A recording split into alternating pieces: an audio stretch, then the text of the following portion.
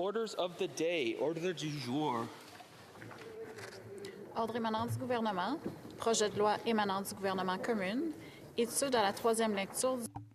Third reading, Bill C-11, an act to amend the National Defense Act and other acts. For Mr. McGuinty, seconded by Ms. McKnight, moves that Bill C-11, an act to amend the National Defense Act and other acts, be now read a third time and do pass. Debate. The Honourable Parliamentary Secretary to the Minister of National Defence. Monsieur le Président. Mr. Speaker, I am pleased to rise today to open third reading debate on Bill C-11, the Military Justice System Modernization Act. As Canada's new government makes a generational investment in our Canadian Armed Forces, we know that any effort to support our forces begins with our personnel. This bill concerns the men and women of the Canadian Armed Forces and aims to ensure their safety here in Canada as well as around the world. Canadian Armed Forces are at the heart of everything that we do, whether they are defending our sovereignty at home, supporting our allies abroad, or serving at bases and wings across Canada. As a military parent and as Parliamentary Secretary to the Minister of National Defence, I've had the immense privilege of meeting many members of the Canadian Armed Forces and their families across the country and abroad. I have an incredible amount of respect for military members and their families as they serve Canada, and I'm deeply grateful for their steadfast dedication to Canadians. Members of the Canadian Armed Forces keep us safe every day. In turn, it is our responsibility to ensure they have a work environment where they feel protected, respected, and empowered to serve. Our forces deserve a workplace free from all behaviors that harm our people, threaten morale, and undermine team cohesion, including the reprehensible act of sexual misconduct. We know that a strong, diverse, united, and capable armed forces is what we need to defend Canada. It is essential that we eradicate any behaviors that run counter to a healthy workplace. Our operational effectiveness, our recruitment and retention depend on our ability to create an environment where our forces can grow their careers for decades to come. Bill C-11 proposes a range of important changes to the National Defense Act, designed to support this essential work of keeping our forces safe and helping them thrive in a healthy workplace. Le système de justice militaire du Canada's military justice system must not only reflect the values of fairness, accountability, and respect, but also preserve the trust that Canadians place in the institutions that serve them. With Bill C-11, we are acting on the recommendations of former Supreme Court Justices Arbour and Fish, and we are taking decisive steps to restore and strengthen trust within the Canadian Armed Forces. First, the bill removes jurisdiction from the CAF over criminal code sexual offences committed in Canada. Under this bill, civilian authorities will now have exclusive responsibility for investigating these offenses and prosecuting the perpetrators. Second, Bill C-11 follows up on 8 key recommendations made by former Supreme Court Justice Fish in his third independent review. This includes the establishment of more rigorous and transparent processes for the appointment of senior officers in the Canadian Armed Forces who play a crucial role in the military justice system. We are also amending the appointment process and the term of office for the Director of Military Prosecutions and the Director of Defense Counsel Services by ensuring they are appointed by the Governor and Council,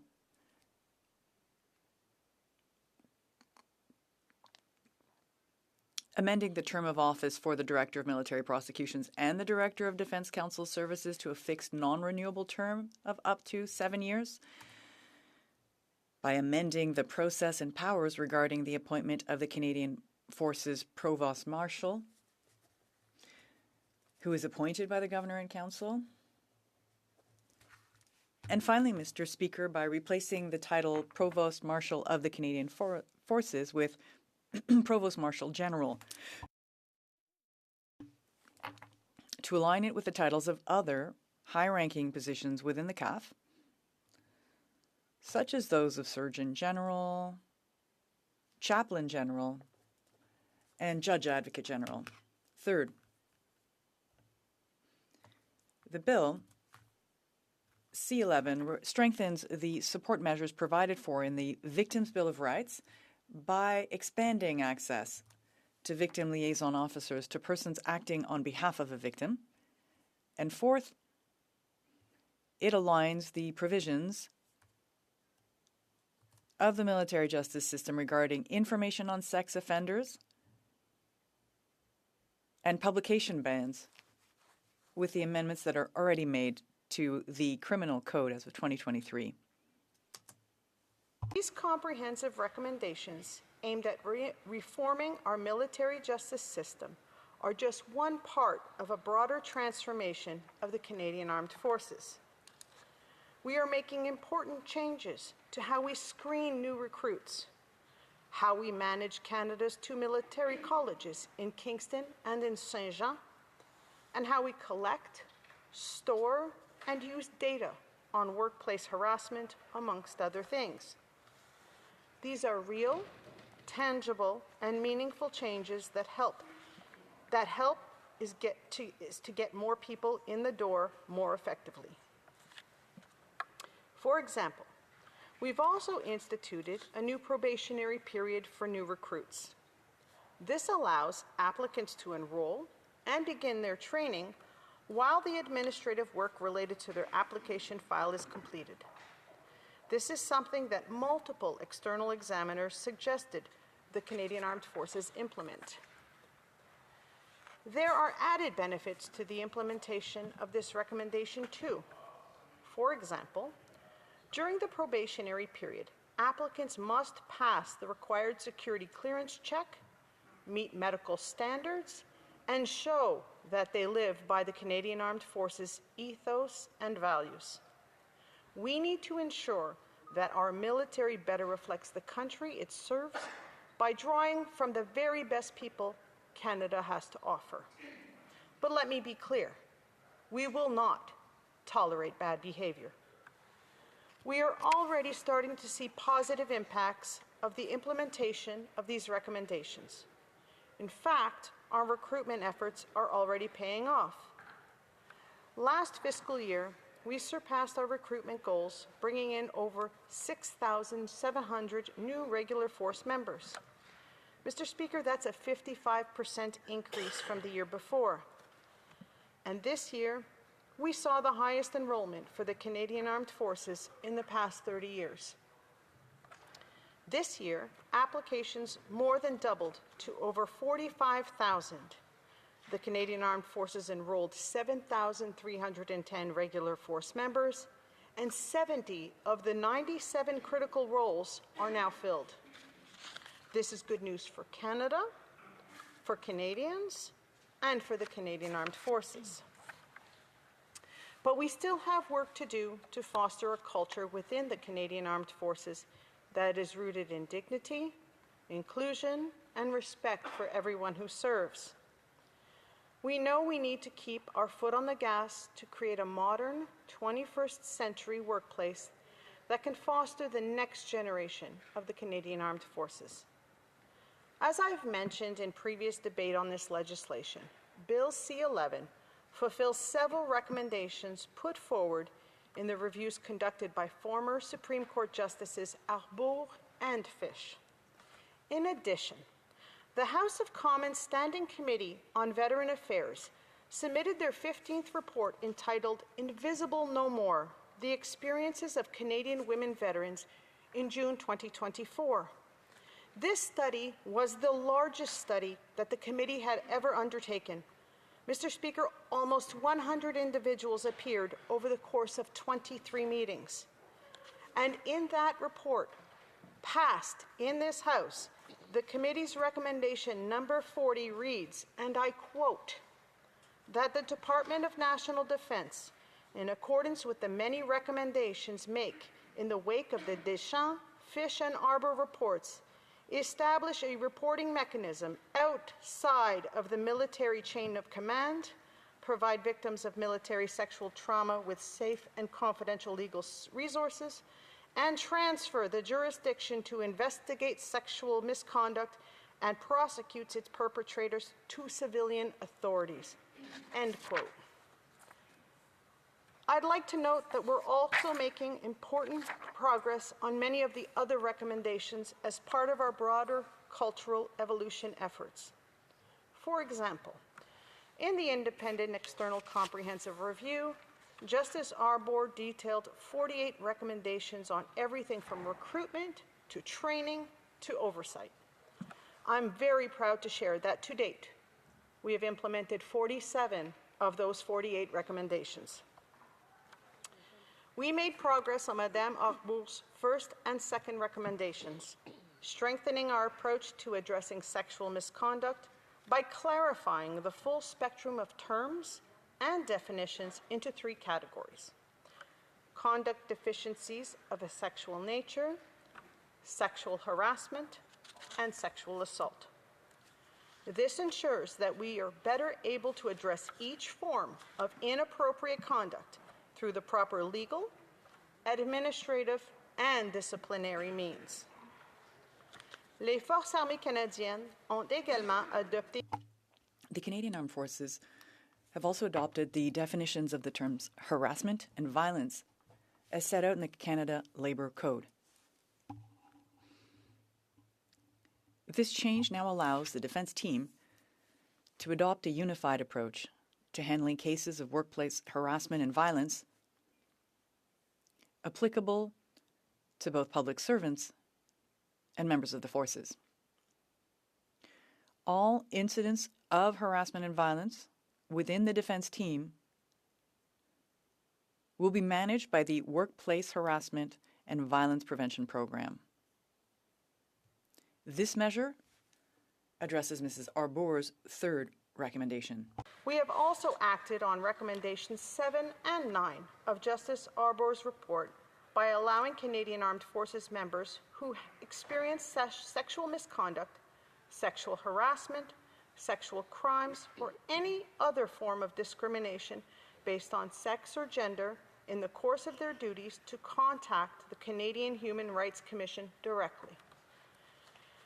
As many members know, the former external monitor, Madame Jocelyne Terrien, provided regular public evaluations of our progress in implementing these recommendations, including releasing 6 biannual status reports over the course of her term. Madame Terrien's thorough and objective assessment of our progress has been critical in informing how we're implementing these recommendations, and we thank her for her commitment, her guidance, and dedication.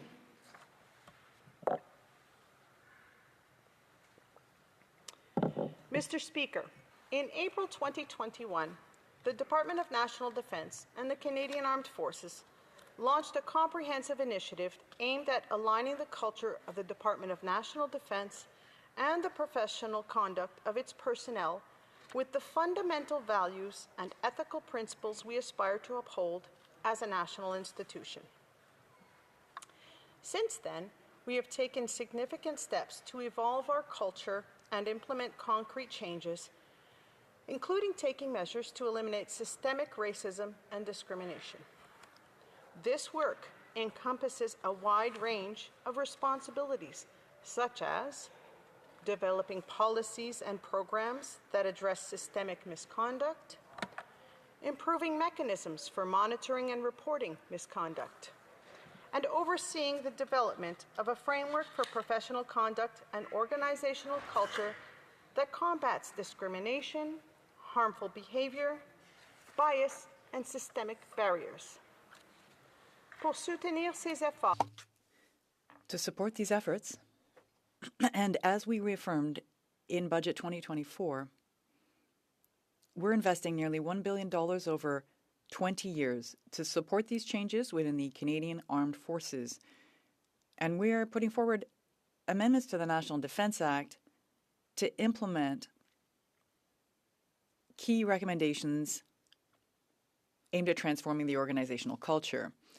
We have also launched a comprehensive implementation plan to guide efforts to act on the various recommendations that were made to us. We know that cultural change is a gradual process. Above all, it is a step-by-step process that takes time. I also want to emphasize that changing the culture and improving the Canadian Armed Forces should be a goal that unites us as parliamentarians, not one that divides us. Improving and strengthening the Canadian Armed Forces is not and should never be a partisan issue. we continue to listen, Mr. Speaker, and learn from members of the defense team, external stakeholders, communities, and partners as we work to create a safer and more inclusive work environment. We are making real, tangible progress, but we recognize there's still much more work to be done. This is why we also need to ensure that victims and survivors of sexual misconduct in the Canadian Armed Forces get the support, the care, and the resources they need. In line with Justice Arbeau's recommendation 14 of the Independent External Comprehensive Review, we have worked hard to provide a suite of supports for victims and survivors. Much of that support comes from the Sexual Misconduct Support and Resource Center. This center, which operates independently of the chain of command, provides specialized advice, guidance, and recommendations to personnel in the armed forces and national defense on all matters related to sexual misconduct. It includes a 24/7 hotline that offers personnel confidential support, information on available options, advice on how to help others, and referrals to care and services. I would also like to point out that the Independent Legal Assistance Program is another valuable mechanism for supporting victims. It offers free and confidential legal assistance, including legal information and advice regarding incidents of sexual misconduct that occurred in a context related to DND and the CAF. It also offers legal representation in certain proceedings related to sexual criminal offenses or military offenses, the victim's safety, or their participation in the judicial process. By offering timely, independent, and trauma-informed support, the program plays a critical role in expanding access to justice and choice for affected persons. Mr. Speaker, it's important to note that there have been important progress and tangible changes since 2021. This is precisely because of the interim directive that put Justice Arbeau's recommendation number 5 into place in a temporary manner until such time as legislation could be passed through Parliament. As Justice Arbeau herself acknowledged in her report, removing concurrent jurisdiction by amending the National Defence Act will take, quote, several years to implement. Since 2021, work on cultural evolution inside the Canadian Armed Forces has continued, and we have now implemented 47 of Justice Arbeau's 48 recommendations. To block Arbeau's recommendation number 5 would be to undo the progress of the past 5 years. Mr. Speaker, I want to conclude by reminding members that delivering a culture change is not only the right thing to do, but it is critical for our operational needs. This is not a partisan issue. Our national security is only as strong as our people. Our forces deserve to work in a modern, transparent, and trustworthy 21st century workplace where they can thrive. That is precisely why we introduced C11 to codify in law key recommendation from Justices Arbour and Fish. Justice Arbour's fifth recommendation calls for the removal of CAF jurisdiction to investigate and prosecute criminal code sexual offenses. This is also in line with recommendation 40 of the ACFA committee. After hearing from almost 100 witnesses, parliamentarians on that committee agreed that this is the right thing to do.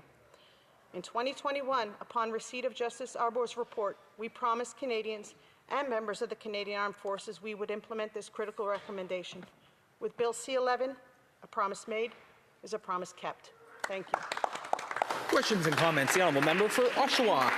Thank you, Mr. Speaker, and I appreciate the words coming from the Parliamentary Secretary, and I can agree with some of them. You know, as a woman women are more predominantly the victims of sexual misconduct and sexual assault, so this bill means something to me. But I will say this, women and all victims and survivors of sexual assault, the thing that's taken from them is choice at that time. And I would suggest that this bill also removes choice for those folks who want choice in how justice is continued for their case. In addition, she said this was a non-partisan. It's my understanding that the Conservatives, the NDP and the Bloc put forward amendments that the Liberals that were passed and the Liberals have rejected. So I'd like to understand that as well. Thank you. The Honourable Parliamentary Secretary, the Minister of National Defence. Thank you, Mr. Speaker. I thank my colleague across the way for her question. With respect to the question of choice, victims and survivors deserve legal clarity, Mr. Speaker. They deserve transparency and trust in the process. And Justice Arbour herself called a victim's choice between military and civilian courts a false choice. This is because we would be placing a burden on the victim in a time of stress and trauma to choose between two unequal options. Asking victims and survivors to choose between two unequal options, one of which has the potential for chain of command interference in a criminal code case, does not provide victims with clarity or transparency or certainty. Question and commentaire, l'Honourable Whip. The Honourable Bloc Québécois Whip. Thank you very much, Mr. Speaker, and I'd like to thank my colleague for her speech. And she's absolutely right when she says that it's not a partisan issue and it should not become a partisan issue. But my question resembles a bit the question posed by my Conservative colleague a few minutes ago. How can she explain that once the government became a majority, the Liberals decided to reject all of the amendments that were proposed by the Bloc Québécois and the Conservatives and the NDP? It seems, well, if it's not partisan, it's strange. Does that mean that the Liberal government has is the holder of the truth and doesn't need to work with the opposition? The Honourable Parliamentary Secretary to the Minister of National Defence. Well, thank you very much, Mr. Speaker. As I mentioned, the Veterans Affairs Committee tabled a report in 2024 that heard from over 100 witnesses, and that committee recommended to the House that we do exactly what we're doing right now with C-11. We listen to the victims. We listen to the recommendations of many Supreme Court justices, and the Canadian Armed Forces consulted over 14,000 Armed Forces members.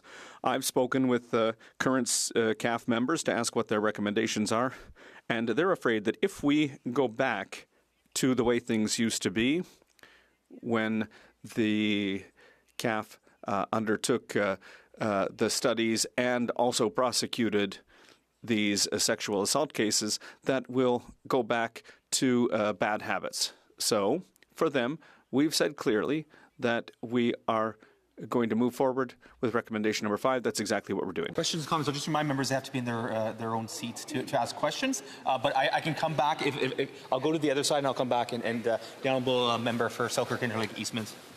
Mr. Speaker, on Tuesday in here, the member from Ottawa West asked a question on C-11 to the Minister of National Defence, and so it's a Liberal member asking the Liberal minister, if they would include a sunset clause in the committee, which they had removed, which we had already agreed to at committee stage, and the Parliamentary Secretary actually voted for that amendment. They amended it to go from a 3-year that would be increased to a 4-year anniversary to bring in a review and a sunset clause. And then the Liberal and minister and not listening to our committee with the report we brought forward, not listening to the survivors of military sexual misconduct and military sexual assault, decided to just ram through and take that out. And now the Liberals are saying, according to the minister, that he would be open to the unelected Senate to bring forward that amendment. So my question to the parliamentary secretary is that, she sat on committee. She heard the witnesses say they wanted a sunset clause. She voted for a sunset clause, and then her very own minister gutted the bill, and she voted for him to gut the bill of these amendments. Why? The Honourable Parliamentary Secretary. Mr. Speaker, actually, I agree with keeping the sunset clause in the bill, and I actually support the idea of having that put back in. I agreed in committee to put that in, including a 4-year sunset clause where the review of both houses of Parliament. So I agree that we hope that the Senate will, when they do the review of this bill, going through that process, that they include that recommendation and any other recommendations that will strengthen the bill. Thank you. The Honourable Member for Dorval, Lachine, LaSalle. Merci, Monsieur.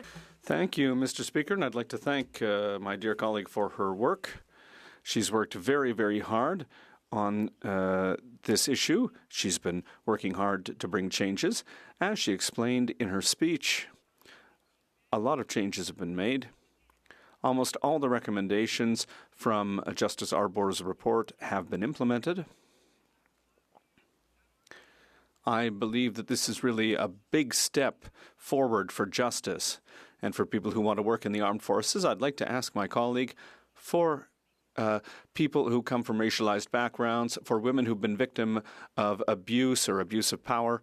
Could my colleague please explain what can we expect from these changes? Will it encourage more women and people of racialized backgrounds to become members of the Canadian Armed Forces? The Honourable Parliamentary Secretary. Well, thank you, Mr. Speaker, and I'd like to thank my colleague for the question.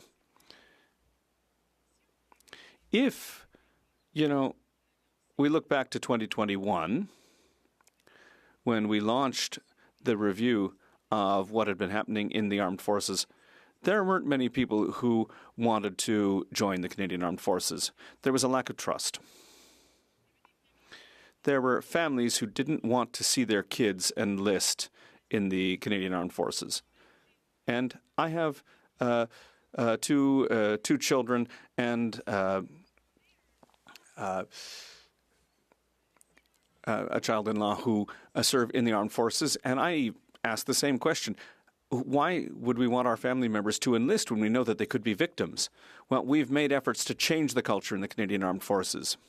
We've put in place 47 of the 48 recommendations from Justice Arbour's report. And now we're seeing that there's a major increase in enlistments. It's working, Mr. Speaker. Questions and comments? The Honourable Member for Beauharnois, Salaberry, Soulanges, Huntingdon. Thank you, Mr. Speaker. I'd like to thank my colleague for her speech.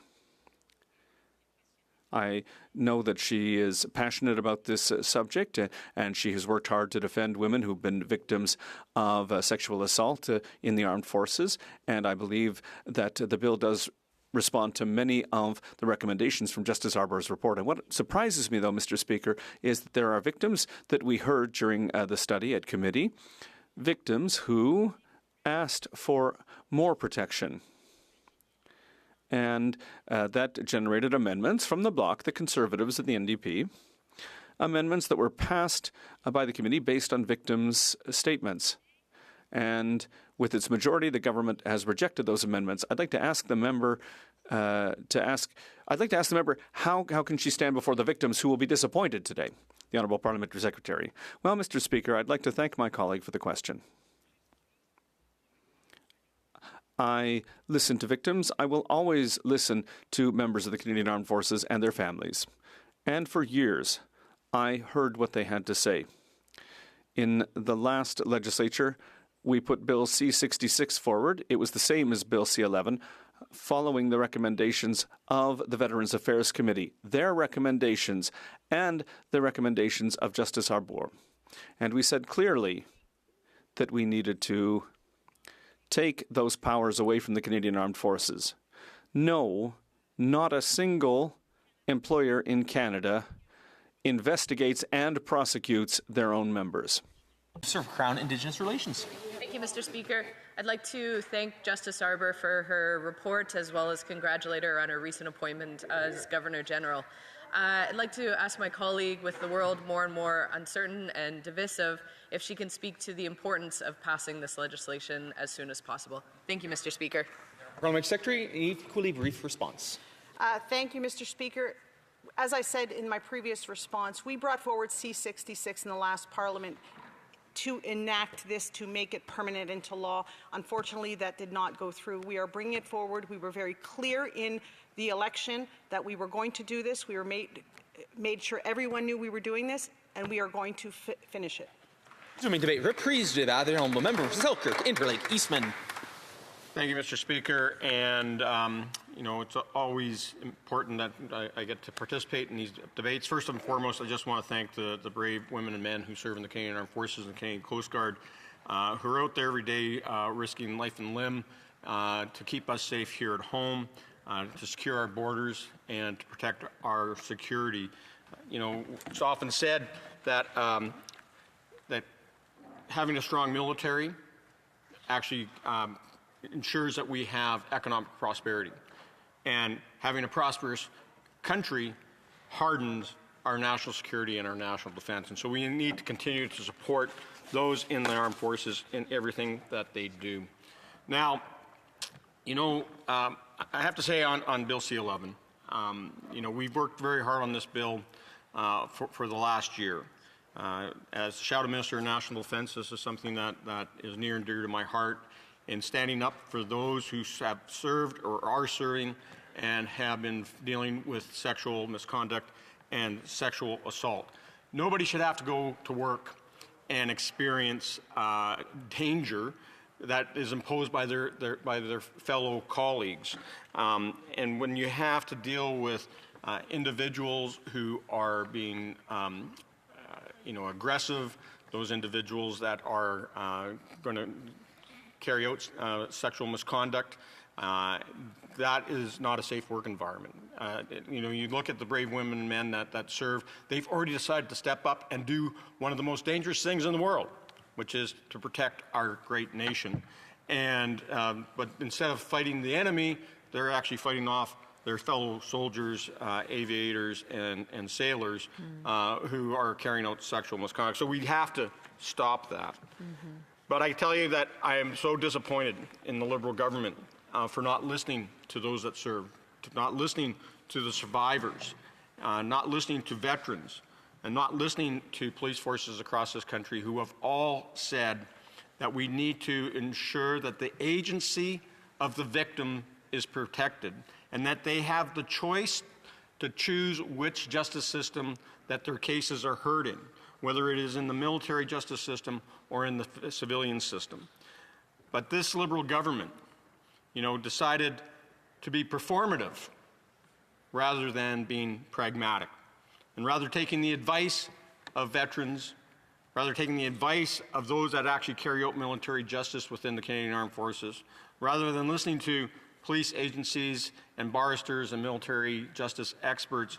They have ignored all that because of the one thing that they continue to hide behind, which is the Arbour report. The government decided to choose political expediency instead of actually bringing in a function within the military that works for everyone, not just for those few at the top of the Canadian Armed Forces who are just trying to push this off their table. The Liberals are trying to pass the buck here rather than take responsibility. You know, Mr. Speaker, we heard from so many of the victims at committee when we studied Bill C-11. They were the inspiration with the reasoning they brought forward to make the amendments that we proposed at report stage that was supported by the committee. And I'm fear that by the Liberals ignoring that advice, that, you know, brave and courageous testimony that we heard at committee, that they are re-traumatizing these victims. It just breaks my heart to know that these brave souls stepped up to tell their personal stories, of sexual assault, of sexual misconduct, sometimes happening over many times over their careers. And to have that just all thrown by the wayside at report stage by the Minister of National Defence proves that this government is not listening to those that are impacted. And in reality, Mr. Speaker, with what Bill C-11 does, especially here as we're at third reading, is that all sexual misconduct and assault is going to be pushed off into the civilian system. There are lower thresholds there, or higher thresholds, I should say, higher thresholds before a case will even proceed to prosecution, and then actually have success within the civilian justice system. So that means that more of these perpetrators, more of these individuals who are committing sexual assault and sexual misconduct in the Canadian Armed Forces are going to walk free. And by removing Bill C-11, by removing all accountability, all prosecution, and all of the ability to court-martial and carry out punitive measures against those perpetrators, whether it's high-level or low-level sexual misconduct, by removing that from the military, that means that there is going to be no accountability on those that are accused of carrying out sexual misconduct. And that also means that there is no justice for those who have experienced sexual assault within the Canadian Armed Forces. These Liberals decided, now that they have their newfound stolen majority, to run roughshod over Parliament, to run roughshod over committees and overturn all that hard work that we did in working across party lines to actually bring in, I think, actually very reasonable amendments to Bill C-11 that made Bill C-11 actually work for those that are serving. It works for those that are actually having to deal with sexual misconduct, and being able to use all the tools that are now available within the Canadian Armed Forces and outside the Canadian Armed Forces. And instead, this Liberal government decided to make it narrow-casted and unable to actually carry out the justice that victims of sexual misconduct are looking for. You know, by using their stolen majority, they're even ignoring the advice of their own members of the Liberal Party that sat on the National Defence Committee and helped make many of the amendments that they gutted at the report stage. And because of all that, Mr. Speaker, I can tell you that Conservatives will not be supporting Bill C-11 at third reading. It is a slap in the face to the Canadian Armed Forces. It ignored the advice that came from people like the Provost Marshal General, the advice that came from the Director of Military Prosecutions, ignores the advice that came from the Director of Defence Council Services, and saying that they can actually do the job that they have changed because of the implementation of many of the recommendations from the Arbor report. They have upgraded their skills and processes to investigate, to prosecute, and to hold those to account within the Canadian Armed Forces, which they still, as a matter of fact, Mr. Speaker, they will still have to do for members of the Canadian Armed Forces when they are outside of Canada.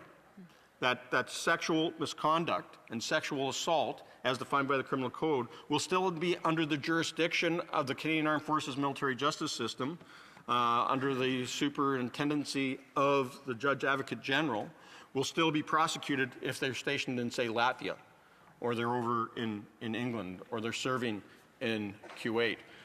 You know, wherever we have our forces stationed, they will still be subject to military justice, except when they're in Canada.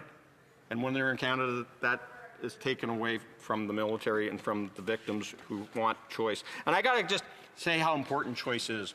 It's about making sure that those victims maintain the agency and franchise over their rights and decide which system is actually in the best interest of themselves. You know, we know things have changed since Justice Arbor did her meetings and hearings with the Canadian Armed Forces members going back 7 years ago, that the military has adjusted, new agencies have been brought in place. But, you know, if you look at what some of the testimony here that I have, Helen Selot, who appeared at committee on a couple of times, and also going back, you know, several years ago, and she says here, Survivors must have the right to choose between civilian and military systems at all times, regardless of location or rank. Choice is not procedural. It's freedom. Freedom from our aggressors and freedom from the silence that institutions have imposed on us. She goes on, I want to be clear, even with this choice, neither system is sufficient on its own. The military system understands the operational context. The civilian system provides independence and oversight. And then you have the balance. And what the government wants to do is remove that balance. She also went on in another appearance at committee just a few weeks ago. And we talked about also how important it is to have choice. To say someone was in a jurisdiction where their official language is not spoken. And so in her case, being somebody from Quebec, a francophone, and even though she's bilingual, she says, when it's related to sensitive issues, I don't think I'd be doing it in my second language. Because when you're vulnerable, you don't have access to all the vocabulary that you normally do. So I'd rather have the choice to maybe choose the military way to make sure that I am going to have the services in French instead of, for example, with the example you provided, that if I was in Alberta and having to have my case prosecuted with Alberta when I'm from Quebec. And she goes on to talk about how she wouldn't be able to get the high-level French support that she needs to go through the civilian justice system within the province of Alberta. You know, Brigadier General Hannaran, who is the Canadian Forces Provost Marshal General, and she's also, so here it is, the person that's in charge of military police, in charge of National Investigative Services, and she said, at any point in the process, with concurrent jurisdiction, that means that having both the justice system in the military and having access to the civilian justice system, she says there's an ability to have a choice change. Concurrent jurisdiction allows us, from an investigative perspective and a prosecutorial perspective, to work with the victim to help them work through those choices at any point along that process. The Canadian Association of Chiefs of Police, in their submission to the National Defence Committee, said when it came to provisions of Bill C-11, that Bill C-11 would deny victims and survivors the ability to express a preference as to how their complaint might be investigated. This approach departs from the victim-centered and trauma-informed principles that underpin best practices in policing.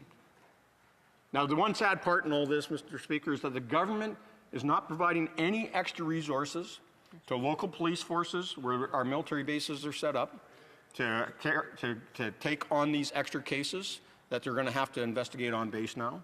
They're not giving any extra resources to the provincial justice systems, and so the courts will not be able to deal with the influx of cases that may be brought in. We know that then the Jordan framework kicks in, and that the clock starts ticking, and that justice denied, or justice delayed is justice denied.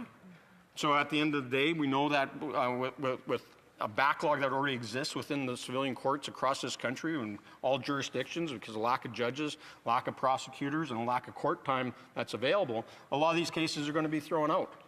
And we know that the low-level sexual misconduct cases that are dealt with right now within the Canadian Armed Forces, but as soon as they're transferred over into the civilian system, prosecutors will not proceed with a case if they don't think they're going to be successful in front of the judge.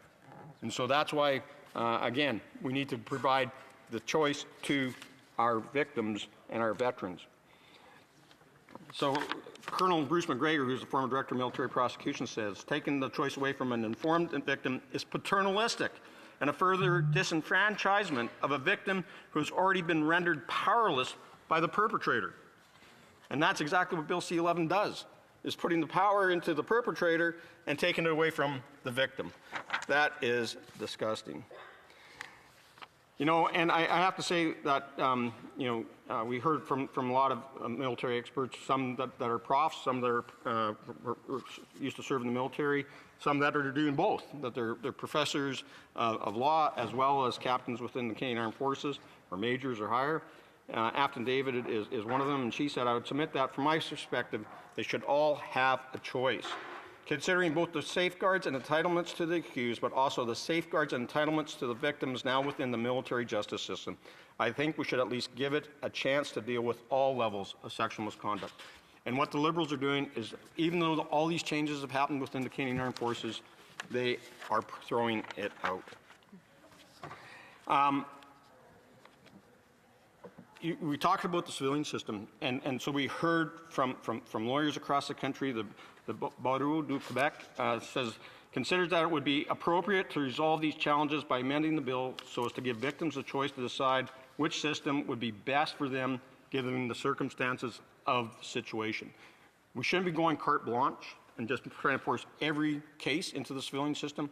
We need to make sure that the lower levels are handled within the military justice system so appropriate measures can be taken, the code of service discipline maintained, and at the end of the day that the administration of justice happens, whether it is a low-level sexual misconduct, inappropriate touching, comments, things like that, versus an actual full-on sexual assault. And one thing that also the chiefs of police mentioned, I think that we need to consider, is that and this comes from the Canadian Association of Chiefs of Police, that they strongly recommend maintaining concurrent jurisdiction. The proposed provisions in Bill C-11 would significantly hinder collaboration between civilian police agencies and the Canadian Armed Forces military police. And I say this because if you look at how Bill C-11 in Clause 7 in particular is written, it is taking away the power of the military to actually do their own investigations. So if all the evidence is on base or at a training exercise, all that evidence now can't be collected by the military police. They have to wait till the RCMP, the Ontario Provincial Police, the Quebec Provincial Police, or the local municipal police agency actually shows up to start taking statements from witnesses and making sure that they collect all the evidence. What happens when we're training on Operation Anouk, up in the high Arctic?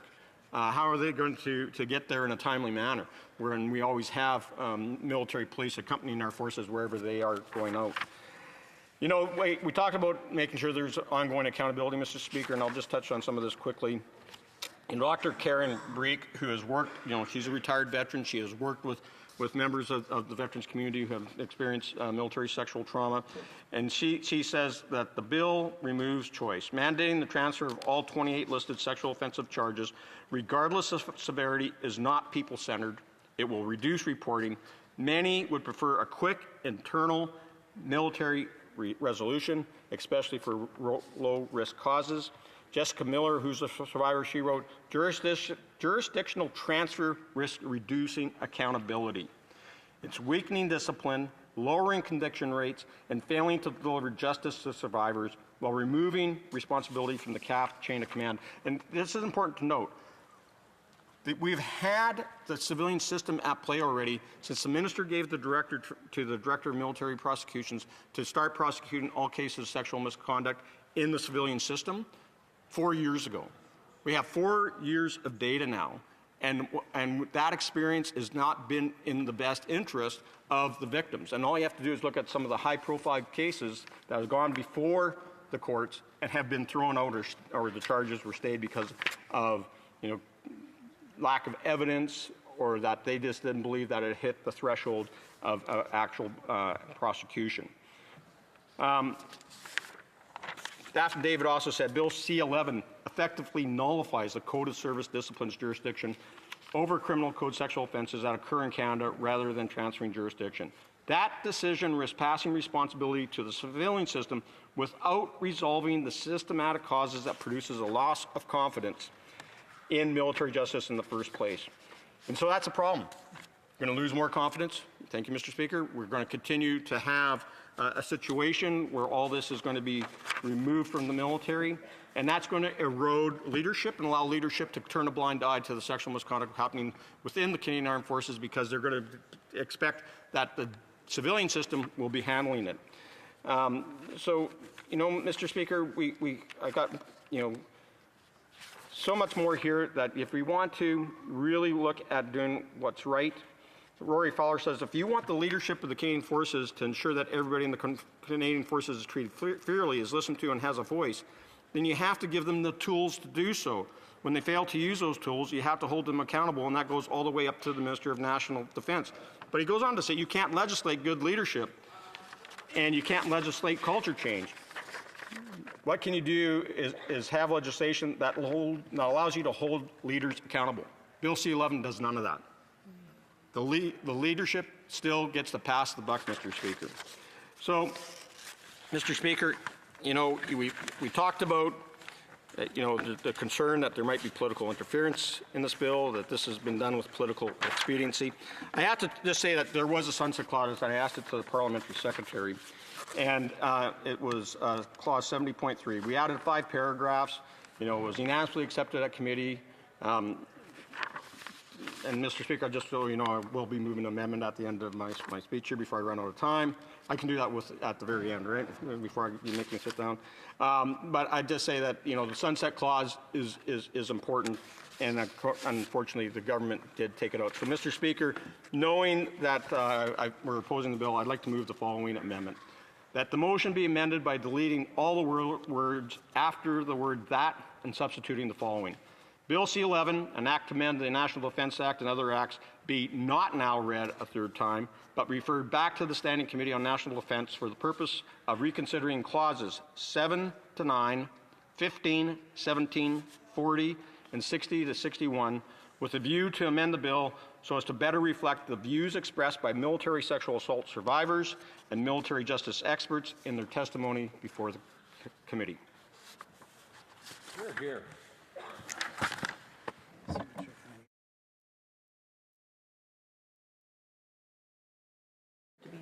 Really?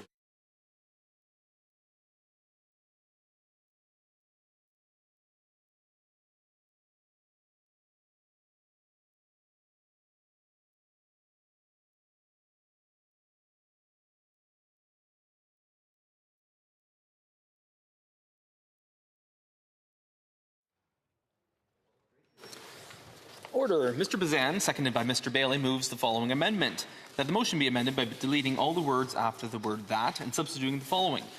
Bill C-11, an act to amend the National Defense Act and other acts, be not now read a third time, but referred back to the Standing Committee on National Defense for the purpose of reconsidering clauses 7 to 9, 15, 17, 40, and 60 to 61, with the view to amend the bill so as to better reflect the views expressed by military sexual assault survivors and military justice experts in their testimony before committee. The amendment is in order. Questions and comments? Questions et commentaires. The Honourable Parliamentary Secretary to the Government House Leader. Yes, Mr. Speaker, I must say I'm not surprised, but I am disappointed in the Conservatives in terms of their positioning on Bill C-11. I think they undervalue the tremendous work that the former jurist Arbour did in regards to providing the recommendations that the essence of this legislation is all about. 48 recommendations. Out of those 48, I believe it's 36 of them have already been implemented. The core is to actually transfer from military authorities to civil justice authorities. That is the very core. She met with hundreds, if not indirectly, thousands of individuals that were everything from victims, from advocates. Her herself, who's going to be our next Governor General, is recognized around the world as someone that has incredible credentials. Why is the Conservative Party not agreeing with those recommendations, the essence of the Arbour report? Selkirk, Interlake, Eastman. Well, Mr. Speaker, I got to say I'm always disappointed with the member from Winnipeg North. You know, he doesn't listen to anyone because he's always too busy yapping his lips. You know, if you actually read the testimony that we had at the National Defense Committee, if you actually heard from victims, they would all have told you, or told him, Mr. Speaker, that things have changed since Arbour did a report 7 years ago. You know, she did all her interviews, she wrote a report, and it wasn't accepted by the government until 5 years ago. The Director of Military Prosecutions within the Canadian Armed Forces even said that he gave the directive to start doing concurrent prosecutions, allowing victims to choose to go into the civilian system. And here we are 5 years later, and he said if it wasn't for Bill C-11, he would have rescinded that order because the Canadian Armed Forces are doing a better job at prosecuting those cases. And victims are telling us that the Canadian Armed Forces are doing a better job of prosecuting those cases than... Order. We need to go under. Order. Questions et commentaires. L'honourable député de... Questions and comments. The Honourable Member for Berthier-Masquinongé. Thank you very much, Mr. Speaker. I thank my colleague for his hard work. He's done great work, and he's been very thorough about it. And I thank him for his thoughts on the parliamentary secretary across the way. Now, I'd like to hear his thoughts on the amendment to give victims the choice. In Parliament, people often say that we need to consider victims, that victims need to be supported and taken care of.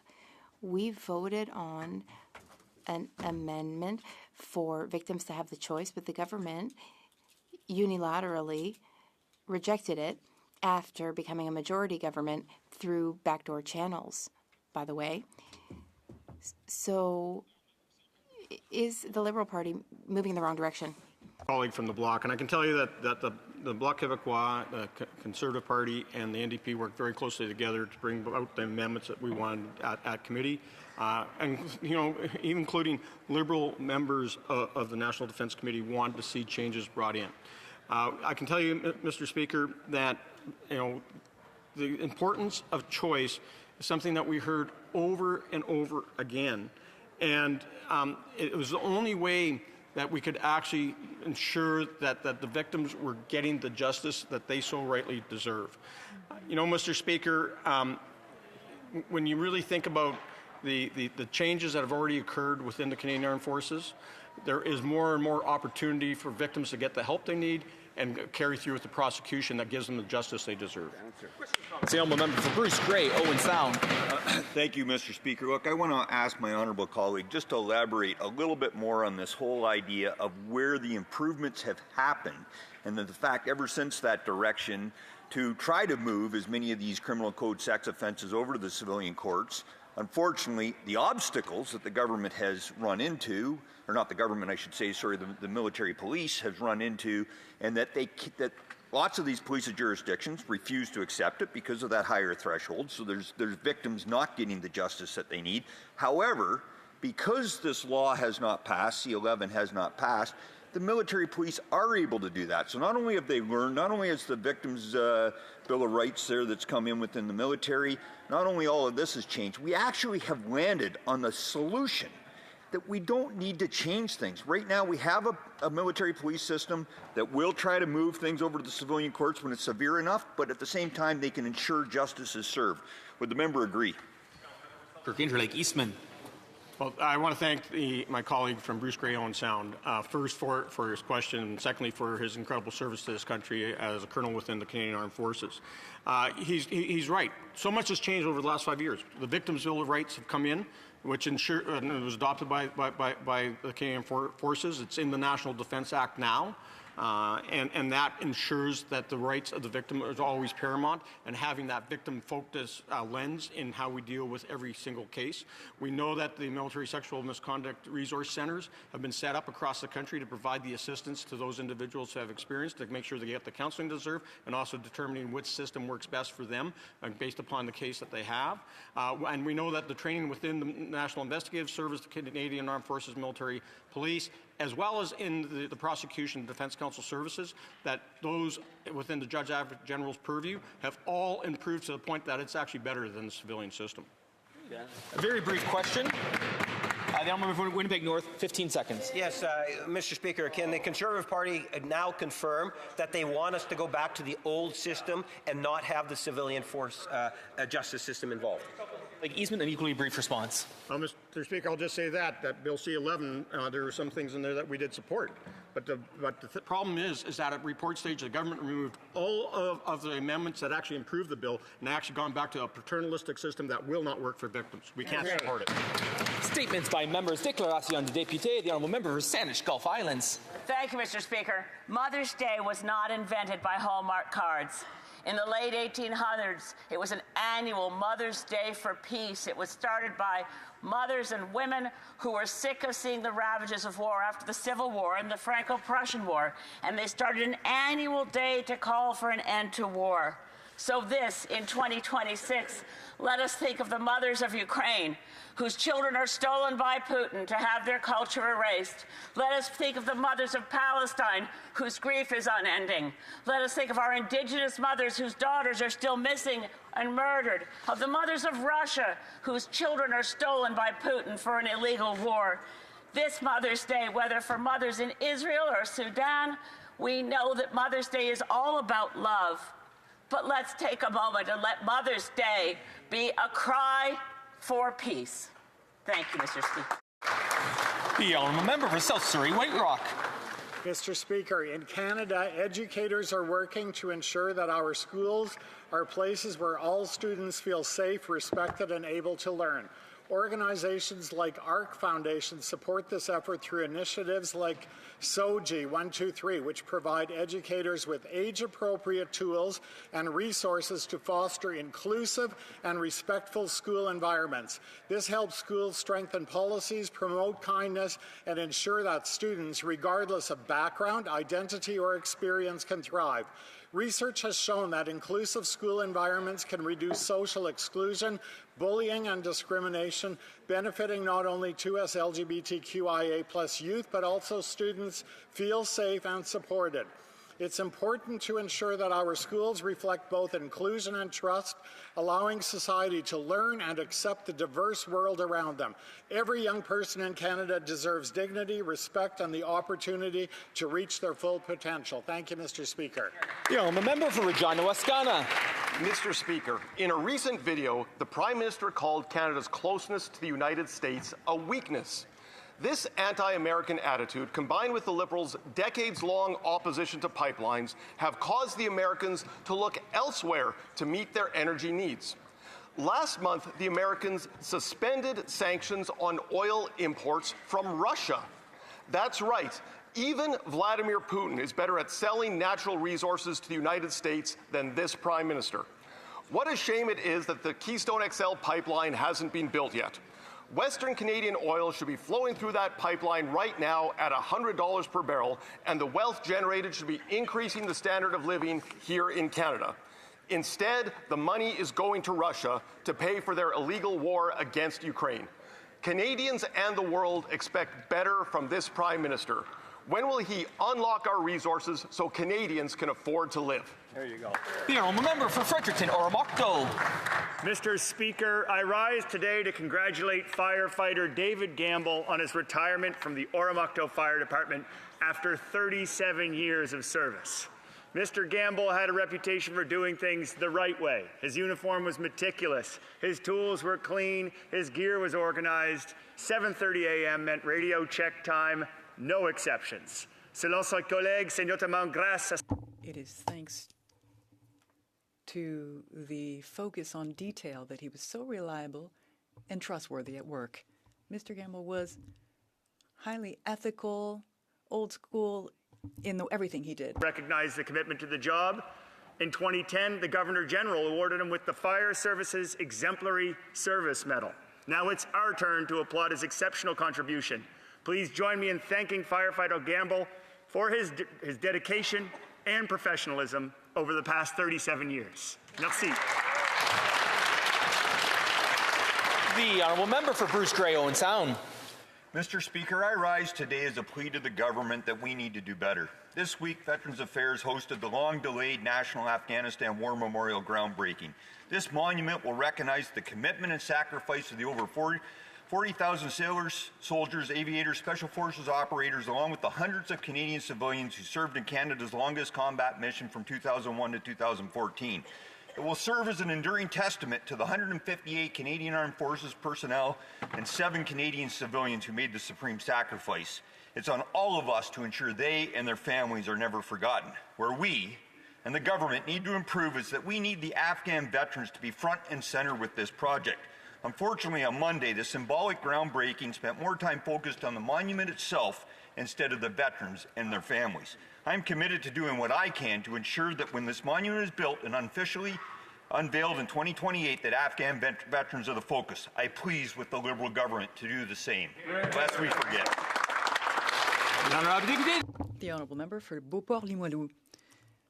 Mr. Speaker, I rise today to mark a significant anniversary in my riding. This year, the Cercle des Fermières Courville will be celebrating its 50th anniversary. For half a century now, this group has been much more than a place for teaching textile and craft skills. It's a true pillar of community life, a space for gathering, solidarity, participation. Over the years, the members of the Cercle des Fermières de Courville have successfully preserved precious traditions while evolving them, sharing them with new generations, and adapting them to our times. I'd like to pay tribute to the founders, the current members, and those who will carry on their legacy. Congratulations on these 50 years of history and collective pride. Thank you. The honourable member for Prince Albert. Mr. Speaker, today I want to recognize the communities across Saskatchewan and in my riding of Prince Albert that are facing serious flooding. This week, the Saskatchewan Public Safety Agency reported that 34 communities are under local states of emergency with 20 active flooding incidents. Families are dealing with flooded roads, damaged property, and the uncertainty that comes with rapidly changing conditions. With significant road closures and communities under pressure, first responders, volunteers, and neighbors are working around the clock to keep people safe. But they shouldn't have to face this alone. I urge all levels of government to act without delay by working together to deliver emergency response, evacuation support, and disaster assistance to those affected communities. To those back home, your bravery, strength, and cooperation help save people's homes and property. Thank you to all those who have stepped up to help their neighbors through these difficult times. Hear, hear. The honourable member for Winnipeg North. Yes, thank you, Mr. Speaker. Unlike the Conservatives, this Prime Minister and this government understands the real value of our public health care system. One of the wonderful initiatives that we're taking is investing $5 billion over 3 years to improve the infrastructure of our health care systems. That talks about things such as emergency services, hospital capital improvements, other health care facilities, Mr. Speaker. So provinces can prioritize what they believe is important. Personally, I'm plugging for the Seven Oaks Hospital re-establishing its emergency services. But the bottom line, Mr. Speaker, is as a government, we understand, we appreciate the needs for our health care, and as a government, we will continue to support our health care system because we believe in Canadians, and Canadians want public health care. Thank you, Mr. Speaker. The honourable member for Richmond Centre, Marpole. Mr. Speaker, shoplifting is no longer petty crime. It's becoming a growing crisis affecting public safety, affordability, and confidence in our justice system.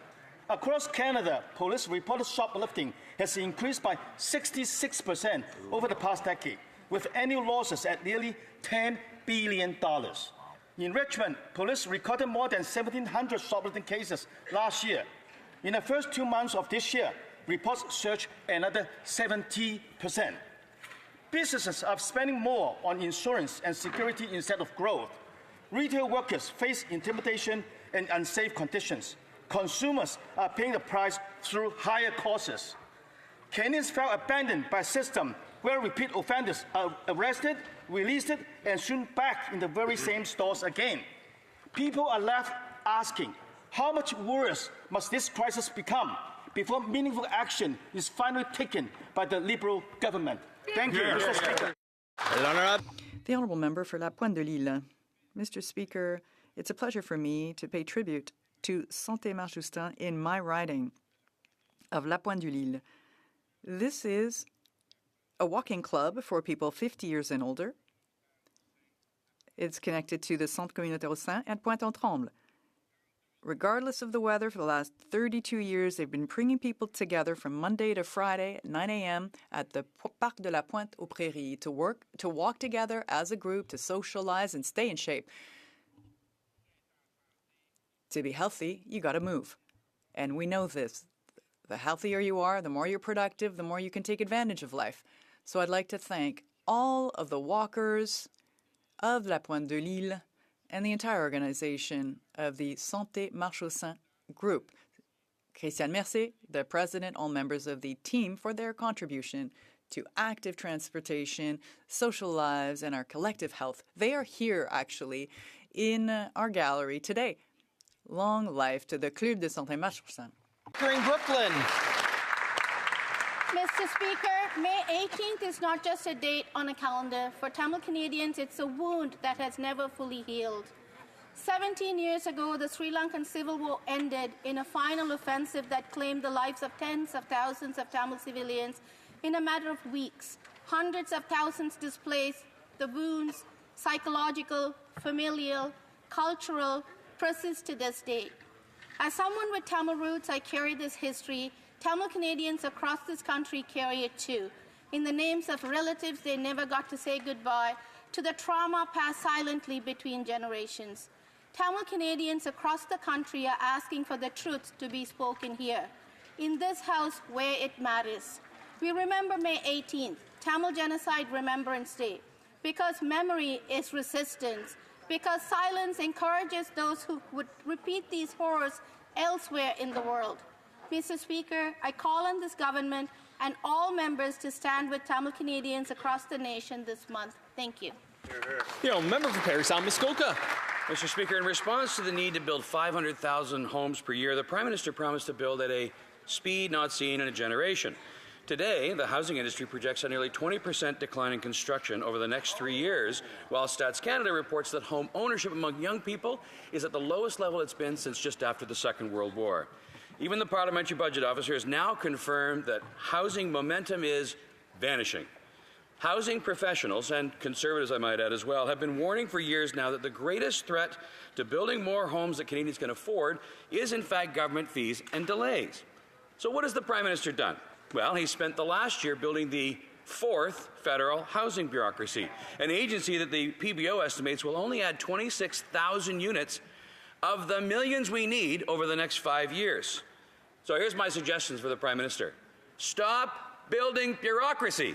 Cut the government delays, cut the fees, cut the taxes, and get out of the way so builders can build and Canadians can afford a home again. The honourable member for Don Valley West. Mr. Speaker, on April the 2nd, Don Valley West mourned the loss of Safia Parveen, a formidable community leader and advocate for the Thorncliffe Park neighbourhood in my riding. Recognizing the significant benefit that nature can have on our mental health, a decade ago, Safia launched the Thorncliffe Wellness Cafe Group, connecting newcomers with each other and with their natural environment.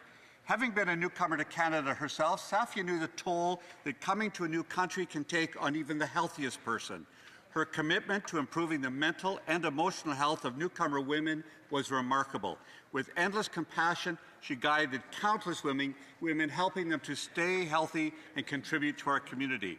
I was proud to honor Safia and other volunteers in the Thorncliffe Wellness Cafe Group at my annual New Year's levee this past January on their 10th anniversary. To Allah she belongs, and to Allah she returns. The member for Selkirk, Interlake Eastman. Mr. Speaker, for over 50 years, the Snowbirds of the 431 Air Demonstration Squadron has served as an iconic symbol of Canadian identity, a powerful showcase of military excellence, and one of the Canadian Armed Forces' most effective recruitment tools. Canadians have felt a surge of pride of watching the Snowbirds fly overhead. Sadly, 2026 may be the final season for the Snowbirds. In keeping with this Liberal government's tradition of cancelling our national symbols and heritage, the Liberals plan to end the Snowbirds team without any clear plans for replacement. Liberals claim this is merely a pause, but if the squadron is disbanded, the culture of excellence and institutional knowledge of the pilots, ground crew, and support staff will be lost and may be impossible to recover. The Snowbirds are not a relic of the past. They inspire future generations to step forward, to serve their country and believe in what Canadians can accomplish together. This is precisely the right time to let them soar across Canadian skies. It's time to save our Snowbirds. L'honorable député d'Orléans. Monsieur le Président. The Honourable Member for Orleans. Mr. Speaker, the community of Orleans is alive with culture. I'd like to congratulate MIFO for launching its 2026-27 arts program, which will showcase Francophone culture through performances, comedy, theatre, and new this year, a youth component. A vibrant local economy where we see new small businesses choosing Orléans to thrive. I was pleased to join the two owners, Canoir Hansra and Chris Lantier, for the ribbon cutting of their new A&W location on Trim Road. This location is their second in Orléans and the fifth across our national capital region. What was most fun, Mr. Speaker, is to meet their iconic mascot, Rudy, the great root beer, as we celebrated this milestone. Congratulations. Félicitations. The member for Calgary Midnapore. Liberals like to claim that they are efficient stewards of public funds. However, by 2030, they'll have added $1 trillion to the national debt since taking office. Their reckless spending means taxpayers will pay $59 billion servicing the debt this year alone. That's $3,400 for every single Canadian family. This is not sustainable, and it's not something a government that cares about our finances or our future would do. In fact, their so-called savings plan is now so low on the priority list that it was barely mentioned in the Liberal costly budget. With this Prime Minister, it's more cost, more debt, and more of the same. Seniors who built this nation deserve better. Families trying to just survive deserve better. And the future of our nation, our youth, deserves better. Under a Conservative government, Canada can and will get back on the path of prosperity. The honourable member for Carleton. Speaker, life changes in a moment. Sometimes that moment means the difference between life and death.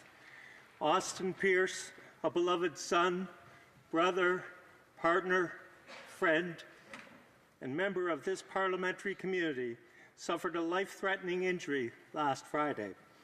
Austin is healing today thanks to the swift and heroic action of an off-duty Ottawa firefighter, Jason Murray. I encourage all Canadians to learn first aid because one day you may be the person in the right place at the right time to save someone's life like Jason did. On behalf of this House, I express our profound gratitude to Jason for being there for Austin in those critical first moments. Thank you also to all first responders and all healthcare professionals. And to Austin, Godspeed, dear friend.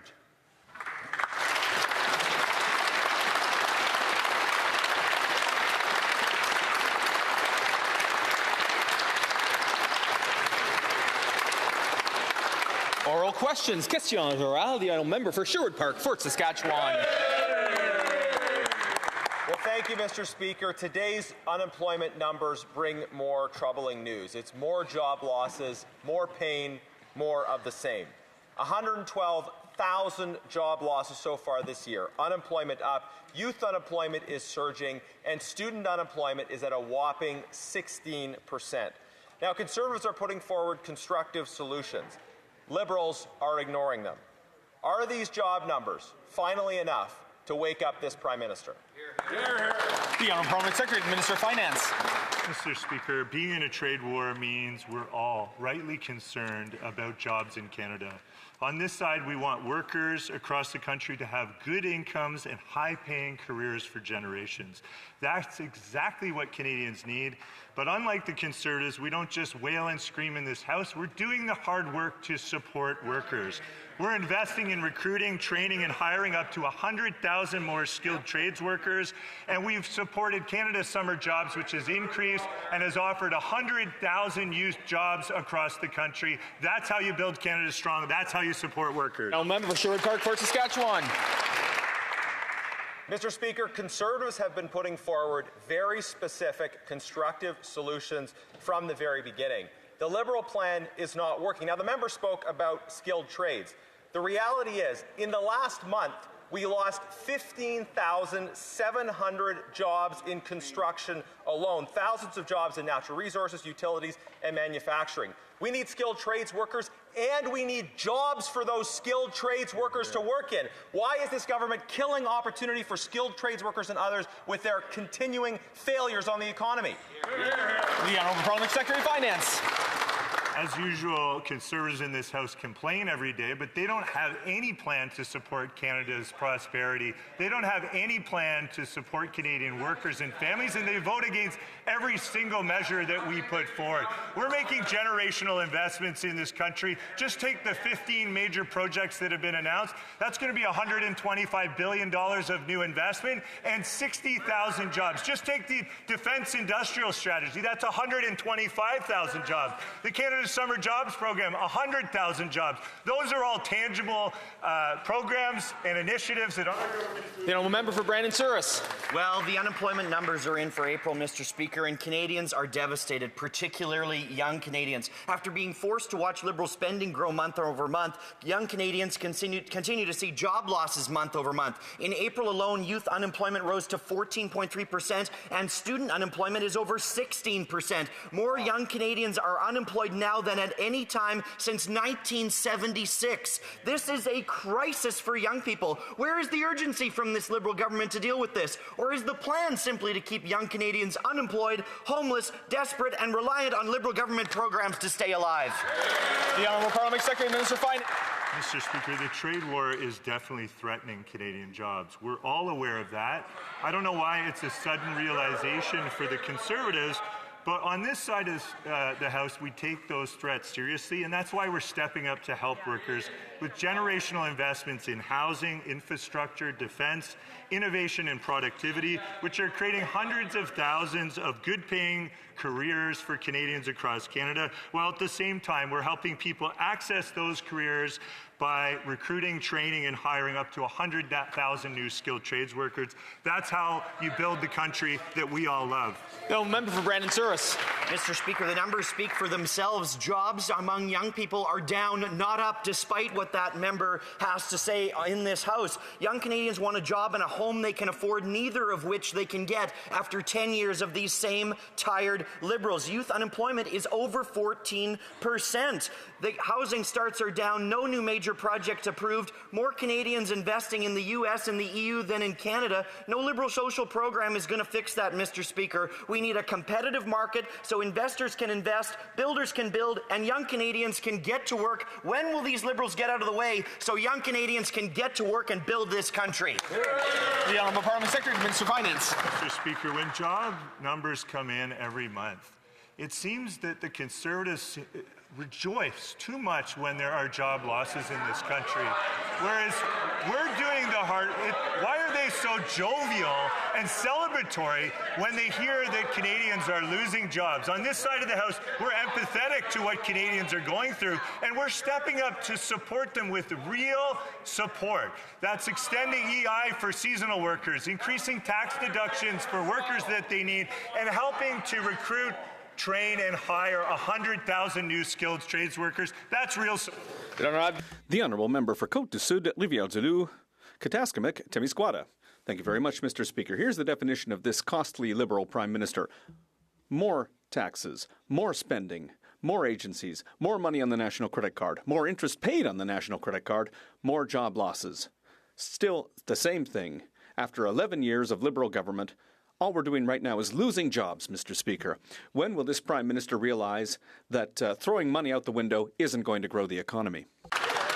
The Honourable Parliamentary Secretary. Mr. Speaker, I patently would say that the premise of the member's question is false. This government is exercising fiscal restraint and discipline. We have the strongest fiscal position. Members opposite can say whatever they want, but the International Monetary Fund, who is one of the experts at analyzing world economies, has said Canada has the strongest fiscal position in the G7. So we're using that fiscal capacity, just as has been recommended by the IMF, to support Canadians by making generational investments. The Honourable Member for Côte-du-Sud, Rivière-du-Loup, Kataskamik, Temiscouata. Now, he's talking about budget cuts. They've just doubled the deficit, Mr. Speaker. Come on. The Prime Minister is an illusion. Unlike what my colleague says, Canada is currently losing tens of thousands of jobs every month. In Quebec alone, 43,000 jobs were lost in April. That brings the total job losses for 2026 to 91,000 just in Quebec. And that's the fault of Liberal management. So how can the Liberal government claim? How can they keep trying to tell us that everything is fine? It's just unbelievable. Impossible. The Honourable Parliamentary Secretary to the Minister of Canadian Identity.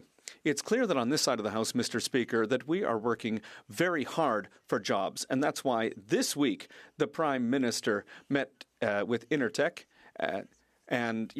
This is a business that's having challenges because of Trump's unjustified tariffs. But the Prime Minister and the CEO, Julie Desrosiers, worked together, and she thanked the Prime Minister for the work that he's doing on behalf of every Canadian and for all the innovation that we are fostering. So they're confident that they can build and have jobs over the next year for their employees at Intertech. Thank you. The Honourable Member for Berthier-Maskinongé. Mr. Speaker, the Prime Minister met with his Alberta counterpart, Danielle Smith, and we know that he's already promised her new pipelines on condition that developers pay for them. And it's with that promise that he's put himself in a bind, according to the Liberal member for Laurier-Sainte-Marie in an interview in Le Devoir. He promised more pipelines, but the oil companies don't want to pay for them. Well, you know what, Quebecers, they don't want to pay for them either.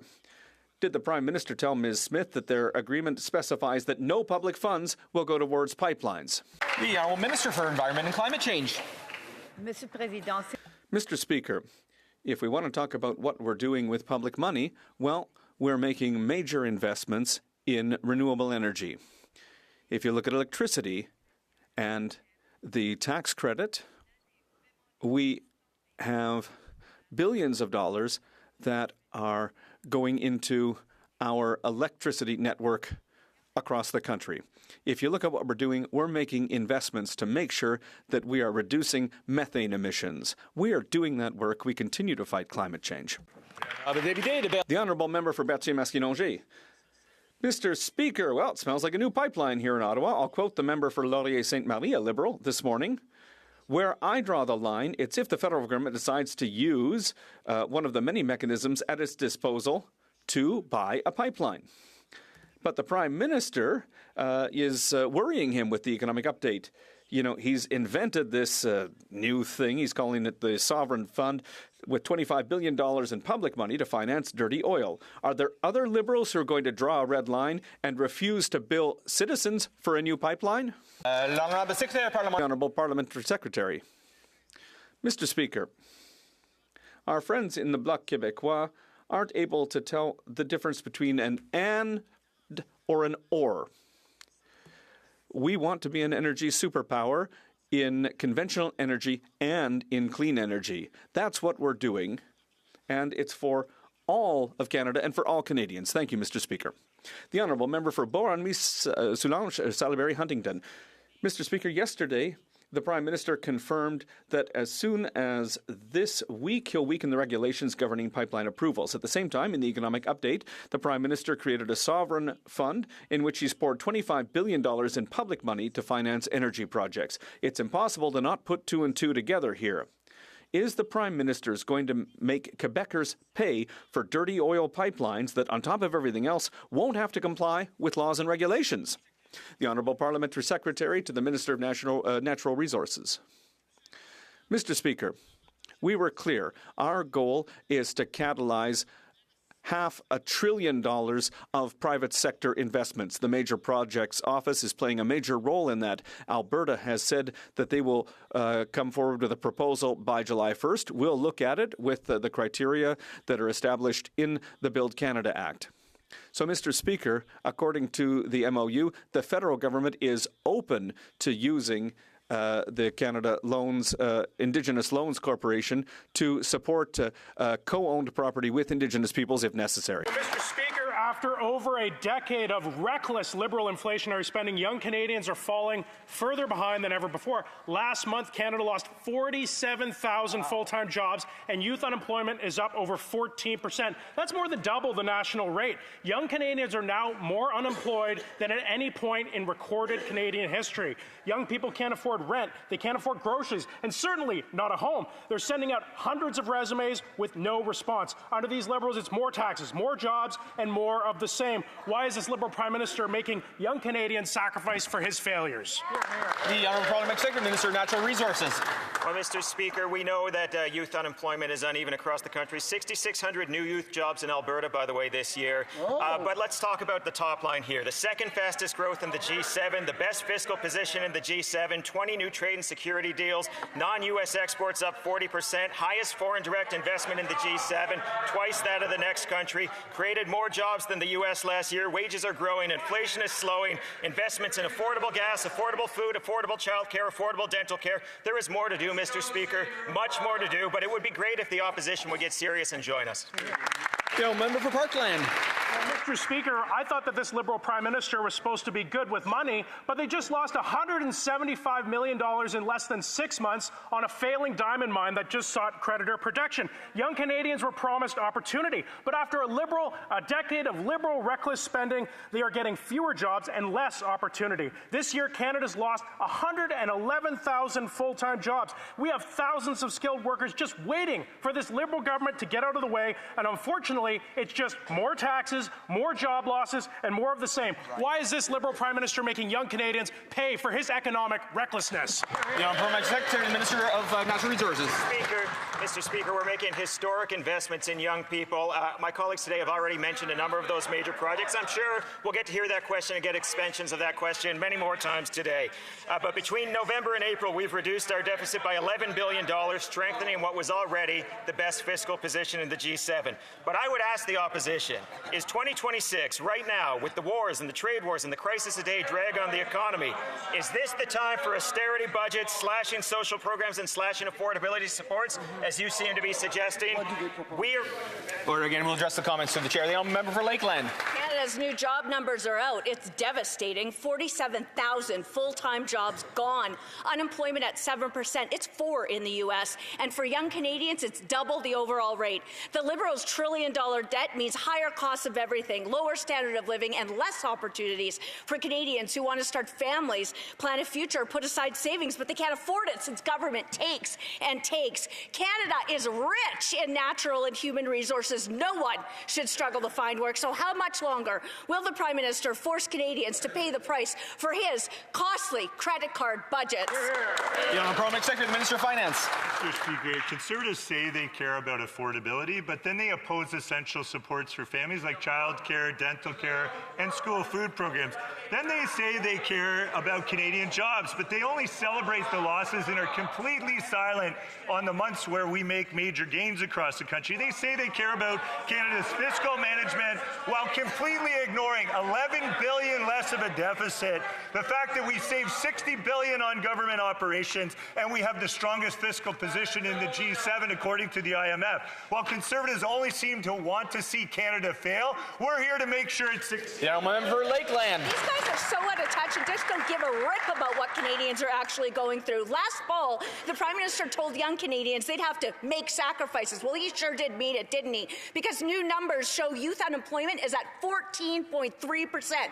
Young Canadians now face the toughest job market on record and struggle to afford rent, groceries, and textbooks. No wonder young men and women lose hope. How could they ever get ahead? Young Canadians pay the highest price for Liberal debt deficits and costly credit card budgets that mortgage their futures. So over a year in, how much more will the PM force young Canadians to sacrifice and suffer?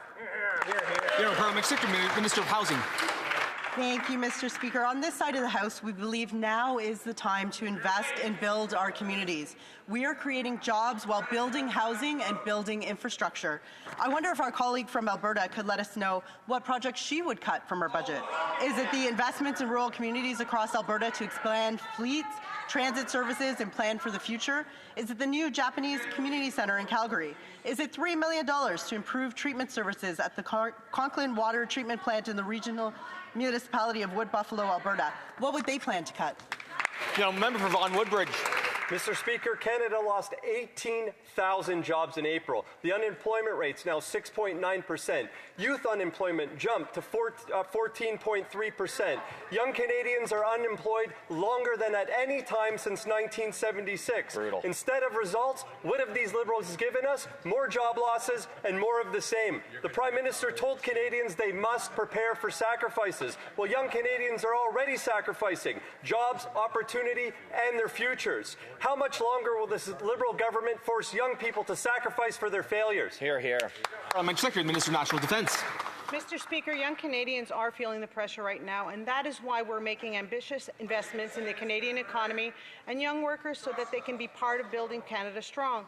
In our spring economic update, we announced our Team Canada Strong plan that invests in training and apprenticeship supports in the skilled trades. This will help train 100,000 skilled trade workers by 2030. We're going to ensure they have the tools they need to learn, grow, and help us build Canada strong. Member for Vaughan Woodbridge. Mr. Speaker, the Liberals speak of their latest programs, but the investors have already given us their verdict. Capital is leaving this country at a record pace. Investment per worker, lowest in the G7. 100,000 skilled tradespeople cannot find a project to work on in a country that needs millions of homes. A country's not built by speeches, MOUs, and press releases. It's built by employers willing to invest here. And guess what, Mr. Speaker? They're choosing to invest elsewhere. When will this Prime Minister fix the conditions that have driven investment, jobs, and opportunity out of this country? Hear, hear. The Honourable Parliament Secretary, the Minister of Industry. Thank you, Mr. Speaker. Before I came to this place, I taught undergraduate students for 15 years, and I know that the number that COVID and now the trade war is doing on them. And what do you do when a number is being done on young people? You build them up, you help them with hard skills and soft skills. And that's why we have the Team Canada Strong Plan, 100,000 apprenticeships. And we have this summer 32,000 jobs with Statistics Canada in the census, a project that party would be first to cancel. That is where you build up the skills that get the kinds of careers that our students want and need, and that's why we're there for them. Member for Sudbury East, Manitoulin, Nickel Belt. Mr. Speaker, while this Liberal government claims the economy is growing, young Canadians are being left behind. Youth unemployment has risen to 14.3%. Nearly double the national rate, and young people across Northern Ontario are struggling to find work and build a future. It's more debt, more taxes, more job losses, just more the same. When will this Liberal government finally deliver the jobs and opportunities young Canadians deserve? The Honourable Secretary of State combating crime. Mr. Speaker, we outlined our second part of our plan in our spring economic update. Our plan is to build Canada strong with over 80,000 to 100,000 new skilled worker jobs, Mr. Speaker. These jobs will go to young people in this country, Mr. Speaker. We recognize that young people need good employment. That is why we're announcing so many different projects throughout this country, and that is why we have a plan to recruit them, to train them, and to hire them, Mr. Speaker. The Honourable Member for Jonquière. Mr. Speaker, yesterday the Prime Minister and his Justice Minister confirmed that they will subject any potential referendum to the anti-democratic Referendum Clarity Act. They want to choose the question. They want to set the threshold for a majority. Let's remind them that democracy means 50% of the votes plus one. That's the rule wherever democracy exists. We also need to remind them that the difference between a democracy and a banana republic is precisely when a government interferes with the democratic choice of its citizens. Will the government respect democracy? The Honourable Parliamentary Secretary to the Minister of Justice. Thank you, Mr. Speaker. We are a government that is always going to protect the Constitution and the Charter, and we will always defend both of those. We will not say further at this time. We will await to see what is happening in Alberta, but the Prime Minister has been very clear. The rules are clear. There needs to be a majority, 50% plus one. There are laws around this. They need to be respected. The Honourable Member for Jonquière. Well, they weren't as clear as that yesterday. Democracy means 50% of the votes plus one. That's the threshold everywhere. All laws passed here, and for the election of every person to this House, it's the same for everyone. To challenge that is to challenge, in the case of Quebec, the right of a people to its own self-determination. It's an attack on Quebec's Bill 99, which establishes the 50% plus one rule for any referendum. And that's a law that has withstood judicial review. It's an attack on the principle of free elections. Will the Liberals put an end to this authoritarian drift and respect democracy? The Honourable Parliamentary Secretary. Mr. Speaker, our party will always respect the law of the Land, the Clarity Act, 50% plus one. We do not have the intention to go against that law, which is very, very clear. We believe in democracy, and we will wait to see what is happening in Alberta. Thank you. Member for Moose Jaw, Lake Centre, and Lanigan. Speaker, CTV has confirmed 2 sources that snowbirds are not scheduled for their 2027 shows. For generations, the snowbirds have been inspiring and uniting Canadians. The minister said, quote, Canadians will enjoy snowbirds for generations to come. But in how many generations will it take to revive the iconic snowbirds after the Liberals cancel them? And how many generations will miss out by being inspired and looking to our skies?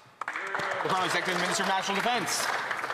Mr. Speaker, on May 19th, the Minister will be in Moose Jaw to provide updates on the future of the Canadian Forces snowbirds. The Royal Canadian Air Force is incredibly proud of the women and men who for decades have represented the Canadian Armed Forces with pride at air shows across North America and around the world. Canadians can rest assured that they will be able to enjoy the iconic snowbird formations for generations to come. And the Moose Jaw Lake Centre, Lanigan. Well, Mr. Speaker, the question comes up, is that never? We never got an answer. Why not answer now? Why don't you answer right now? Are you keeping the snowbirds flying? Canadians from coast to coast to coast have been inspired by the snowbirds, an incredible symbol of strength and sovereignty. Now, more than ever, we need them. On what date will the iconic snowbirds return to the Canadian skies? Address the questions through the chair. The Honourable Parliament Secretary, Minister of National Defence. Mr. Speaker, as I said, the Minister will be in Moose Jaw on May 19th, and the Canadians can rest assured that they will be able to enjoy the iconic snowbird formation for generations to come. They will continue their air demonstrations with the Tudor fleet for as long as it is feasible and is safe. Member for John Wascana. Yesterday, the Defence Minister was covering for cancelling the snowbirds by telling Canadians the planes were unsafe. But according to CBC reporting, his own Defence Department says our snowbirds can continue flying the jets until at least 2030. So who are Canadians to believe, the Minister or his own department? Does the Minister not have confidence in his own department, or did he mislead this House yesterday? Parliamentary Secretary. Mr. Speaker, I think I've been pretty clear. The Minister is going to be in Moose Jaw on May 19th to provide an update. I invite the members opposite to stay tuned for that announcement, and as we said, Canadians will continue to enjoy the iconic Snowbirds program for decades to come. The Honourable Member for Bow River. Mr. Speaker, Alberta beef is the best in the world. Produced by ranchers and farmers that are not asking for special treatment, they're asking for a fair shot. While the Liberals talk about buying Canadian, they're negotiating a Mercosur deal that could flood our market, imported beef produced under conditions Canadians would never accept at home. Canadian cattle producers are held to world-class standards, yet this government is prepared to reward foreign producers who do not play by the same rules. Why are the Liberals willing to undercut Bow River ranchers instead of standing up for Canadian beef, Canadian jobs, and Canadian ranching families? The Honourable Parliament Secretary, the Minister of Agriculture and Agri-Food. Thank you, Mr. Speaker. The Mercosur Agreement represents 300 million people and 2.5 trillion economy, one of the largest market in the world. But we listen to our rancher, we listen to our producer, Mr. Speaker. We are listening to their concern about the trade agreement. And in fact, the study is going on at the committee, Mr. Speaker, and will continue to be there for our farmer because they work hard to put food on our table. Thank you, Mr. Speaker. For Bow River. Mr. Speaker, Conservatives support free trade, and ranchers do not need another Liberal press release about trade diversification. They need real market access and a government willing to defend their industry here at home. This isn't a game, but the Liberals are acting like the beef industry is a convenient bargaining chip. Will a Mercosur deal actually benefit farmers and ranchers in Canada? Hear, hear. The Honourable Parliament Secretary, Minister of Natural Resources. Mr. Speaker, all agreements are considered through the lens of Canadian interests, and all agreements are considered in the context of our other agreements. As has already been mentioned, Mercosur is an enormous market, and since this last election, the government has reached 20 new trade and security agreements. These agreements open markets for farmers and ranchers in places like China and Indonesia, 2 countries, by the way, that are 20% of the world population and 20% of the world GDP. Since the start of 2025, non-U.S. exports have climbed 40%. We are building a strong Canada for all, for our ranchers, for our farmers, for all Canadians. The Member for Cumberland Colchester. Mr. Speaker, In communities across this country, intimate partner violence is not an abstract idea, and survivors have been clear that they need our justice system to act earlier and more effectively to keep them safe. I am proud to be part of this new government's commitment to taking tangible action to better protect Canadians. Will the Parliamentary Secretary please tell this House how Bill C-16 will strengthen protections for victims of violence and why it is so important that we move forward without delay? The Honourable Parliamentary Secretary, the Minister of Justice and Attorney General. My colleague for her leadership. Violence driven by control and fear leaves deep and lasting harm, and far too many women and children are living with those consequences. That is why we introduced Bill C-16, one of the most significant updates to Canada's criminal justice system in generations.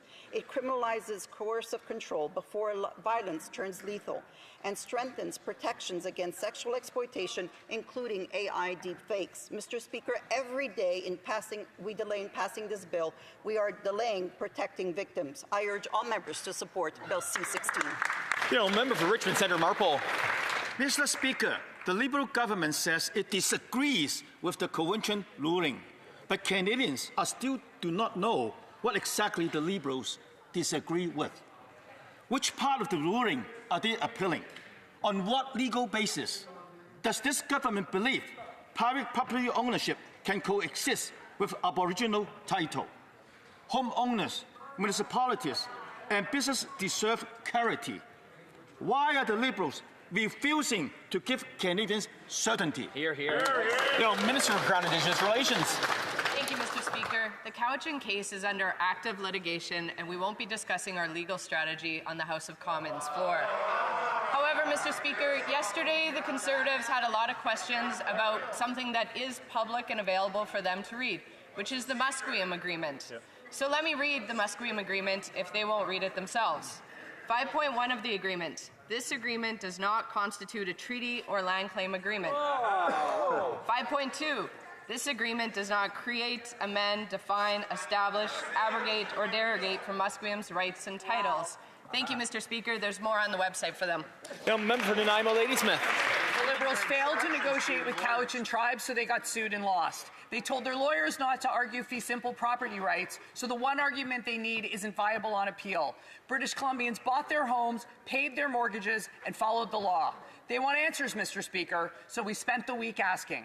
Instead of answers, we got insults, intimidation, and illusions.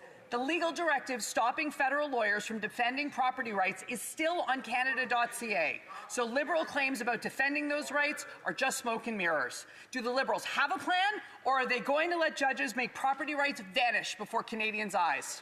Minister for Crown Indigenous Relations. Thank you, Mr. Speaker. As mentioned, the Cowichan case is under active litigation, and we're not going to discuss our litigation strategy. However, Mr. Speaker, as the Conservatives have referenced the litigation direction, they've only read one sentence out of principle number 14. Our government will always raise valid arguments in court. That's what the law demands and what Canadians deserve. That's right. Litigation guideline number 14 does not preclude Canada from relying on any specific defences, but requires a principled basis and evidence to support the defence. Canada has appealed the Cowichan ruling and all viable defences. Member for Kamloops, Shuswap, Central Rockies. Because this Liberal government directed its lawyers to not argue property rights in the Cowichan case, British Columbians who bought their homes, paid their mortgages, and followed the law don't know the status of their home ownership. The Liberal government directive number 14 is still in place. This means that legal instruction for federal lawyers to not defend property rights remain in place today. British Columbians need certainty of their home ownership. Will the Prime Minister reverse Directive 14 today? Minister of Crown Indigenous Relations. Thank you, Mr. Speaker. The one thing that is clear is the Conservatives haven't read the Musqueam Agreement, the full litigation principle number 14, or the Canadian Constitution. Section 92 shows that provincial authority is private property. Private property is provincial authority. But, Mr. Speaker, the member opposite yesterday was talking about the secret agreement of Musqueam. Again, it's available on the website. It's section 5.1 and 5.2 that he should read. Thank you, Mr. Speaker. The member for St. John, St. Croix. Mr. Speaker, the Supreme Court is considering whether to hear a New Brunswick land claim case involving private property across half the province. Supporters of the claim openly argue that Aboriginal title should apply to private land. They believe that government should use expropriation powers to transfer it. The Liberals directed government lawyers to not defend private property rights in the Cowichan Tribe's case in British Columbia. So will the Prime Minister reverse this directive, or will he abandon his responsibility to defend the rights of property owners on Canada's west and east coasts? The Honourable Minister. Thank you, Mr. Speaker. I appreciate the member opposite flagging the New Brunswick Court of Appeal. They reached a very different conclusion than Cowichan. So now we have two courts in Canada taking opposite approaches. That divergence is exactly why clarity from the courts is required, and that's the clarity that we're seeking in the Cowichan case, which we appealed. The government of British Columbia appealed, the Cowichan appealed, the Musqueam appealed, Tawasin appealed, the City of Richmond appealed. It's active litigation before the courts. Thanks, Mr. Speaker. The member for St. John, St. Croix. But, Mr. Speaker, Canadians are demanding clarity from this government on their legal strategy and to stand up and defend private property. But the Liberals are putting private property rights at risk in Canada. In 2019, the Liberal government removed arguments to support fee-simple private property rights in the Cowichan case. You cannot blame government lawyers for following ministerial directives. The federal government must ensure fee-simple property ownership takes priority in legal cases. Will the Prime Minister protect private property rights in all future negotiations and legal cases with First Nations? Yes or no? The Honourable Minister for Crown Indigenous Relations. Thank you, Mr. Speaker. I encourage the member opposite to read all of Principle number 14. He's only read the first sentence. However, Mr. Speaker, what I will talk about is the Cowichan and the current status. As far back as 2017, Canada argued that private landowners should be notified of the litigation. However, the courts ruled against that. However, since the ruling last summer, we consented to the Montrose application, and we're now awaiting a ruling from the judge on that. Montrose has applied to the British Columbia Supreme Court to reopen the trial and be added as a party. That will allow an impacted private property owner to be heard at trial. Thank you, Mr. Speaker. The member for York Centre. After 1 year, Canadians see all the promises are broken and all the fancy speeches were just an illusion. With this Prime Minister, it's more costs, more taxes, more debt, and more unemployment. The Prime Minister is just another Liberal. After a decade of deficits, taxes, and debt, Canada has the lowest investment per worker, the second lowest productivity, and second highest unemployment in the G7. The Liberals will add $1 trillion of debt by the turn of this decade. But Canadians will pay this credit card through more inflation and more taxes. So why won't this Liberal Prime Minister stop swiping the national credit card so Canadians can afford to live? The Honourable Secretary and Minister of Finance. Mr. Speaker, the member said more taxes. Well, this government has only reduced taxes. We've cut, capped, suspended many taxes, and we've enhanced tax deductions for millions of Canadian families, workers, and businesses. We've also protected federal benefits that Canadians rely on and added new benefits like the Groceries and Essentials benefit, which will help families with about $1,900 this year to help with the cost of groceries. We're also making it easier for Canadians to file their taxes so they can access those benefits through automated tax filing. That shows a clear commitment to addressing... I'm a member for York Centre. That member should tell that to the 2.2 million Canadians at the food bank. That's right. The Liberal $1 trillion of new debt means less growth and less jobs.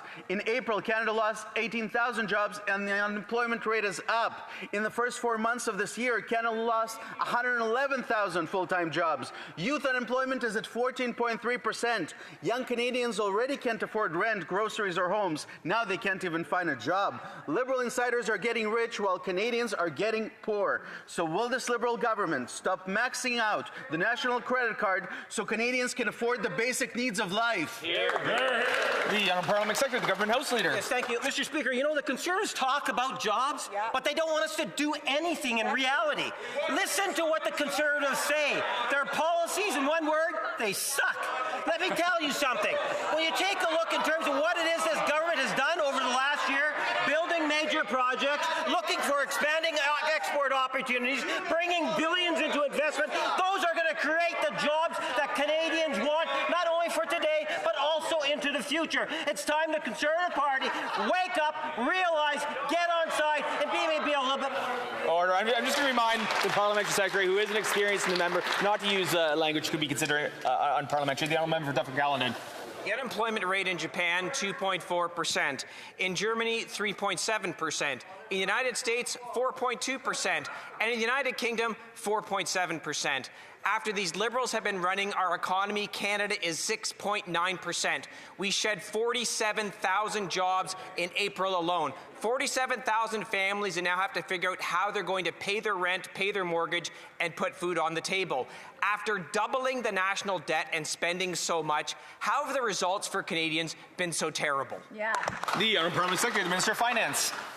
Mr. Speaker, whether it's investing in skilled trades workers or small craft harbors or sports from playground to podium or improving access to the disability tax credit, we're building Canada strong. That's a Canada not just for a few Canadians, but for all Canadians. We're doing that in a fiscally responsible manner, $11 billion less of a deficit, a AAA credit rating, the best fiscal position in the G7. We've also had the largest increase in foreign direct investment in 20 years, and the PBO has just confirmed that we have strong fiscal anchors. That's the Honourable Member for Dufferin-Caledon. I almost don't even know where to start with that. They reduced the deficit by $11 billion. No, Mr. Speaker, under Justin Trudeau, the deficit was $30 billion. It's now $65 billion. That's not less, it's more. Yeah. And if they don't know that that's more and not less, maybe that's why we're in such a problem. And when they say they're going to do things, they don't seem to understand if they write something down, it doesn't mean it actually happens. Exactly. And that's why we've got the highest unemployment rate in the G7. Will they at least apologize to the 112,000 Canadian families who lost their job and are now going to food banks? The Parliament Secretary, the Minister of Industry. Thank you, Mr. Speaker. We have the lowest debt to GDP in the G7. We have the highest foreign direct investment in this country in 18 years, almost $100 billion. And we have the highest exports in record, including 31% increase in exports to Europe. These are the signs of the resilience of the strength of the economy, that our plan is starting to work despite the trade action that is being launched. And we really seek the other side's support to get on board with these investments that can create jobs for young Canadians. Member for Prescott, Russell, Cumberland. Mr. Speaker, in a rapidly evolving geopolitical landscape where partnerships matter more than ever, Canada must work closely with allies while also building new relationships with like-minded countries. Could the Parliamentary Secretary to the Minister of Foreign Affairs update the House on how Canada is expanding its presence on the global stage, including through new forums and partnerships to strengthening alliances, attract investment, and support economic growth for Canadians? The Honourable Parliamentary Secretary, the Minister of Foreign Affairs. I want to thank the member for Prescott Russell Cumberland for the question. And I think everyone in this House knows that our government is significantly engaging around the world to do three things. We want to open markets for Canadian goods and services while attracting investment, create jobs for young people and all Canadians, and also to ensure that our economy is resilient. Just last week, the Minister of Foreign Affairs was in Armenia representing Canada at the European Political Community Summit. She was the first ever, this is the first time Canada has been at this group. We attracted investment. We will continue to create jobs. We'll continue to build Canada strong. Member for St. Albert, Surgeon River. Mr. Speaker, the Liberals' Prescribe IT program has been a total debacle, costing taxpayers $300 million for a program that effectively no one used and that the government has since been forced to cancel. Now, we have learned that the CEO of the program was being paid $1 million a year, including pocketing a $215,000 bonus. This happened under the health minister's watch. So will she accept responsibility for this latest outrageous abuse of taxpayers' dollars? The Honourable Secretary, the Minister of Health. Thank you, Mr. Speaker. Prescribe It was launched by the previous government in 2017.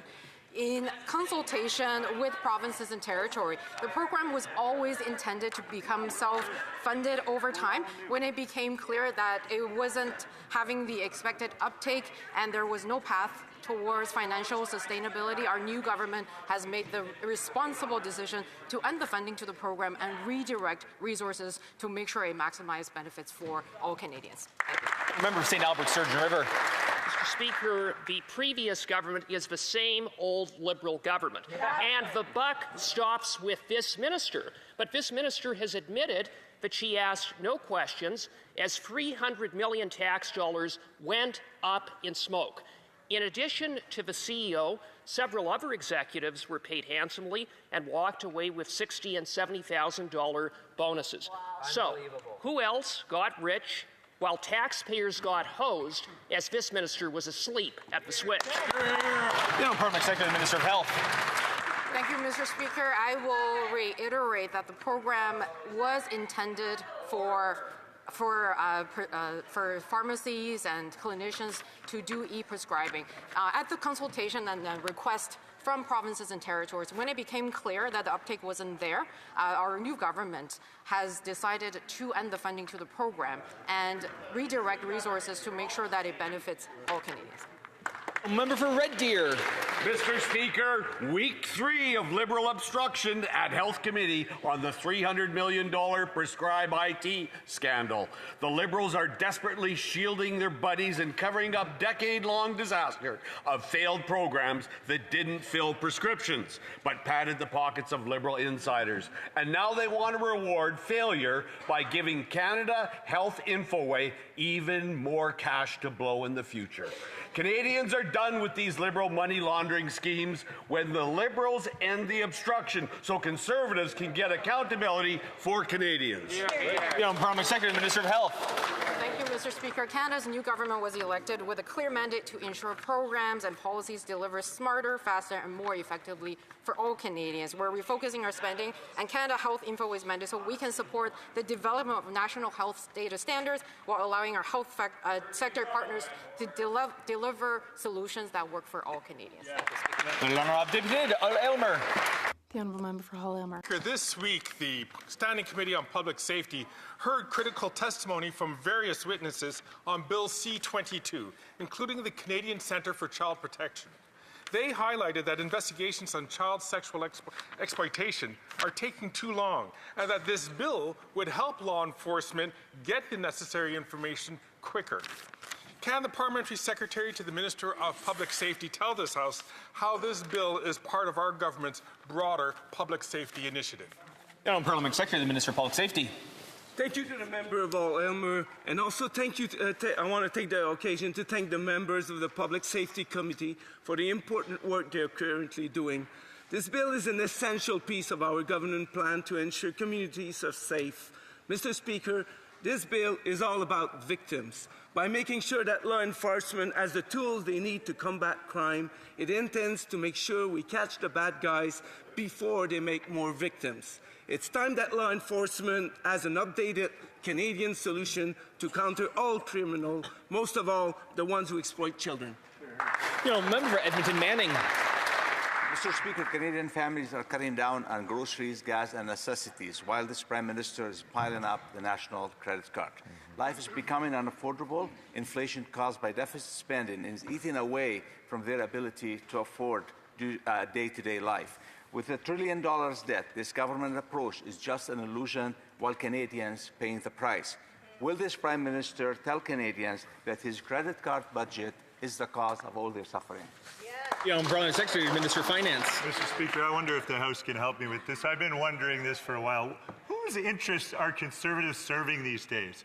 I mean, we see in this House they're against feeding hungry kids. They're against reducing childcare fees. They're against providing dental coverage. They're against high-speed rail in the most densely populated region of the country. They're against productivity-boosting tax deductions for businesses. They're against building affordable housing. They're against Canadians being able to invest in major projects. I gotta ask, what do the Conservatives stand for anymore?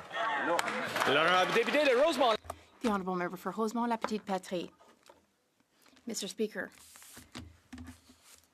Culture is what makes a people. Culture is what makes a people's true, deep identity. Music, literature, TV shows, movies, shared cultural objects, but web giants have really blown all that up. What's worse, with the decline of traditional TV, some of that has disappeared. The Liberals bragged about a deal without Netflix, but today on digital streaming platforms, it's almost impossible to find Quebec contents. When will the Liberals take the future of our culture seriously? The Honourable Parliamentary Secretary. Thank you very much, and I thank the member across the way for his question.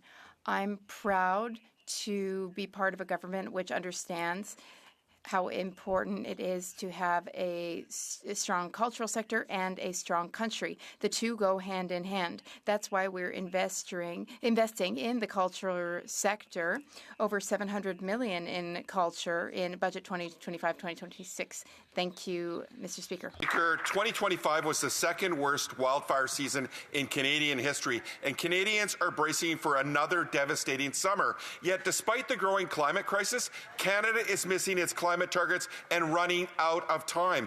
While more than 50 countries gathered in Colombia to discuss the transition away from fossil fuels, the Liberals didn't even send a minister.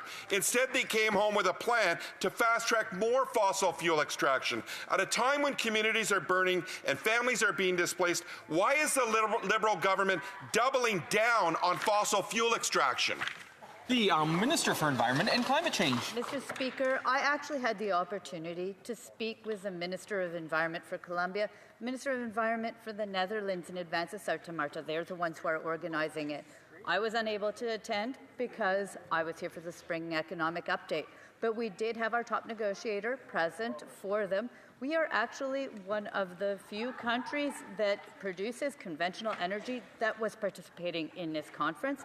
We are continuing to be there to fight climate change and to make sure that we have an important role globally. Order, daily routine of business, tabling of documents. The Honourable Parliament Secretary, the Government House Leader. Yes, thank you, Mr. Speaker. Pursuant to Standing Order 36.8a, I have the honour to table in both official languages the government's response to 12 petitions. These returns will be tabled in an electronic format. Dépôt de projet de loi émanant du gouvernement. Introduction of government bills, statements by ministers. Parliamentary Secretary, the Minister of Justice. Order 34.1, I have the honour to present to the House in both official languages the following reports. The Canadian section of Parlamerica's bilateral mission, Mexico City and Monterrey, Mexico, from March 2nd to the 6th, 2026, and the Canadian section of Parlamerica's 17th gathering of Parlamerica's Parliamentary Network for Gender Equality, Brasilia, Brazil, from September 26, 2026.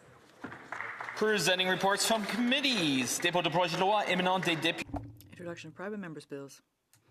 First reading of the Senate public bills. Motion. Presenting petitions. Présentation de pétitions. The Honourable Member for Canada. Thank you, Mr. Speaker. I rise today to present petition E6893, signed by over 3,100 Canadians, calling on this House to designate May as a Buddhist Heritage Month. Buddhism is a growing faith in Canada. Over 300,000 Canadians practice Buddhism, with communities in every province and territory.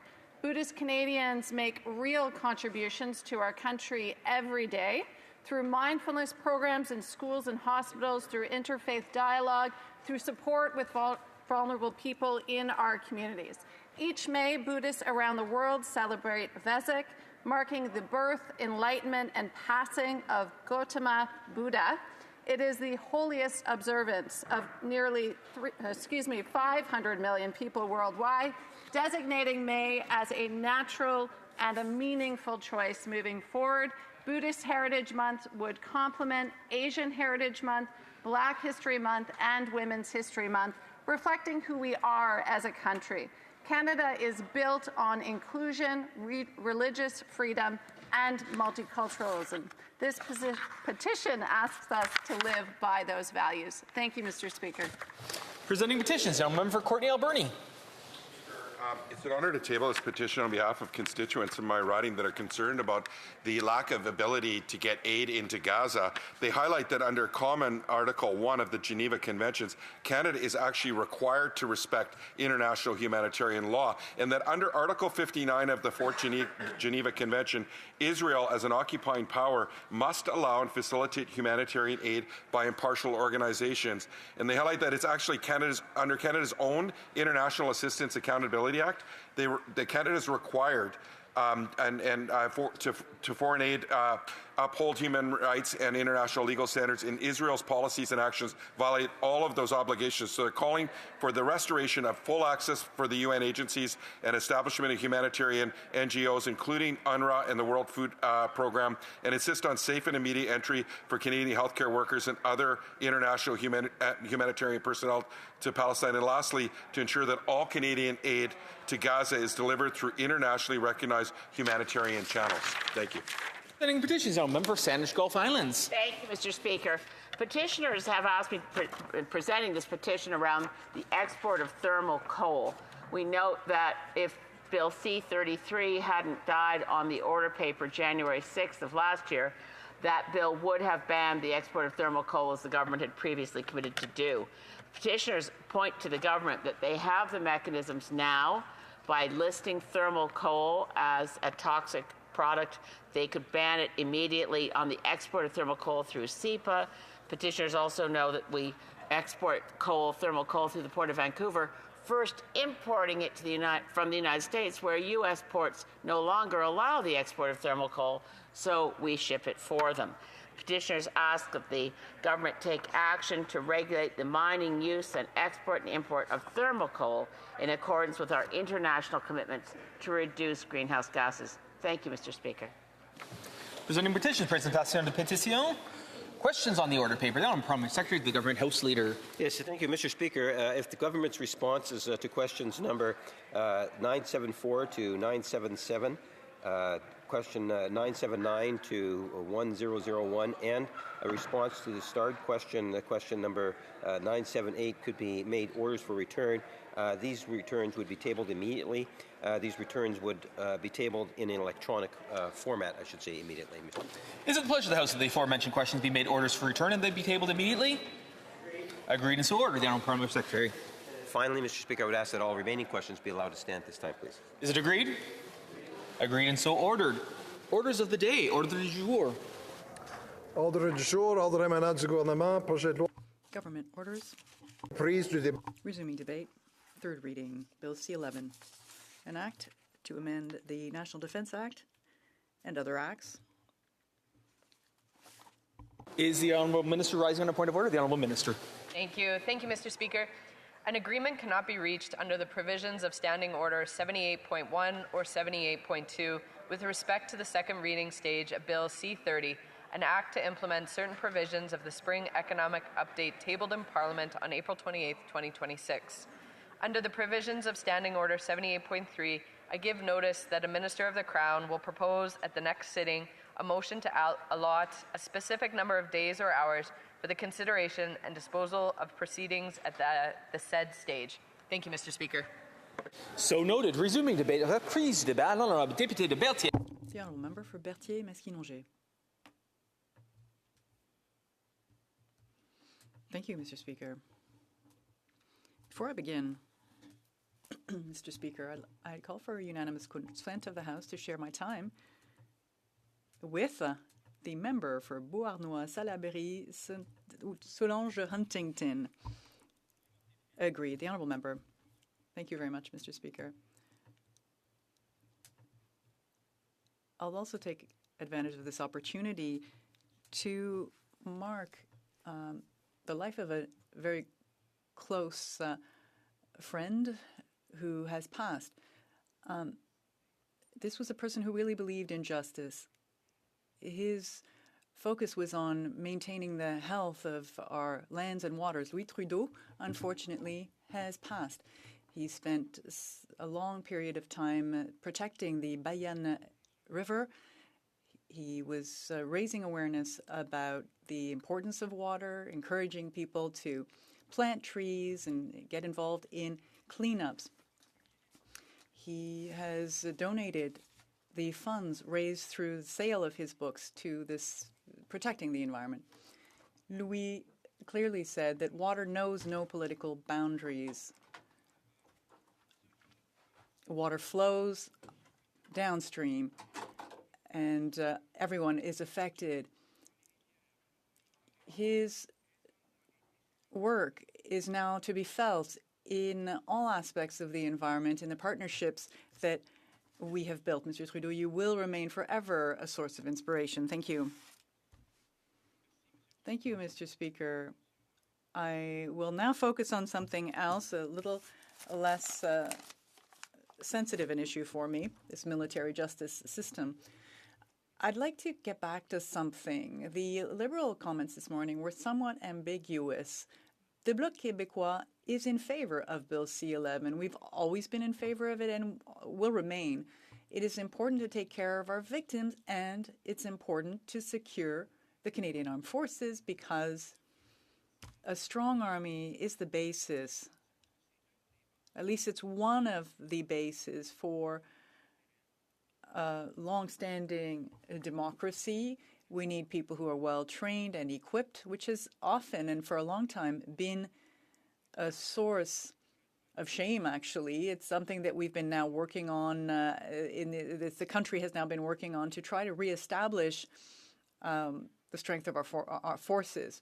If you can't guarantee their own security, their own physical integrity to these forces members, then we're really failing. So that's why we've always been in favor at the Bloc Québécois of improving the justice system. We have heard these stories, Mr. Vance, Mr. McDonald, and others who left the forces in the context of scandals, or at least of allegations. That should never recur. And so in that respect, we agree.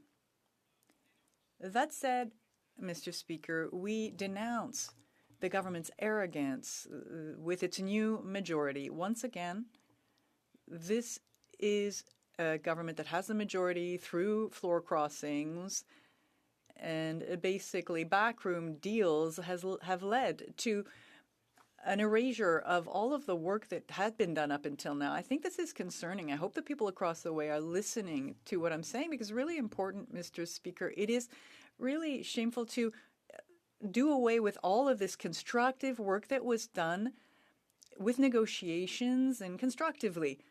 The first speaker on the Liberal side said it's the issue of reforming the military justice system is nonpartisan and never should be. I fully agree with that comment. How unfortunately that speech is not a reflection of the actions of the government of the last few weeks, Mr. Speaker, and that is why we can say that there are some failings here and there's a real problem. Again, Mr. Speaker, I feel like I'm doing the same thing. I'm extending a hand. We are prepared to work with the government, but really the government has to show that it is willing to listen to us. You may have a majority, they may have a majority, Mr. Speaker, but for the common good, we are all here in this House supposed to put forward good ideas. It doesn't mean that because you have a majority, all of a sudden you have the truth. You have a handle on the truth. It's not because people are in the opposition that they have no wisdom. In the case of C-11, I believe the work that was done was of a really high quality. In fact, the most recent NDP member who crossed the floor had proposed amendments, and then when that person crossed the floor, voted against the very thing that they had proposed.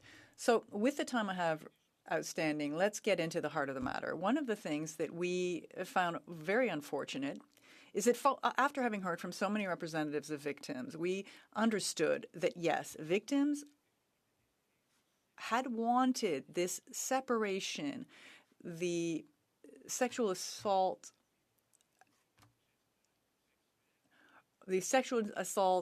cases should be pulled away from the military justice system, according to them. That was the subject of a consensus. But that said, the victims also asked, in a nuanced way, in a very sensitive way, Mr. Speaker, they asked for the ultimate choice to be in the hands of victims. What we put forward as amendments in this bill and what we negotiated through hard work with all parties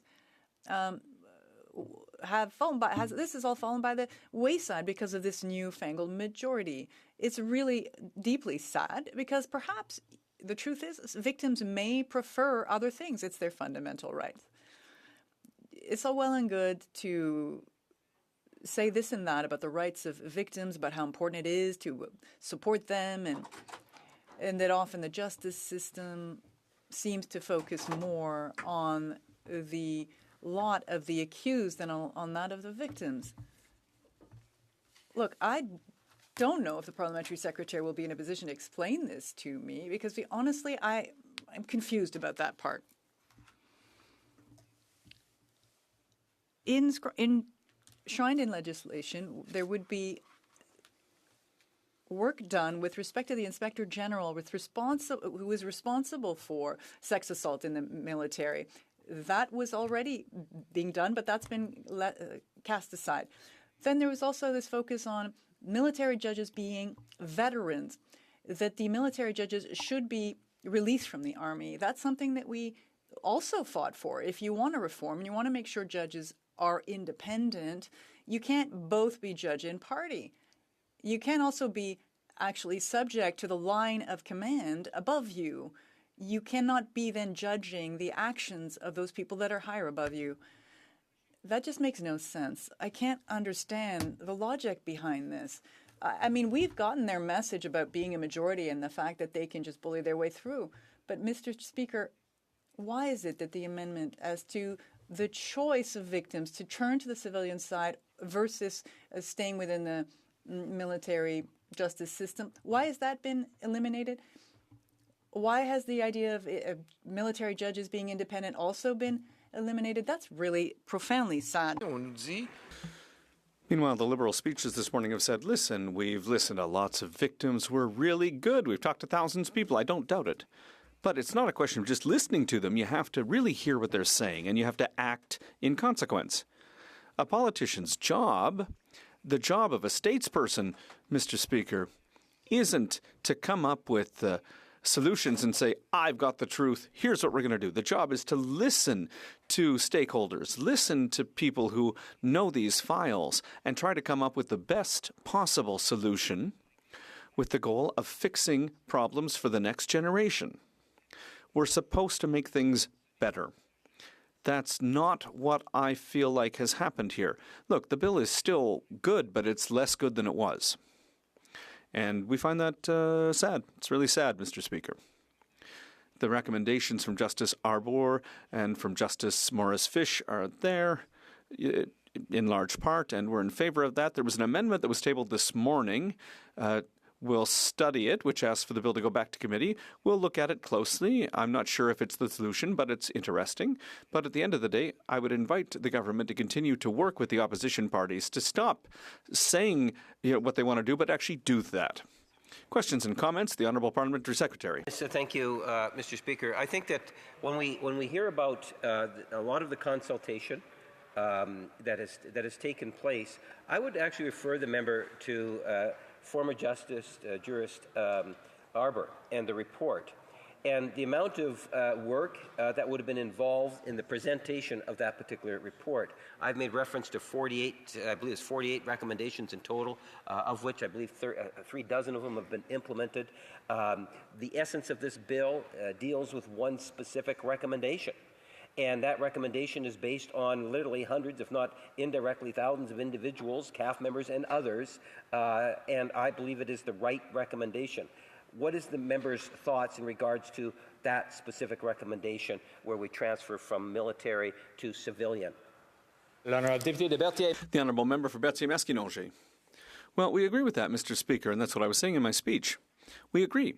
But what I had asked my colleague across the way, and the question that I still haven't had an answer for, is why not keep the choice for victims in the bill? In any criminal situation, in any terrible thing that can happen, the most important person in all of that is the victim. And their choice and letting the victim make their choice. That's what's most important. I don't understand. I imagine he doesn't have an answer for me because he hasn't given me an answer. Questions, comments, member for Bruce Grey, Owen Sound. Thank you, Mr. Speaker. So I want to address a little bit the amendment that was tabled by my former colleague, but even the comments that just came from the member from Winnipeg North, because I agree with my Bloc colleague that this is about choice for the victims. And the member from Winnipeg North keeps bringing up this issue about what Justice Arbour recommended. Well, a lot has changed, and I gave a full speech on this earlier this week at the report stage, highlighting that we've actually kind of got this right. The system now provides the majority that the military police try to transfer any of these criminal code sex offenses to the civilian courts or to the civilian jurisdiction. However, these police and jurisdiction are coming back saying, we can't do it, the threshold's too low, or sorry, their threshold's too high, they don't have the resources, and now you're basically, justice isn't getting served. With this amendment, or sorry, the choice that exists now over the last 5 years, we're giving victims that opportunity to make sure justice is served and for the military to take administrative action even when criminal court proceedings go through on the civilian side. What's the member think about those comments? The Honourable Member for Berthier-Maskinongé. Well, we certainly agree. I agree with my colleague on that point, and it's really unfortunate. It seems to me that leaving victims the choice is, it should be obvious. But, this is what's really sad here. The government's become a majority, and they've erased all the work done by the opposition. And I don't know on what basis of principle they're doing that. If someone can explain it to me, I would invite them to. But the other recommendation, to make judges more independent, so that they'd be taken outside of the Canadian Armed Forces. Well, I think that's also logical, and we've had no explanation. They've just said, we're getting rid of everything because now we have a majority and we control everything that's happening. I hope that this power trip is going to calm down at some point because, otherwise the next 3 years is going to be very long. Questions and comments? The Honourable Member for Jonquière. Thank you very much, Mr. Speaker. And I'd like to go back to what my colleague from Berthier-Maskinongé was saying in his speech. And he said it very well. This new dynamic, since the Liberals have become a majority, I think they're forgetting that democracy doesn't mean I've won, so shut up. They need to listen to colleagues across the way. And, my colleague from Berthier-Maskinongé, our whip, I'd like to ask him what this means for this bill, but also what it means for our work as parliamentarians when we have a government across the way that isn't necessarily listening to the opposition. The Honourable Member for Berthier-Maskinongé. I'd like to thank my colleague from Jonquière. He's a great colleague. And it's unfortunate. It means that the common good isn't always going to be put forward. It means that faced with a majority government, they believe that they are the holders of the truth. And you know what? It's not threatening to listen to amendments from the opposition, particularly on such a sensitive and delicate situation as this one. I think the least they could do is work in collaboration. It doesn't mean that we're always going to agree on everything. But once again, what's really unfortunate, Mr. Speaker, is that there were amendments that were passed. They were passed at committee. There was serious work that was done. And the government's just erased all that work without taking into account what was said at committee by witnesses. Resuming debate, the Honourable Member for Salaberry-Soulanges-Huntingdon. Thank you, Mr. Speaker. It's always a challenge, I know, to name my riding. Before I begin my speech, I want to join my voice to that of all women and all the people of Quebec who this week have seen another tragedy, the 10th femicide of the year in Quebec in just 4 months. It's just absolutely unacceptable. It's incredibly sad. As of right now, 10 women have been killed in Quebec this year by someone close to them just because they were a woman. And since the beginning of the year, I've been flying a flag at my constituency office for each woman who's lost their life. And it's a flag that reminds us that the next one is still alive. And I want to highlight the work that many are doing to fight this. Yesterday, there was a gathering where we were able to say that this is unacceptable. And there are people, there are organizations that are working tirelessly to defend women every day, and we support them. But there are also organizations that help men to better control their anger.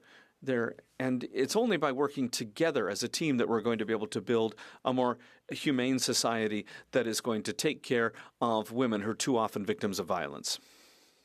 So I want to offer all of my condolences to the family of the woman who was killed in Gatineau this week, who again is the 10th woman killed since the beginning of January 2026. Mr. Speaker, C11 is definitely linked to the defense of women's rights. Cases of sexual assault in the past were, part of the reason why C11 has come forward. And C11 meets a real need. And as my colleague from Berthier-Masquinongé said, the Bloc Québécois is in favor of Bill C11. And we've always supported initiatives that promote justice and protect our women in uniform who've been victims of sexual assault or sexual misconduct and who've not always felt that they have had the full support of the military, which hasn't always done everything it needs to do to take care of its women in uniform. So it would amend the National Defence Act and other acts. And as I said, there was already an attempt from the government to do this with Bill C-66 in a previous parliament. But that bill died on the order paper. So as you know, C-11 follows the recommendations of former Supreme Court Justice Morris J. Fish and former Justice Louise Arbour, who in their reports addressing in particular the issue of sexual misconduct, had made a number of recommendations. And with C11, many of those recommendations are followed through on, and in particular Recommendation 5 of the Arbour report, which would seek to completely remove the jurisdiction of the Canadian Armed Forces over investigations and prosecutions concerning sexual offences under the Criminal Code, which are committed in Canada. The bill also acts on recommendations made by the former Judge Morris J. Fish by amending the appointment procedure for 3 of the principal military judicial authorities, the Canadian Forces Provost Marshal, the Director of Military Prosecutions, and the Director of the Defence Counsel Service. The government would therefore select these individuals instead of leaving military leadership to select them, so these individuals would thus be immune to any form of blackmail. The bill also now allows enlisted personnel, ranks ranging from private to chief warrant officer, to become military judges.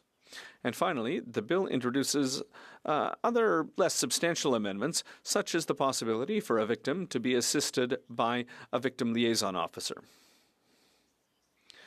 You know, we know that often when someone wants to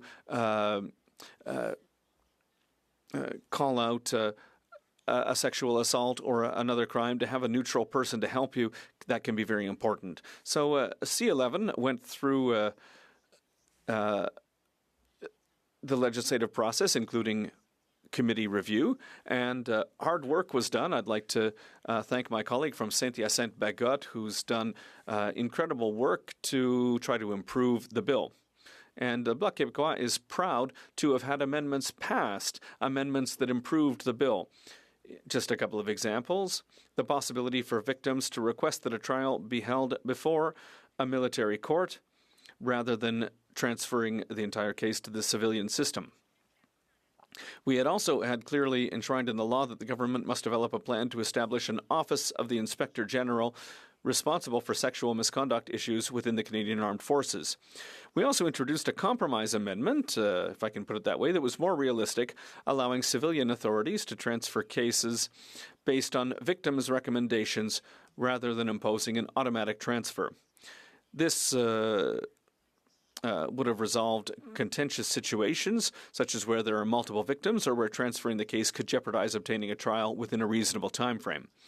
We also succeeded in amending the bill so that veterans could also be appointed as military judges, and so that military judges would be released from the Canadian Armed Forces.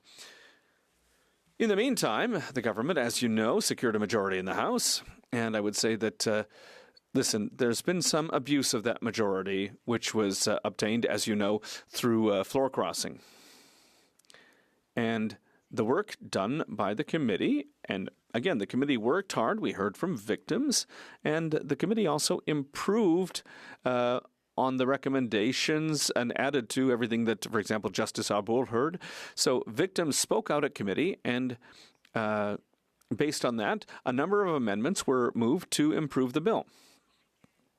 So you'll understand that we see this as an abuse of power, an abuse of majority power.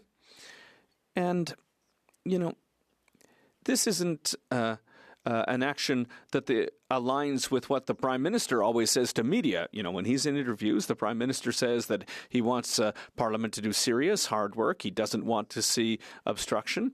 But what we're seeing today is a bill where all the amendments were just cancelled by a majority government that brought them to a vote and contested them, and through their majority, essentially all of our amendments were defeated. You know, the work done by committee is serious work. And if the government doesn't want to respect the work of committees, should they just get rid of the committees? Is that what they want to do? Because I think we expect to see the same thing with other bills at the Public Safety Committee. I think we work in a harmonious way to improve bills. We're working on C-22 right now, but I'm concerned. Should I work on amendments if they're not going to lead anywhere? Should I put effort into a bill if, in any case, the government has already decided what it's going to do and it's going to reject all the amendments that are moved by the Conservatives or by the Bloc or the NDP or the Green Party? The idea being that our democracy, Mr. Speaker, is designed, as you know, to allow the opposition to contribute to improving bills. And when it comes to C-11, I think the government has missed the boat. I think the government wasn't listening, and it's really unfortunate. And I hope that that's not going to set the tone for all the work that's coming up. Because, you know, I think that, most of my colleagues here don't want to waste their time. They don't want to waste their time at committee, having debates, listening to witnesses, for, at the end of the day, the government to just reject everything that's been passed by the committee. So, as I've said, the Bloc Québécois will be voting in favor of C-11 at third reading. You know, this bill addresses an issue that was swept under the rug by both the Harper Conservatives and the Liberals. And even if we agree with the bill, it's our duty, Mr. Speaker, to call out the government's lack of seriousness when it comes to respecting the democratic process of the parliamentary committees.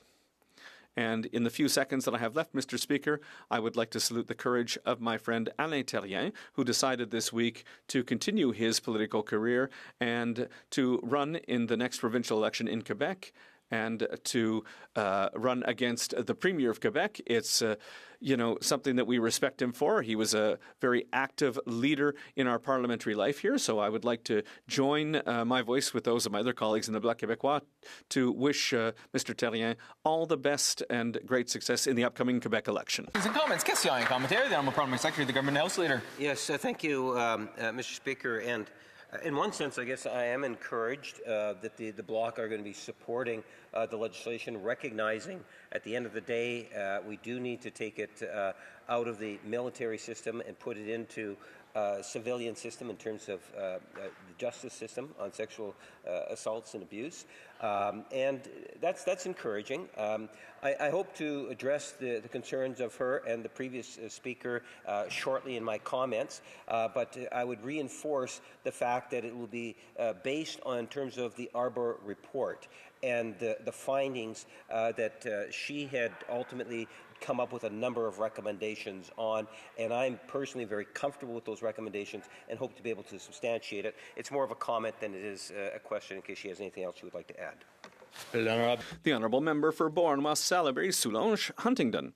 Well, Mr. Speaker, I appreciate the question from my colleague. I think he's seen that the Bloc Québécois, contributes to debate, and, we're a political party that wants to improve things because we've always said if it's good for Quebec, well, it's probably good for Canada. So much the better. And so we always look at bills that way. And we take our work at committee seriously. So we are going to support the bill, as I said, but we're not rejecting Justice Arbour's recommendations, not at all. I think that myself and my colleague from Berthier-Masquinongé said that in our speech. We agree with the recommendations. But I think that there were some amendments that could have improved the bill even further to better support victims, and it's unfortunate that the government has decided to not keep those amendments in the bill. Member for Bruce, Grey Owen Sound. Thank you, Mr. Speaker. Look, I want to address the amendment that was moved by my Conservative colleague earlier today, which is to put this bill back to the committee to specifically look at some of the clauses and amendments that were passed by the committee, including Liberal members of that committee, that the government unfortunately has removed during report stage. And the importance of this, because the minister signaled publicly in this chamber just a day or two ago that he's actually opening to having the sunset clause be put back in that passed by the committee when the committee was studying this bill. And does the member think it's somewhat hypocritical of the government to say, all right, we've screwed this up, we made a mess of it, we're going to let the Senate fix it, they can amend it, and then send it back to us? What's the member think? Honorable Député de Beauharnois-Salaberry-Soulanges, Huntington. Je remercie mon collègue pour la question. Je pense que l'opposition. I thank my colleague for the question. The official opposition is using the tools that it has at its disposal to help the government, which took the wrong path, and the government rejected all amendments that were passed. And Conservatives, Bloc, and Liberal members should do the right thing. I hope that this parliamentary strategy that the government's using, I hope the government will realize that it's gone the wrong way, and I hope that the government will fix things for victims. Questions and comments, the Honourable Member for Berthier-Masquinongé. Thank you very much, Mr. Speaker. I'd like to ask about moving cases to civilian courts and the amendments which would allow victims to make the choice to be able to veto one court or make that choice. My colleague is a very experienced social worker. She has a lot of experience in mediation and conciliation. She's met with so many people in her life. Can she speak to the importance of respecting victims in this type of case? The Honourable Member for Beauharnois-Salaberry-Soulanges, Huntington. Thank you, Mr. Speaker. I thank my colleague for his question. I'm no longer a member of the Order of Social Workers, so I cannot call myself a social worker, but I did have a wonderful career as a social worker. I learned that when we want to support victims, they need to be able to consent. We need to listen to how victims want to move forward, how they want their case to go. We need to hear victims on how they want to get justice because they've experienced harassment or violence. They often feel that they haven't been listened to in the work environment. I feel that this decision belongs to the victim. I participated a bit in the committee's study, and I want to know why the government doesn't support the victim's ability to make their own decision. Yes. Thank you, Mr. Speaker. It's a pleasure to be able to rise and speak to Bill C-11 and share a few thoughts. And what I'd like to do is to address both the previous speakers from the bloc had talked about the government and the government since it's become that majority. And I want to be very respectful because the last member spoke in terms of when it goes to committee, should she prepare amendments? And, she's not too sure in terms of whether or not the amendments would actually be listened to by the government. I think that the government has demonstrated in a very clear fashion. And let me give you some tangible examples in terms of the desire of the government, in particular the Prime Minister, to work collaboratively with opposition members. with all members. If you have good ideas, we want to hear about them. I think that's a message that the Prime Minister has been very, very clear on. And I believe that we actually have some very good examples, tangible examples, that have just taken place in the last week.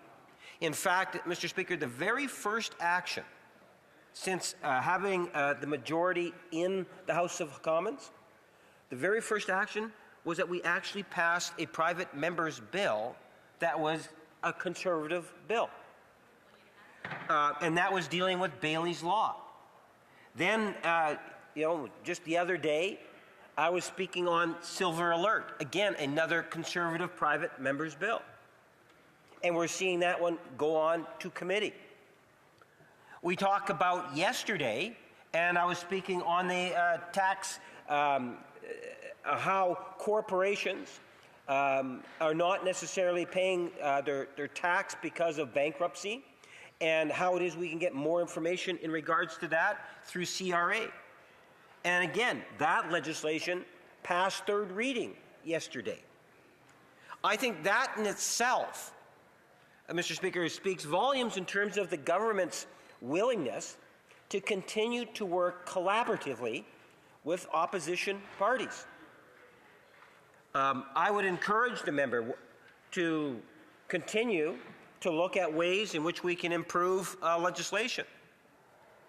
The government does have a very healthy and strong legislative agenda as we try to look at ways in which we can develop and promote and make public policy in which Canadians from coast to coast to coast would be able to benefit from, Mr. Speaker. That is the driving factor behind the government.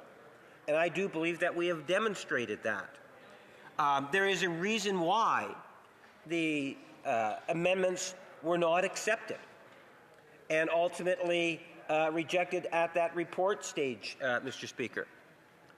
And I will go into that shortly. But before I do that, maybe a bit of it's not necessarily a conflict of interest. I had the privilege, Mr. Speaker, of serving in the Canadian Forces. And even though it was just over 3 years, it helped shape who I am today.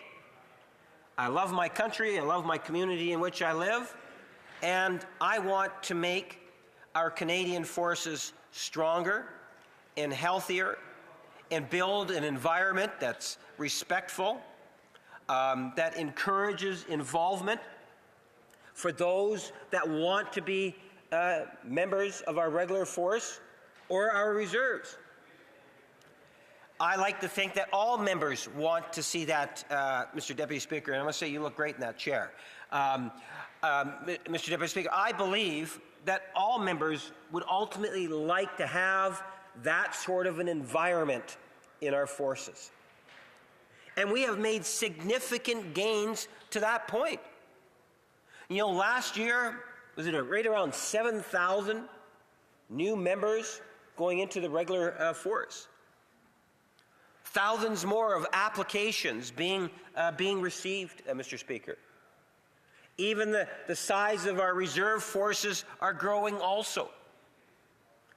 I believe that this Prime Minister in particular has helped change the mindset that people have looking at the Canadian Forces today. Over the years, I've witnessed firsthand how governments have talked about increasing the overall funding compared to GDP to the Canadian Forces. We've had a President of the United States on the floor of the House talk about the importance of Canada contributing its fair share towards our forces, Mr. Speaker, and the United Nations. We're at an all-time low, 18 years ago, of 1%. I think it was just under 1% of Canada's GDP. Our Prime Minister today, during the last federal election, made a commitment to get it to 2%, Mr. Speaker. Not only have we achieved it, but we literally achieved it months ago. So Canada, for the first time, is back up in generations, is back up to 2% of our GDP in supporting our Canadian forces. So that when we talk about the importance of building Canada strong and secure, our Canadian forces play a critical role in that, Mr. Speaker.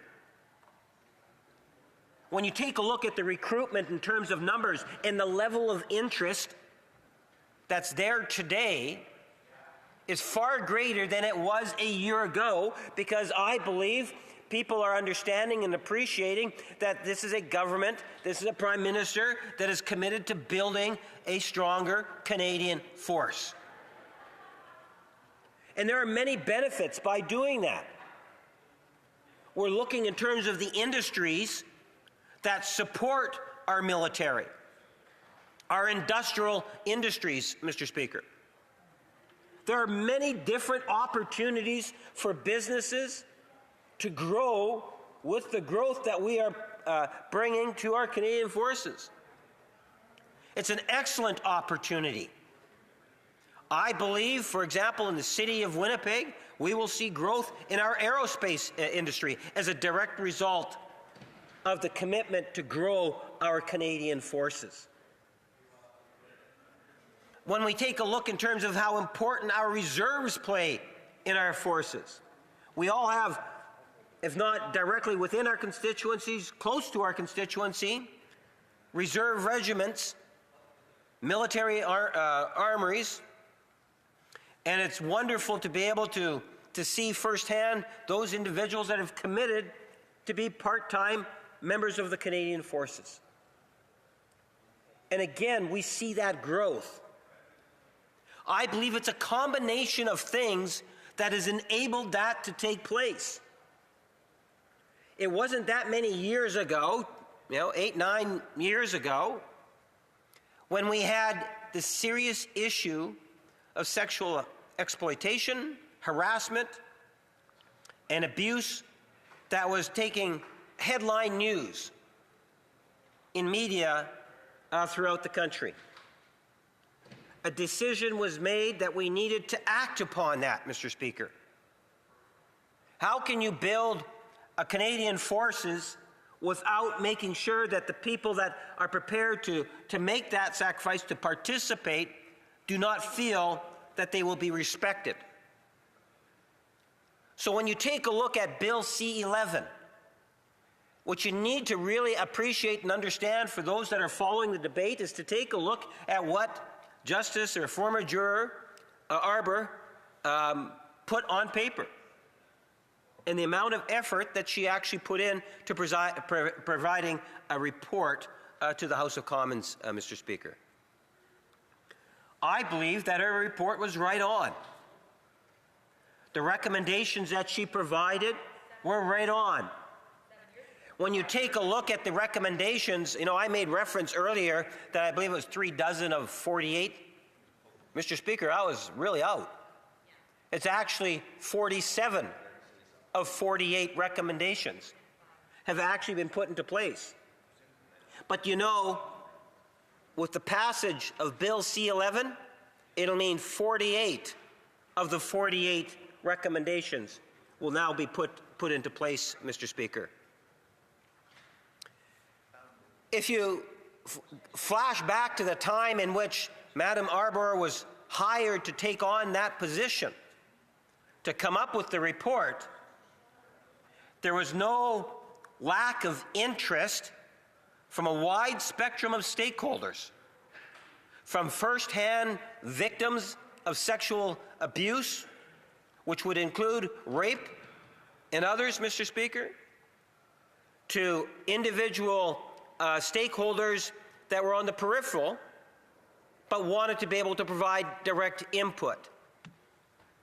These are the individuals, and I've made reference. We're not talking about a dozen or so. Whether it's directly or indirectly, 100 well going into 1,000 in terms of just contributions in one form or another that ultimately came up with the Invisible No More, the Experiences of Canadian Women Veterans report by Madam Arbour. I can't recall anyone being critical of that particular appointment, Mr. Speaker.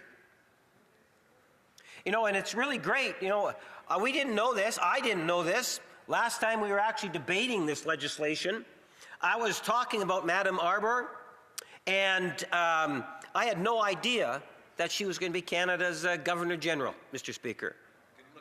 But I can tell you, it is encouraging to see the type of response to that appointment that we have seen, on how exceptionally well she is being received into that position, Mr. Speaker.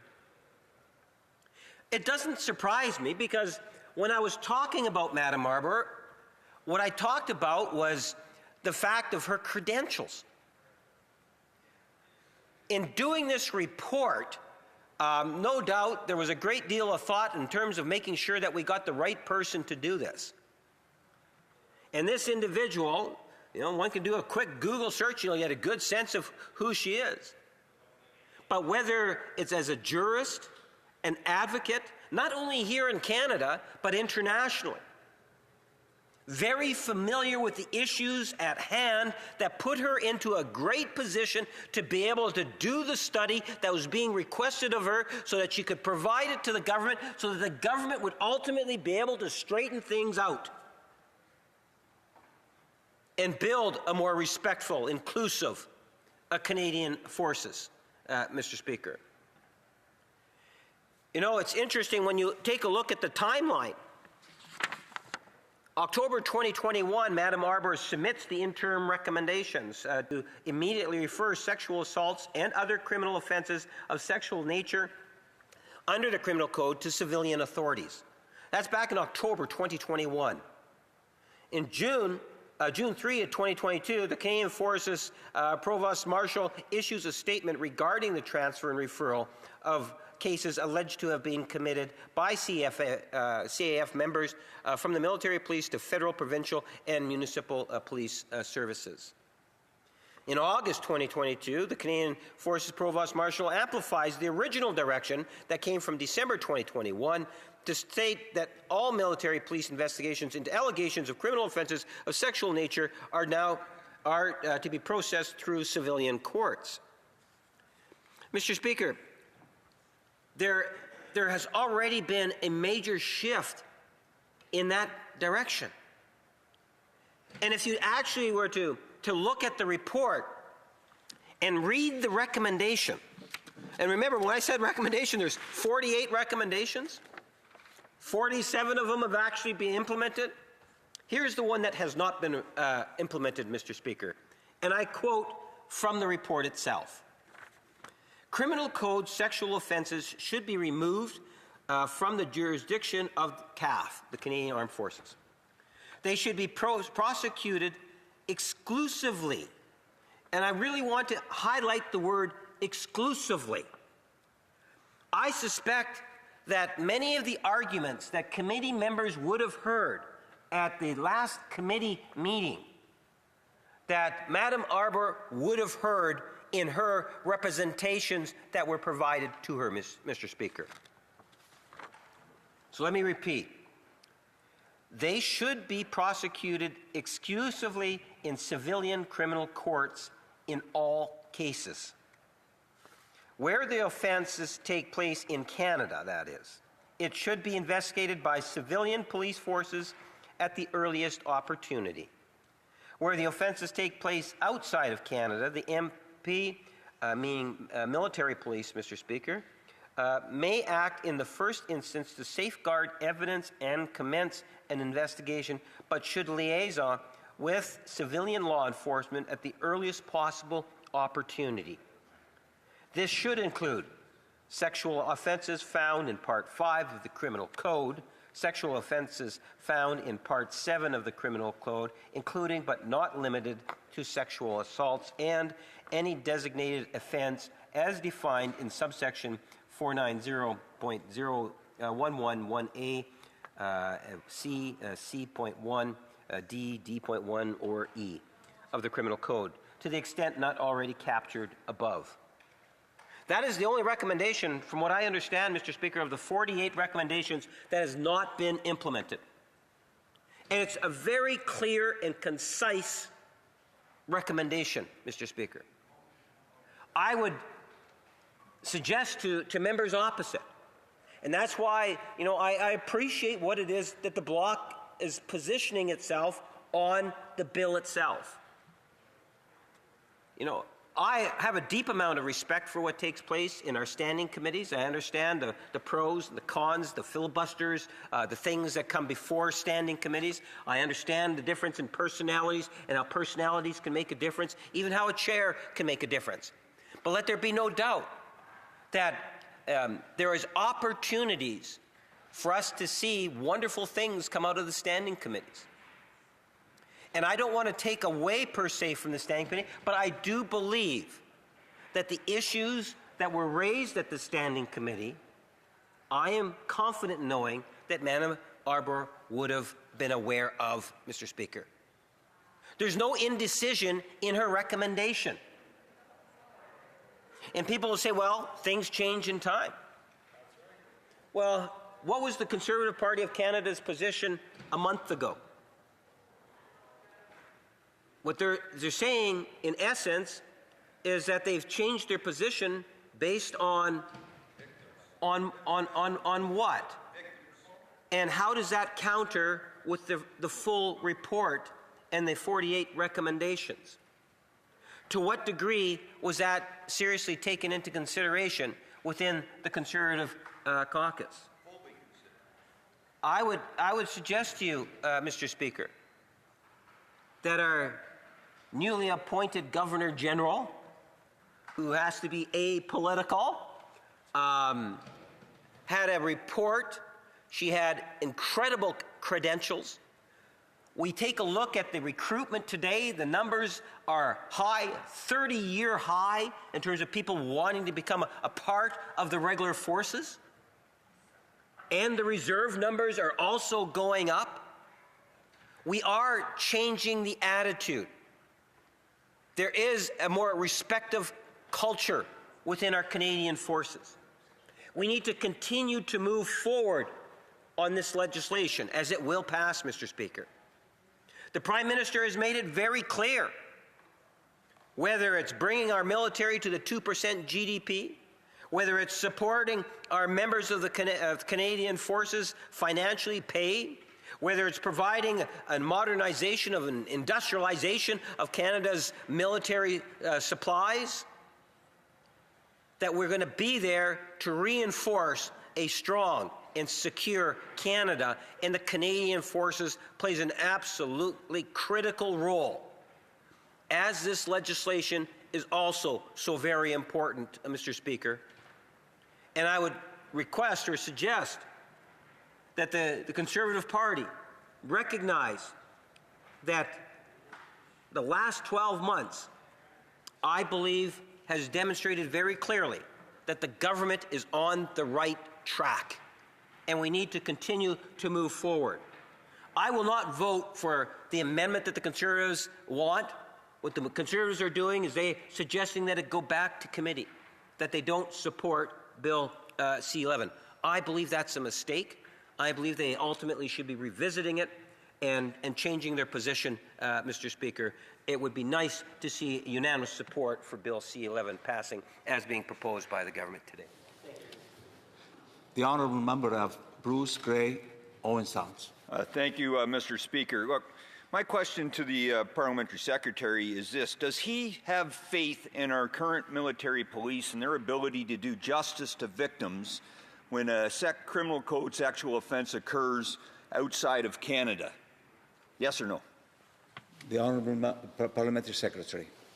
I have confidence, given the direction from Madam Arbour, that offences that take place outside of Canada, that there is a role for the military police, and they are more than capable in terms of achieving that role. So the gathering of evidence, working with civilian authorities back in Canada, I think that is the right direction, as it's been instructed by a report which has my full support through Madam Arbour.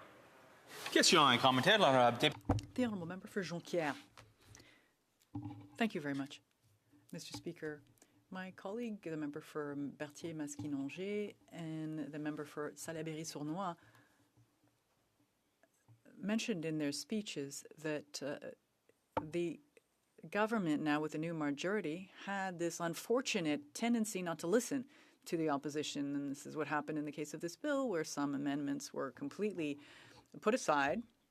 I know the member for Winnipeg North enjoys joisting here in the House. He seems to speak to pretty much everything here.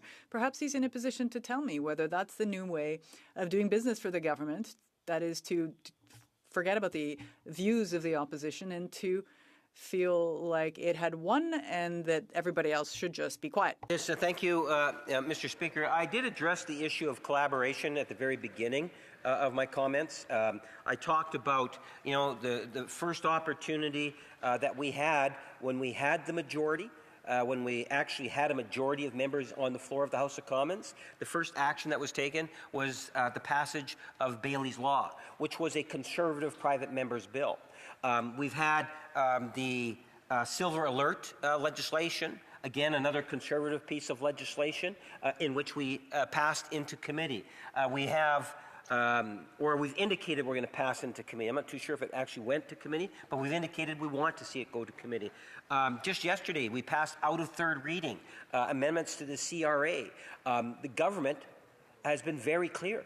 The Prime Minister has indicated very clearly, outside this chamber and inside the chamber, that we want to work collaboratively with opposition members, with provincial governments, municipalities, Indigenous communities. That is the right thing to do. We want to be able to build that stronger and healthier country for all. Thank you, Mr. Speaker. Questions and comments on member for Hamilton West Ancaster Dundas. Mr. Speaker, the member spoke about his time serving in Canada's Armed Forces. Just recently, I had the opportunity to spend some time at HCMS Star in Hamilton, speaking with recruits, with reservists, with veterans and cadets, young men and women in Canada's military, so proud of their country, so proud of their service. I spoke to the commander, and he was talking about the increase in recruiting, the increase in interest in serving in Canada's military, and the new opportunities for an advanced presence in Hamilton. And I'm wondering if the member could comment on, our role as the federal government to make sure that everyone that is serving Canada in our military, in the armed forces, is protected and safe in their service. Honourable Parliamentary Secretary to the Government House Leader. Yes, thank you, Mr. Speaker. I truly appreciate the question because, I think it goes two ways. You have the government has a responsibility. We're living up to that responsibility. Again, I'll reinforce the 48 of the 48 recommendations after this bill passes will in fact be put into place. Respective, inclusive, absolutely critical, and we need to continue to support our forces in the manner in which we have over the last 12 months. Second to no other Prime Minister in generations, Mr. Speaker. We have a solid commitment. But I also want to make reference to the fact when the member said, I did have the honor to serve for just over 3 years, absolute privilege. It was the skill sets that are gained by members of the forces that turn out to be such a wonderful asset into the future. So whether you're in the forces for 3 years or 30 years, there's a great deal of benefit by all. Questions and comments. Senator member for Bruce Grey, Owen Sound. Thank you, Mr. Speaker. As the member knows, I had 25 and a half years in uniform serving our great nation. However, I want to get back to the answer to my previous question to him, where he stated he supports the idea that if somebody, one of the members of the CAF, commits a heinous crime, a criminal code sexual offense overseas, that he has complete faith in our military police to be able to collect the data, but then they need to transfer it to civilian courts. Well, unfortunately, that is not what's going to happen when Bill C-11 passes. The same thing that occurs right now will happen when C-11 passes. The jurisdiction will not. If the military police can find a police of jurisdiction and there's some way to make that connection and they're willing to take that charge on, then yes. But in the end, it's actually going to be the military justice system that is going to do justice for these victims. Does the member have faith that our military justice system can do the job and provide justice for the victims? Honourable Parliamentary Secretary. Well, Mr. Speaker, I believe the recommendation is actually now is fairly clear It's recommendation number 5 from the Arbor report. And I would recommend that the member opposite read the recommendation. But what I tell you, I do believe that the military police, in dealing with the issue outside of our nation, outside of Canada, do have a level of expertise to protect the integrity of the evidence, to do the collection and secure the situation so that we can ultimately see that justice be served. Not all communities in which the Canadian Forces might be participating, or theaters that they might be participating in, have rule of law or the same sort of a court system or justice system that would maybe match the Canadian system. I think that the way that it's been recommended. Order. Question et commentaire de l'honorable député. Questions and comment. The member for Berthier-Masquinongé. Thank you very much, Mr. Speaker. I thank the Parliamentary Secretary for his speech. I'll repeat the question that I haven't received a response to. I think the Parliamentary Secretary and myself know each other very well. He is quite adept at avoiding answering certain questions. I'm not asking him about Justice Arbor or anything else. This is the question in the committee. We had come up with an amendment which meant that the victims, that is the most important person in these circumstances, allowing the victim to decide if it would be before the civilian courts or whether this person, male or female, would prefer to have the court case done before the military justice system. It is possible. No one has ultimate truth in this area for the victim. I would like a clear answer.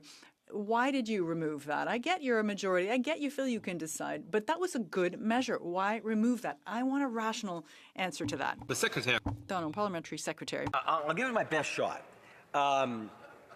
It's because of a specific recommendation, believing that Madam Arbor knew and consulted and worked with hundreds, if not going into 1,000 directly or indirectly, including victims. And her recommendation says they should be prosecuted exclusively in civilian criminal courts in all cases. Now, there's the exemption if it takes place outside of Canada. I have more confidence in that report today than personally than what has been brought before me. And that's the reason why. Resuming debate. Reprise débat. The honourable member for Bruce Grey Owen Sound, and the honourable member will have just under 4 minutes to make his remarks. The honourable member. Thank you, Mr. Speaker. And because of the programming motion and the time allocation of this, I'm going to be the last individual in this chamber unless the bill comes back, which there's a very much high probability that it may come back based on the Minister of National Defence indication earlier on in this chamber. When I spoke into this bill earlier this week, I highlighted the importance that we get this right. This is about the victims. This is about our military justice system. This is about retaining the credibility of our military police and our military prosecutors, but it's all in the end about a victim-centered, trauma-informed decision within our Canadian Armed Forces. I've highlighted before that ultimately the decisions that were made in the late 2021 by the Director of Military Prosecutions to, in light of the report that came out of Justice Arbor, to transfer the majority or try to transfer all criminal code sex offenses to the civilian authorities. What we have learned in the last basically 5 years is that A, the civilian police of jurisdiction don't have the resources or the capacity to deal with all these criminal code sexual offenses. Part of the reason sometimes is because sometimes they're historical in nature and they don't view they're in the best interest of public safety here in Canada. However, they're definitely in the best interest of justice within the Canadian Armed Forces and discipline and the necessary requirements that we need in our Canadian Armed Forces members. The challenge we're going to have, that if Bill C-11 passes with all the amendments that were done, in some cases with all party consents, get removed, and this bill passes in its current form, the challenge we're going to have is these victims are not going to get justice. Two things that I think we're going to see happen at the Senate. based on the minister's own commentary here in the chamber, he's opening to the amendment that did pass at committee that the government has since removed, that a sunset clause be put back into the bill. The other thing I think needs to be included in the bill, Mr. Speaker, is some sort of data collection. The biggest challenge we hear all the time, and especially as these cases get transferred to civilian authorities, A, how many do they actually take? How many result in a charge being laid? How many end up with something occurring? These are all very important things that I think need to be done, and I encourage those members in the other place to take this into consideration as this bill goes forward. But the ultimate disappointment I have with the government's decision not to respect the victims and the decisions made at committee is that we're not going to get this right. And as I said before, I predict for those of us that will have the privilege to still be in this chamber in a few years, we're going to be dealing with the next iteration of this bill and unfortunately apologizing to the victims that aren't going to get the justice that they deserve. Thank you, Mr. Speaker. Order. It being 1:15 p.m., pursuant to order made on Monday, May 4th, 2026, it is my duty to interrupt the proceedings and put forthwith every question necessary to dispose of the third reading stage of the bill now before the House. The question is as follows. Monsieur McGuinty, appuyé par Madame Mr. McGuinty, seconded by Ms. McKnight, move that Bill C-11, an act to amend the National Defence Act and other acts, be now read a third time and do pass.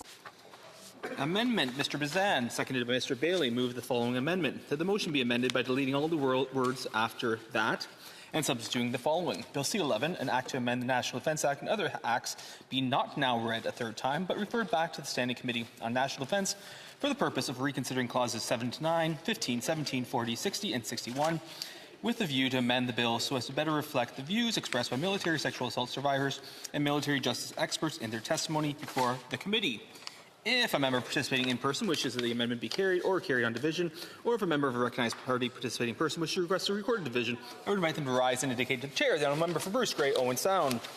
Mr. Speaker, I respectfully request a recorded division for both votes.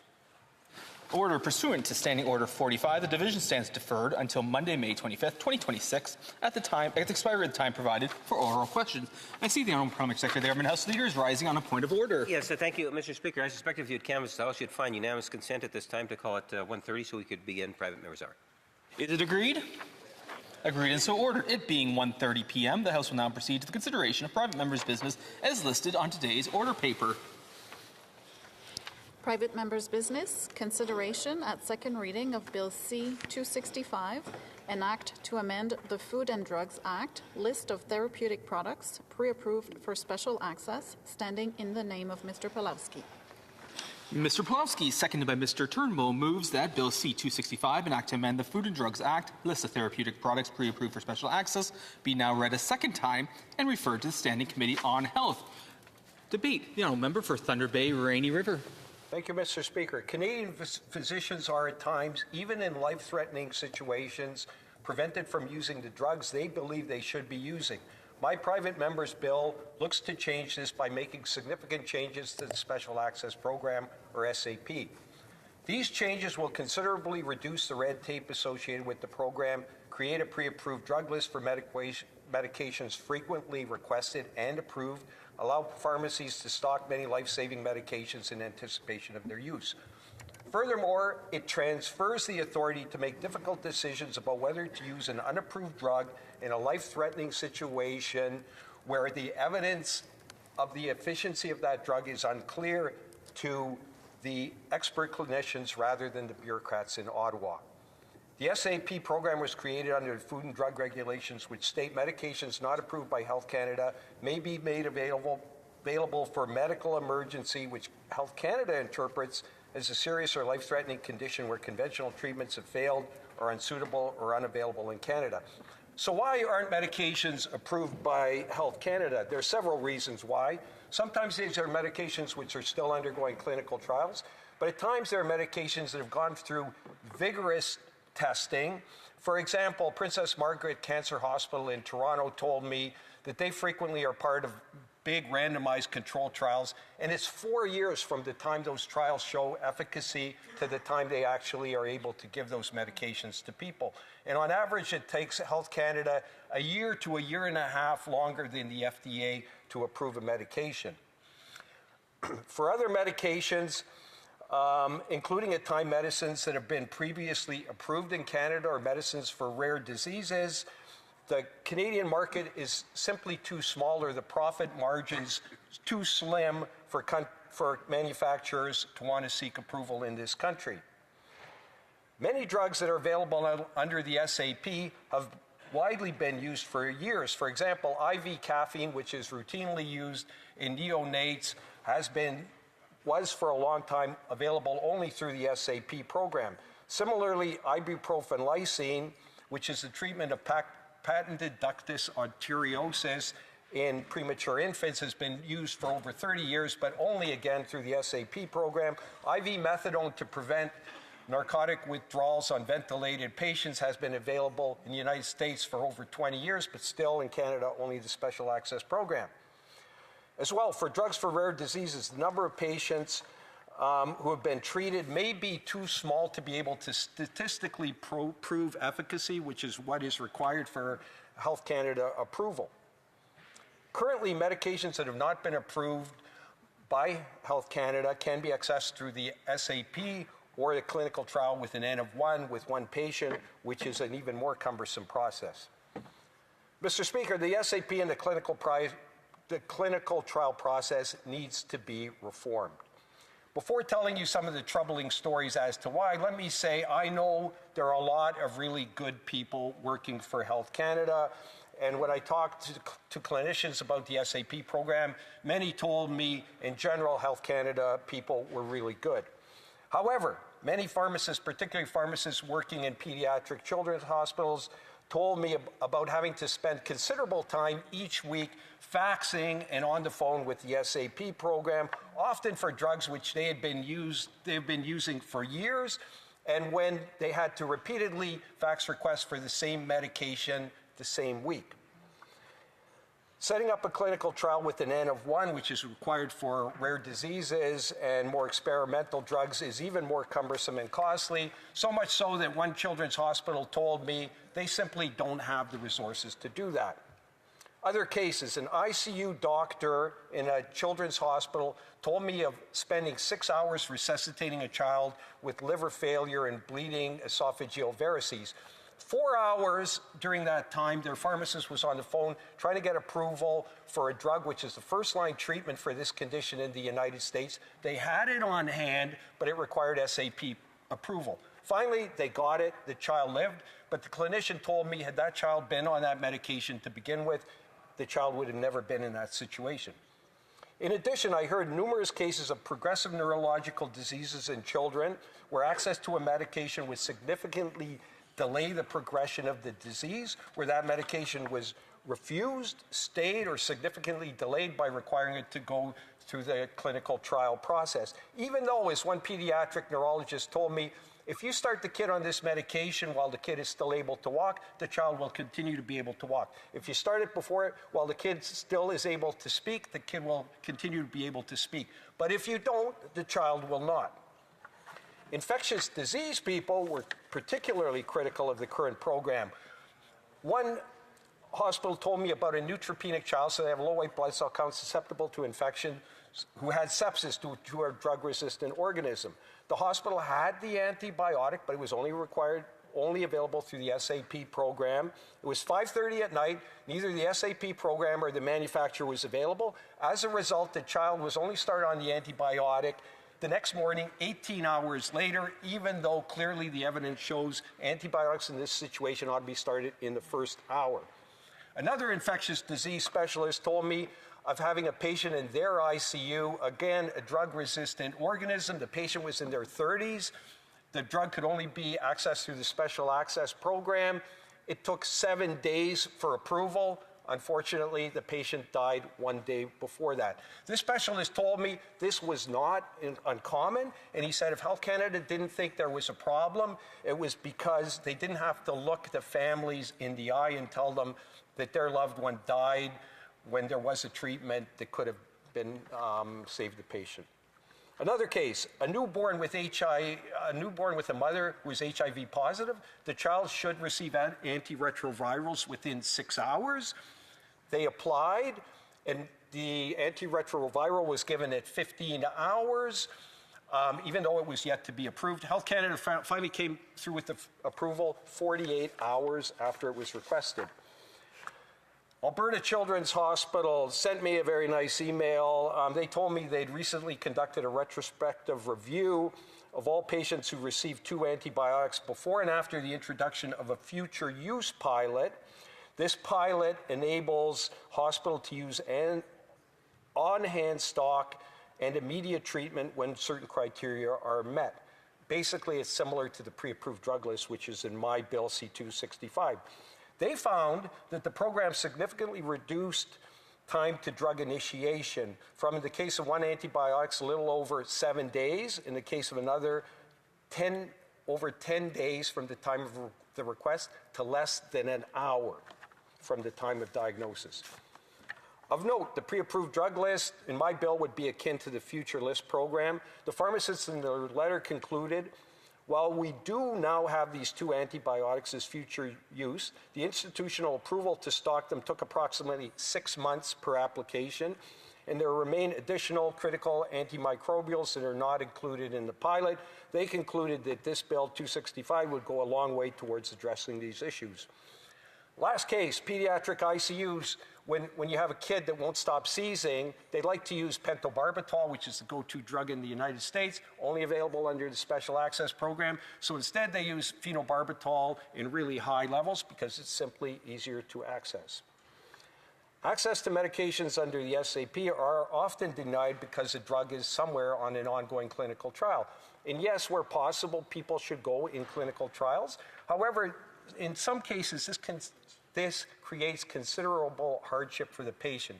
So, for example, I had one friend who had cancer. His brother had to bring him back and forth from Thunder Bay to Duluth to get chemotherapy because the Special Access Program denied him access. Similarly, I heard from the pediatric hospital in Montreal, they have to send patients to Toronto because the randomized control trial is in Toronto.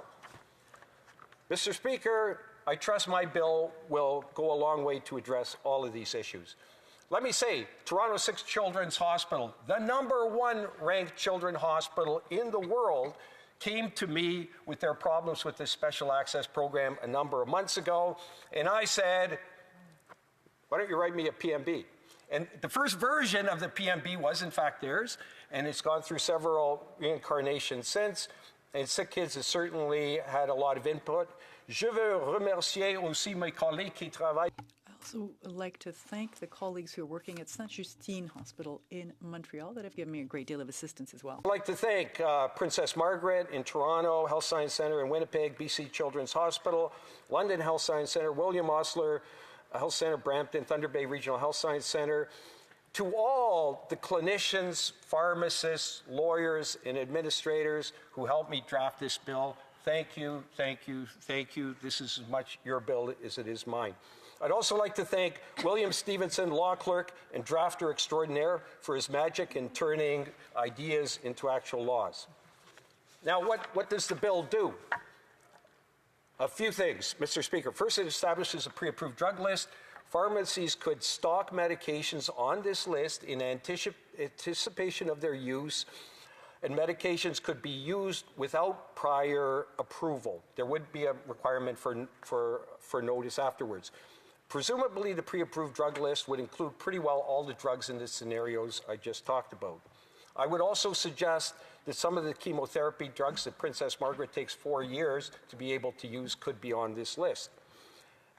A committee of experts would advise the minister as to what drugs ought to be on the list. Furthermore, the minister would be able to limit the use of drugs on the pre-approved drug list. For example, they could limit the use of antibiotics to infectious disease specialists, required that they be used in certain settings like an ICU, or to be only used by doctors with certain qualifications. For other non-approved products, either for use in the emergency treatment or prevention of the progression of serious or life-threatening conditions, this requirement remains.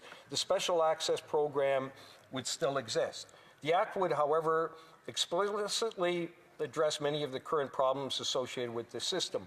For example, once implemented, Health Canada could not deny someone access to a program, to a drug, simply because a randomized control trial was going on somewhere in the world. Or because they couldn't deny access because all other available and approved drugs had not been tried, or because the evidence for the use of the drug was dated, all of which I hear are frequent reasons why access to a drug is denied. In addition, importantly, the Act creates a presumption which would be determinative when the evidence for use of a drug may be unclear. This presumption would allow two clinicians with the requisite expertise in the field to override a denial if they attest to the treatment plan being the one which is in the best interest of the patient, the fact that they believe the benefits will outweigh the risks, and thirdly, that the patient has given full informed consent knowing a higher risk with an unproven drug. Mr. Speaker, the drug approval system needs to be improved for other reasons. For example, treatments in cancer are now targeted to the specific genetic sequence of that cancer. And so being able to expeditiously do a randomized control trial and show statistic evidence of the efficacy of drug rapidly is pretty well impossible. So we need to have a drug approval system which is more nimble than what we currently have. Mr. Speaker, in conclusion, to deny someone who may be dying access to a medication that expert clinicians might believe might help them is, I think, cruel. I also think most Canadians would agree that the decision of whether to try such a drug when the evidence is unclear is best left to clinicians with an expertise in the area rather than bureaucrats in Ottawa. A word of caution, however, we also certainly need to protect the public from unsafe medications and from predatory marketing of pharmaceuticals.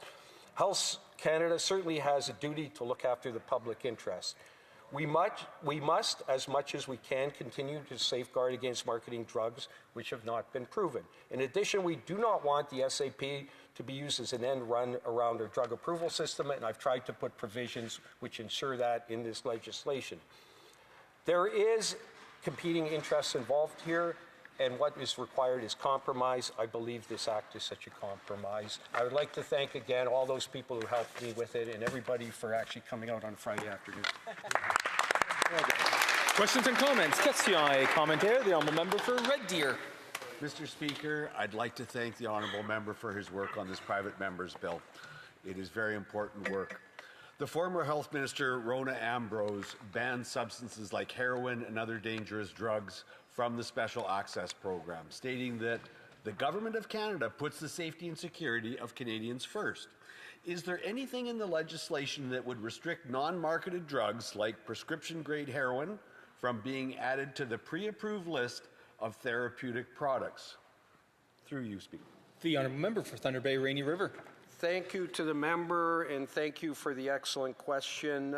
This is a difficult question. There is, as I recall, a provision which allows the minister to restrict the use of a drug to protect the public interest, and so we certainly have to ensure, and I think this is the most important thing, to ensure there isn't diversion of those drugs. I think there are examples, and I would suggest methadone, IV methadone, which perhaps should be on the pre-approved drug list, to only be used in ICU patients who are already on methadone who would otherwise be going into withdrawal. I think there's good reasons why you might want to put that on the list, but I understand his concerns, and certainly it would be something that we could talk about when we bring it to committee. Question et commentaire. L'honorable député. The honourable member for Jonquière. Thank you, Mr. Speaker, and I'd like to congratulate my colleague for his bill, which has great intrinsic value. One little concern, when we're talking about medication, when we're talking about health, usually that's Quebec and provincial jurisdiction. And if you look at the bill more closely, there's no consultation process that's direct. Is that something that maybe could have been in there? Consultation with Quebec, and maybe that'll come later. For Thunder Bay, Rainy River.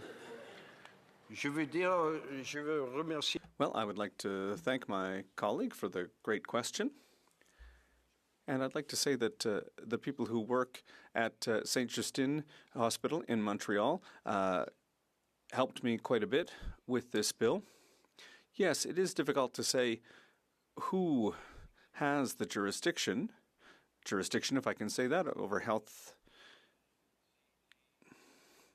Both levels of government have their role to play in jurisdiction over health.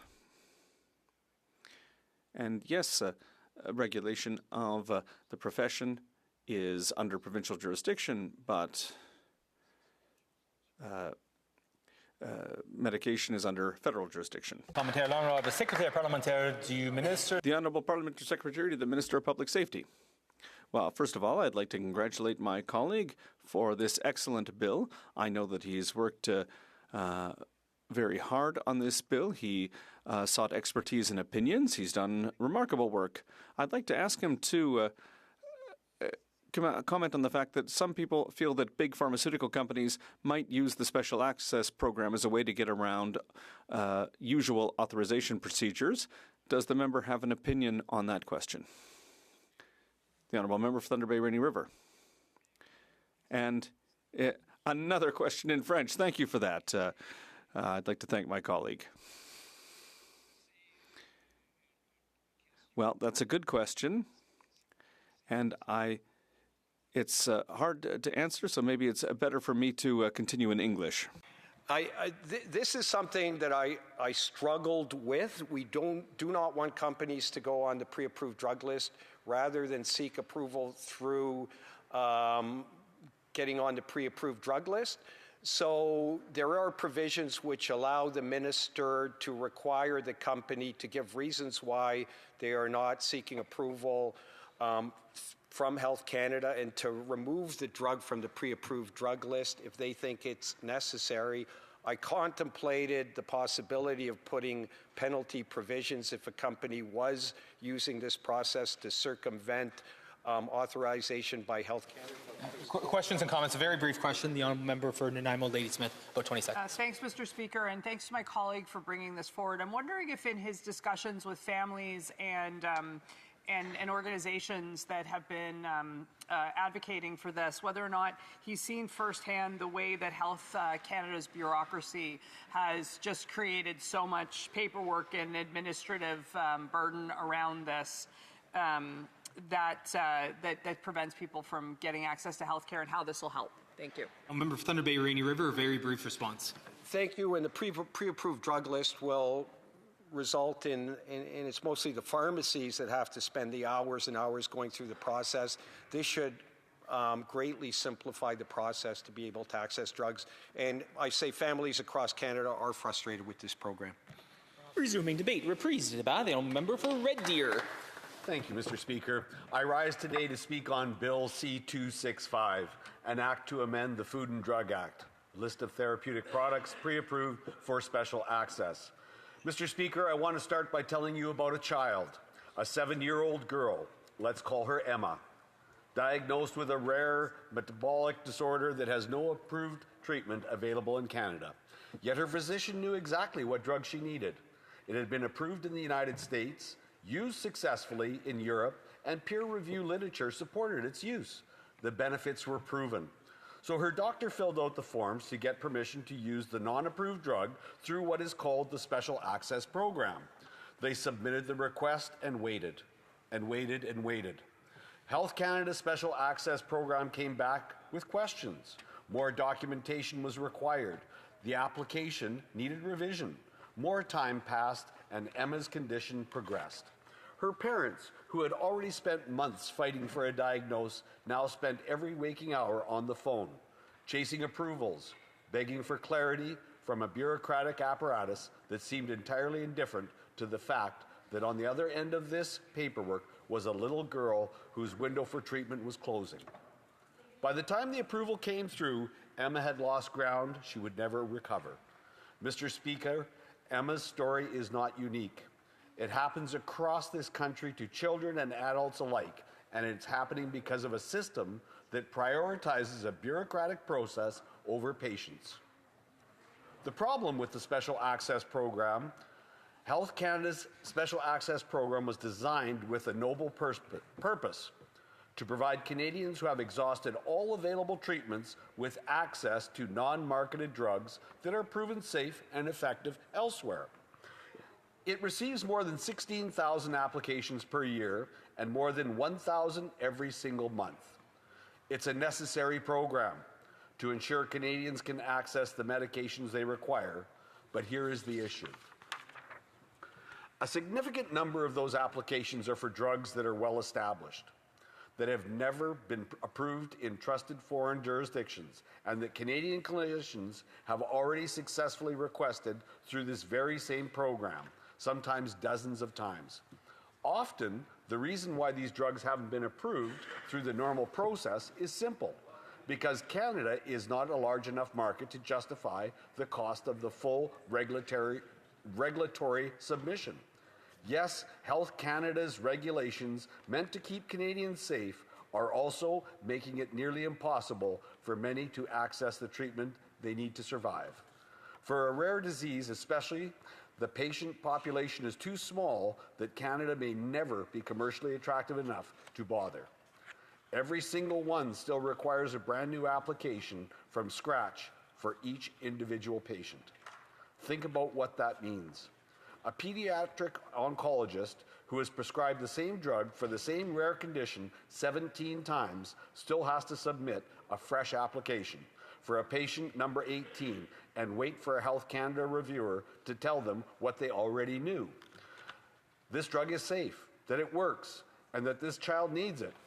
For routine access therapies, the Special Access Program serves no function beyond introducing delays and unnecessary administrative burden. And when a Special Access Program application is denied, families and clinicians are left with gut-wrenching choices: forego treatment entirely, enter into a clinical trial program, or uproot their lives to seek care outside of Canada. According to the Canadian Organization for Rare Disorders, only 60% of rare disease treatments even make it to Canada, and most arrive up to 6 years later than in the United States and Europe. 6 years, Mr. Speaker, 6 years is a childhood. What does C-265 does? Bill C-265 proposes a reform to this broken system. First, it affirms something that should frankly go without saying: that a licensed physician may administer a lawfully available therapeutic product in an emergency where it represents their best clinical judgment. We should not need legislation to say this, and yet here we are. Second, and this is at the heart of the bill, it requires the Minister of Health to establish and publicly maintain a pre-approved list of non-marketed therapeutic products for serious or life-threatening conditions. Products on this list could be ordered by practitioners directly without going through the current case-by-case approval process. To be eligible for this list, a product must have either previously received a letter of authorization, previously held an authorization that was not canceled for safety reasons, or be currently authorized by a comparable foreign regulator.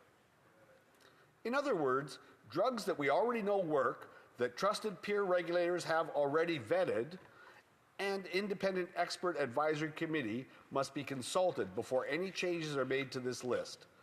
The bill also codifies the criteria for issuing emergency letters of authorization so that doctors are not denied these letters for frivolous bureaucratic reasons.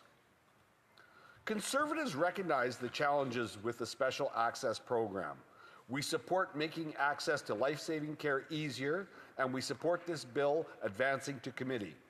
However, we have concerns about several provisions that require amendment before we can offer unqualified support. Let me be clear about what worries us. First, the bill creates a presumption of approval for a letter of authorization when two specialist clinicians submit a joint treatment plan. That sounds reasonable on the surface, but there is no requirement that those two clinicians be independent of each other or independent of the treating practitioner. This opens the door to rubber stamping by associate colleagues and could undermine the entire purpose of requiring multiple clinicians to attest. Secondly, the bill contains no explicit exclusions for controlled substances from either the letter of authorization process or the pre-approved list. That means substances like pharmaceutical-grade heroin could potentially be placed on this list. There is a removal mechanism for misuse and diversion, but inclusion should never have been possible in the first place. Some members of the House may recall that this is not a theoretical concern.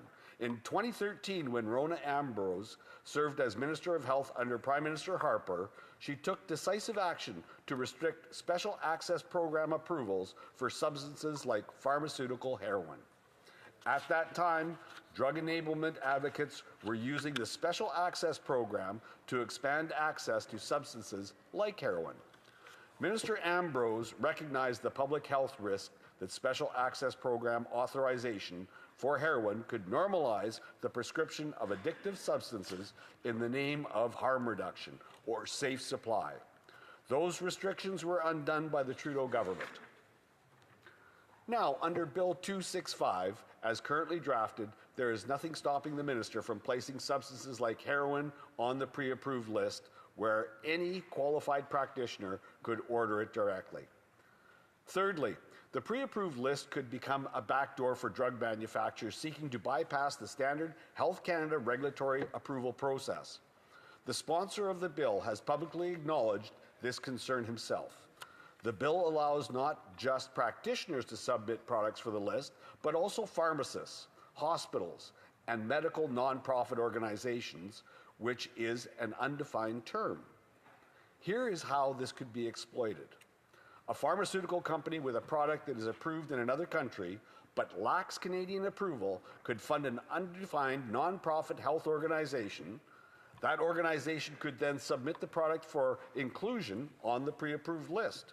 Once on the list, the manufacturer can sell the product directly to Canadian practitioners without ever going through the safety and efficiency reviews required for full Health Canada approval.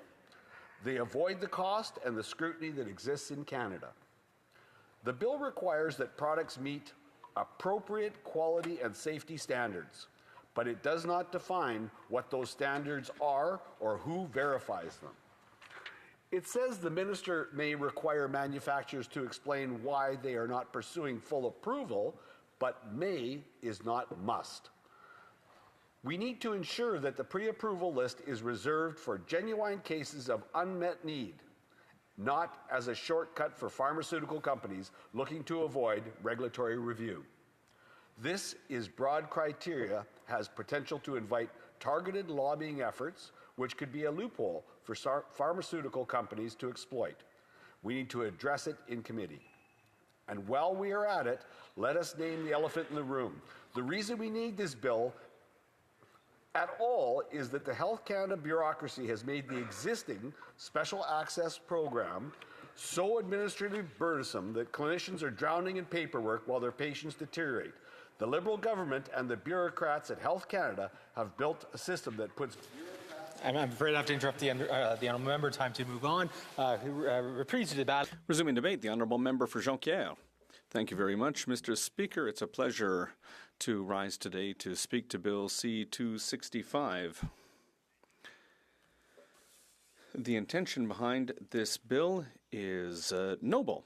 It's important to note that to facilitate access to therapeutic products for patients who wish to obtain innovative or drugs or therapies when that is the only remaining option for them. I want to note that this is a great goal. And I would also note that many members of Parliament, like myself, have at one point or another in their careers received letters from patients who wanted access to a drug that is not available in Canada, but which is available elsewhere in the world. So probably, like me, my colleagues have already received that kind of communication. And I have no doubt that all colleagues also understand the desire that everyone has to have access to the best possible treatments when they're fighting for their lives. So for that reason, the Bloc Québécois will support the approach in my colleague's bill. The bill will streamline applications submitted under the Health Canada Special Access Program. Indeed, the creation of a list of pre-approved drugs will facilitate the processing of applications. This program allows a physician or a dentist to request access to a drug that is not available for sale in Canada. To qualify, certain criteria must be met. First, the drug must be requested in the context of an emergency. In other words, it must be requested by a person suffering from a serious or possibly life-threatening illness. This program is a last resort. All other treatment options must have failed, and the drug must not be available in Canada. The manufacturer determines the cost of the medication. In some contexts, it may be provided free of charge, but it is possible that certain costs may be borne by hospitals, by public or private insurers, or even in some cases by patients and their families. Applications submitted under the program are evaluated based on various criteria, including urgency and the availability of alternatives, medical history, and evidence of the new drug's safety and efficacy. The bill would streamline the processing of these applications because the list of approved drugs would reduce the administrative burden associated with assessing the safety and efficacy of a new drug. In theory, at least, this would help reduce processing times. However, we do have some concerns about the effects of this bill. First of all, Quebec and the provinces are absent from this initiative. As I noted to my colleague during the question and answer period earlier, as everyone knows, provinces and Quebec are the driving forces behind our healthcare systems, and especially for our drug insurance programs. However, for access to these drugs to become a reality, it's imperative that Quebec and the provinces be consulted so that they can harmonize their regimes. Otherwise, only the wealthiest individuals will be able to access these drugs, which runs counter to a fundamental principle at the heart of the Canada Health Act, which is accessibility. We would like to know whether the bill's sponsor considers the cost provisions currently outlined in the program to be sufficient, and that's something that we could look at for sure at committee. Quebec already has a program that allows patients under specific conditions to access drugs not covered by the RAMQ, namely the measures for exceptional drugs and exceptional patients. The program does not provide access to drugs that are not marketed in Canada, but rather only to drugs that are not on the list of insurable drugs. Consequently, the bill would not interfere with the program that already exists in Quebec. However, we still hope that Quebec and the provinces will be consulted because it's the hospitals, the doctors in the provinces who are going to have to navigate this program. Regarding the procedures for adding drugs to the list, ethical questions related to the creation of the advisory committee and the application process would have to be addressed. To this end, the Bloc Québécois will take the time to consult with experts and stakeholders during the committee review of this bill. So we'll look forward to working on this bill in committee. Thank you, Mr. Speaker. Resuming debate, reprise débat de l'Honorable Parliamentary Secretary to the Minister of Finance. Thank you, Mr. Speaker. I want to begin today by telling you about a child who is sick, whose parents have been told there is a real promising treatment that isn't yet available in Canada, not because it doesn't work, not because it isn't safe, but because the paperwork hasn't caught up, because the system wasn't designed for that child in mind. As a father of 3 beautiful girls, I couldn't imagine the sense of desperation that parents would be in that moment, but I definitely feel an imperative to support this bill and to do everything we can to prevent parents from having to go through that in those life-changing moments. This is the problem my colleague from Thunder Bay Rainy Rivers trying to solve through this private member's bill C-265 and is proposing to fix. So I'm proud to rise today in strong support of this bill brought forward by my friend and colleague, who is an ER physician and a member of this House who understands, I think, better than most of us, what it means when a patient's time starts to run out. This is not a partisan issue. This is about whether we are ready to put patients first, empower clinicians, and help reduce barriers to saving lives. Mr. Speaker, I bring a particular lens to this bill. I've never been a physician, of course, but before coming to this House many years ago, I spent time working in medical research ethics at the University of London, St. George's Medical School, where I helped to oversee more than 500 clinical trials and research projects. And I have sat in review meetings, I have read the research protocols and pored through the applications. I've seen what it takes for promising treatments to move through the system, and more importantly, how long it takes. I know what rigor looks like, and I know what evidence-based medicine looks like, and I can tell you with confidence, this bill does not cut corners. Instead, this bill cuts red tape. And those are two very different things. I've also seen the other side. I've spoken with families who were told to wait, who were told to be patient, who watched their loved one deteriorate while a treatment that might have helped sat across a border or in a regulatory queue. That experience stays with you.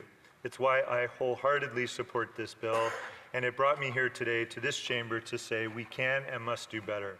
Mr. Speaker, let me describe what our current system looks like in practice. A doctor, let's say a pediatric oncologist in the world-renowned Sick Kids Hospital in Toronto, has a 9-year-old patient. She has a rare form of cancer. Her family has exhausted the standard treatments. Her parents are desperate. And her doctor knows about a treatment being used successfully in, say, Europe. It's passed clinical trials abroad. It's being administered to children just like her in Germany and France, in the United Kingdom, but not yet approved here in Canada. So the doctor goes through the special access pathway, and she fills out forms. She waits. She follows up. She waits some more. She follows up some more. And weeks pass. And this child, in that time, is getting sicker and sicker. Now picture the same scenario at Princess Margaret Cancer Centre in Toronto, one of the top cancer hospitals in the world. Their specialists are seeing the same thing, cutting-edge science at their fingertips, but bureaucracy stands between the treatment and the patient. This is not hypothetical. This is happening right now in hospitals across the country. Delays are holding up access to life-saving medication. And the impact is not just medical, it's financial and emotional. Families are spending their savings traveling abroad for treatments, in some cases, that are available only elsewhere. Parents take unpaid leave. Siblings grow up in the shadow of a crisis. Our system has the power to ease, but hasn't yet. Mr. Speaker, what does Bill C-265 actually do? I want to break this down in plain language as I understand it, because this matters to every Canadian, not just those who work in medicine. Right now, if a doctor needs to access a treatment that isn't yet fully approved in Canada, they have to navigate a slow, complex, case-by-case process every single time. Bill C-265 changes that by creating a pre-approved list of therapeutic products for special access. Think of it as a curated catalog of treatments that have already been vetted, already been shown to work in other rigorous health systems, and can be accessed more quickly when a doctor determines a patient needs them. Think of it like a pre-cleared lane at the border. The work has already been done, the safety checks are already being run. When a doctor needs to act, especially in an emergency, they shouldn't have to start from scratch and can use their clinical judgment to determine what treatment is in the best interest of the patient. And critically, the safeguards are there in this bill. This bill does not allow just anyone to access any drug just anytime they feel like it. The health minister retains the ability to restrict access for specific uses and specify limitations on practitioners and the settings for those usages. The minister can add new products and remove any of them the moment safety concerns arise. The integrity of our drug approval system is also protected. This does not allow Big Pharma to circumvent Health Canada's rigorous regulatory approval process. The bill gives the minister the ability to, on reasonable grounds, ask a manufacturer of a therapeutic product for an explanation if they suspect they're trying to circumvent the regulatory approval process, and can remove that product from the list immediately if the reasons that are given are deemed unsatisfactory. The bill also brings real transparency to this process. There will be a public list of approved products updated regularly with annual reporting on access timelines and outcomes. Both practitioners and manufacturers will be required to report. This is accountability built right into the heart of this legislation, not as an afterthought. Mr. Speaker, one of the things I love most about this bill is that it trusts doctors to be doctors. We train our physicians for over a decade. We put them through the most rigorous education and examination in the world. Then in the moment of a medical urgency or emergency, we ask them to stop and file paperwork and then wait. While lives hang in the balance, they should be empowered in those moments to do what they do best. Imagine if we asked a firefighter, Mr. Speaker, rushing into a burning building to first complete a request form before grabbing the hose.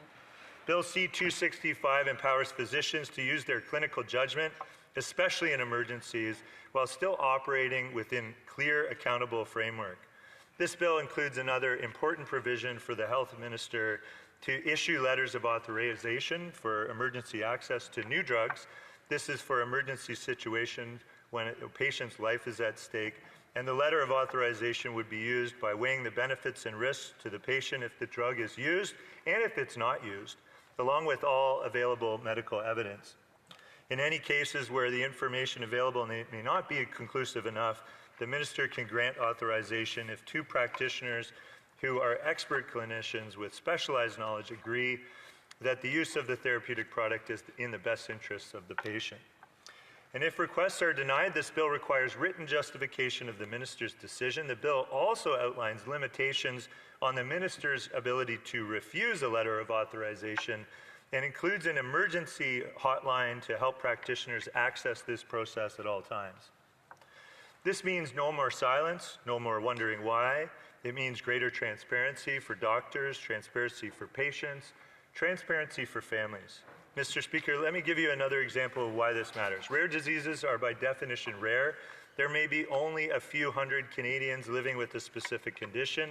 Because the market is small, pharmaceutical companies don't always prioritize getting approval here first. They go to the United States, they go to Europe.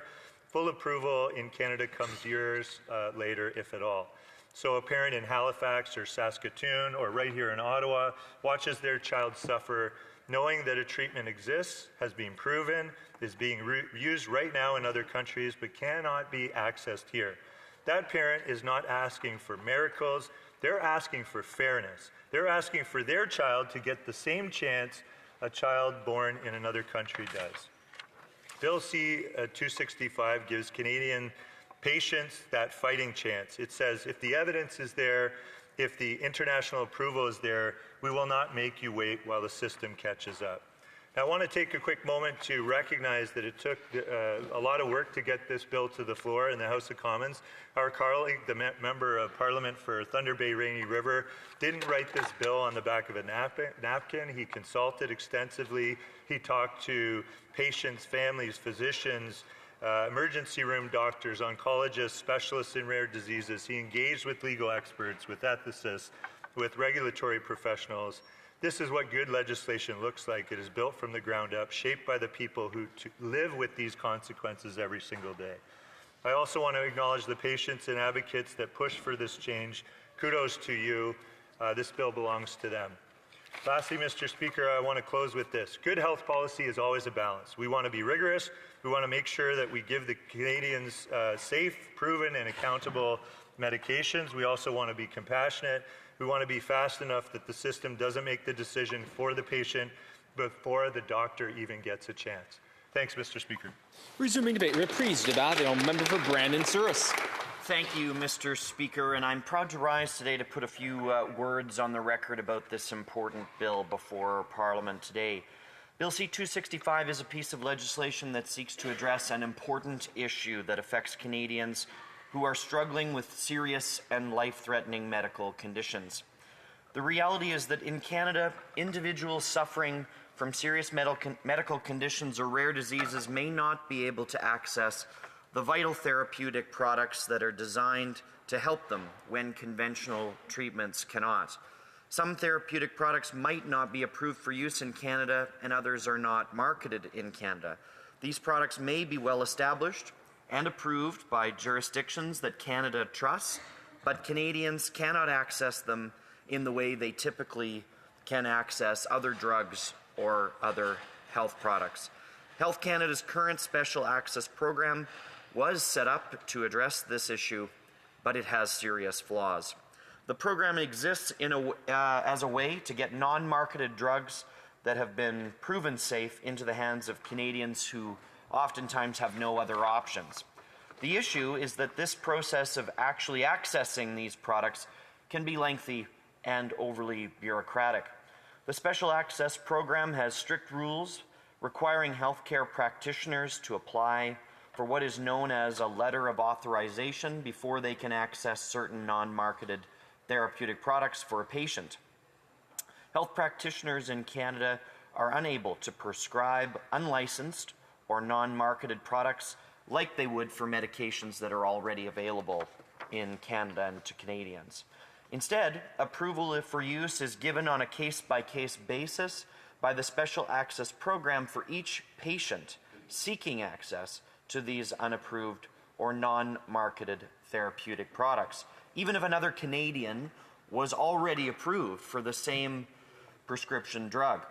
This has created a system where treatment has been proven effective in other countries and even approved for other Canadians and proven effective, but it's still out of reach for new individuals who are diagnosed with a particular condition and then who need to access that because of the administrative burdens of the program. Receiving over 1,000 applications monthly, or more than 12,000 each year, the Special Access Program has been a critical pathway for Canadians to receive medications that could help them, but faces significant delays. This often results that at desperate moments in the lives and the healthcare journeys of those suffering with severe conditions or concerns, thousands of Canadians can lose critical hours, days, weeks, or months waiting on a letter or a response to their request, waiting on, in other words, Mr. Speaker, bureaucratic approvals as they watch their health decline. In some cases, Canadians lose this precious time waiting just to find out that it's not a positive response and their application has been denied by the program.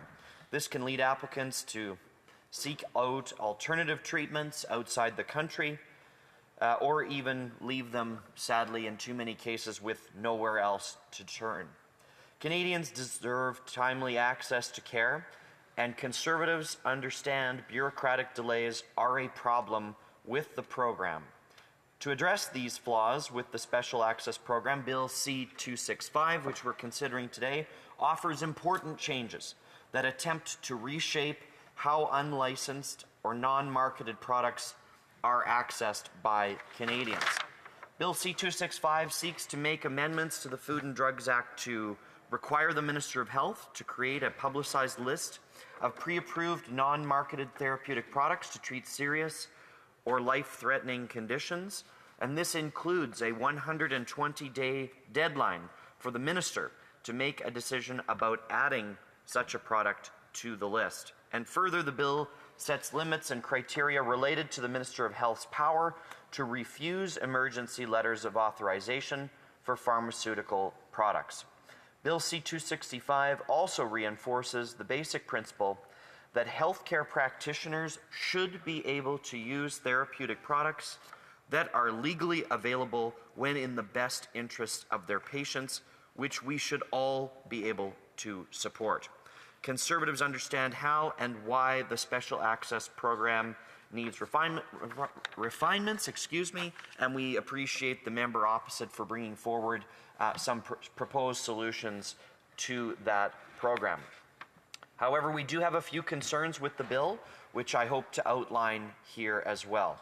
Without guardrails in place, Mr. Speaker, the bill has the ability to create risk here in Canada, both for the health of Canadians and the influence of corporations. But that said, I want to be clear that we do see potential in this bill and how, in principle, it could benefit Canadians who struggle with different stages of accessing these therapeutic products which may have already been approved and are used by other Canadians. To get this bill right, considerations must be given to how it would come into force and what unintended consequences it may have without key amendments. One of our broader concerns with this legislation is the lack of a safeguard against controlled substances like diacetylmorphine, or heroin, from being included on the list. As written, the new authorization process creates an avenue for the Minister of Health to add harmful and illegal substances potentially onto the pre-approved list. These are provisions that were removed by a previous government after having been on the list in the past. Simply put, this would mean healthcare practitioners could access substances like pharmaceutical-grade heroin, even though they are considered restricted or illegal drugs in Canada. Under a previous Harper Conservative government, intentional restrictions were placed on the Special Access Program to prevent the approval of many such restricted substances. Despite that work being reversed by Trudeau Liberals, we have an opportunity with this bill to get it right and prevent addictive substances from being placed on this pre-approved list where they could pose significant risks to our public health. This bill also creates blind spots within the pharmaceutical approval process and a lack of oversight for which products are added to the pre-approved list.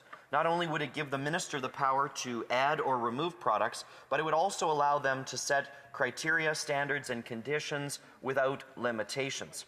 A potential safeguard put in place to ensure due diligence with the pre-approved list is an advisory committee who must be consulted before the list is amended. But unfortunately, we have no idea who will sit on that committee or who determines its composition. Given the important role that this advisory committee would play, Conservatives would need to understand its composition, and ensure the selection standards are clear. Finally, for our concern, the Bill 265 opens the door for corporate influence that directly contradicts safeguards already in place for pharmaceutical companies who want their products in the Canadian market. And I know the previous member has spoken to that already today. The bill seeks to allow those therapeutic products which are placed on the pre-approved drug list to be exempt from the Food and Drug Act's regulatory power, which means companies could sell their products in Canada without being subject to the stringent reviews that Health Canada requires of the normal process. A similar regulatory bypass created in this bill comes in the presumption of approval for a letter of authorization if just two expert clinicians put forward a joint treatment plan. So while the principle makes sense on the surface, the bill offers no way to ensure that these individuals are independent from one another or a verification that one of the two experts is not the practitioner responsible for treating the patient who is seeking the approval. There must be checks and balances in place to ensure that drugs added to the pre-approved list and that receive the letters of authorization meet clearly defined and verified safety standards. So, in closing, Mr. Speaker, Conservatives stand firm in our belief that Canadians deserve timely access to health care, and we appreciate that the member is trying to deal with that very real and challenging issue that many Canadians face, and that we also believe that when they access that care, Canadians should not lose their life savings because of unforeseen health complications or expensive prescription drugs. Conservatives support getting this well-intentioned bill to committee, where we can strengthen it by strengthening safeguards to ensure controlled and addictive substances cannot be added to the pre-approved list, improving oversight and accountability around the minister's authority and the advisory committee responsible for reviewing products, closing loopholes that could allow pharmaceutical companies to bypass Canada's existing regulatory approval access, and ensuring the emergency authorization process includes clear, independence, and verification standards for expert clinicians. Thank you, Mr. Speaker. Resuming debate. Reprise débat. The honourable member for Nanaimo Ladysmith, and I'll inform the member she'll have just under 5 minutes to make her intervention. The honourable member. Thank you, Mr. Speaker. I'm grateful for the chance to speak today to Bill C-265, an act to amend the Food and Drug Acts regarding a list of pre-approved therapeutic products for special access. The bill attempts to address a very real and human problem, and I laud the honourable member from Thunder Bay, Rainy River, for bringing it forward so that we can have the collective opportunity to think about and act on this important issue. As we've heard this afternoon, across Canada, there are patients facing serious illnesses, rare diseases, aggressive cancers, and rapidly deteriorating conditions whose approved treatment options have either failed or simply do not exist. In those moments, no one cares about ideology or partisanship. What they need is hope. They want time. And they're looking for options, anything that might help when all other doors appear to be closed. That's the purported purpose of the existing Canada Special Access Program. Under the program, healthcare professionals can request access to therapies that are not yet approved in Canada for patients with serious or life-threatening conditions.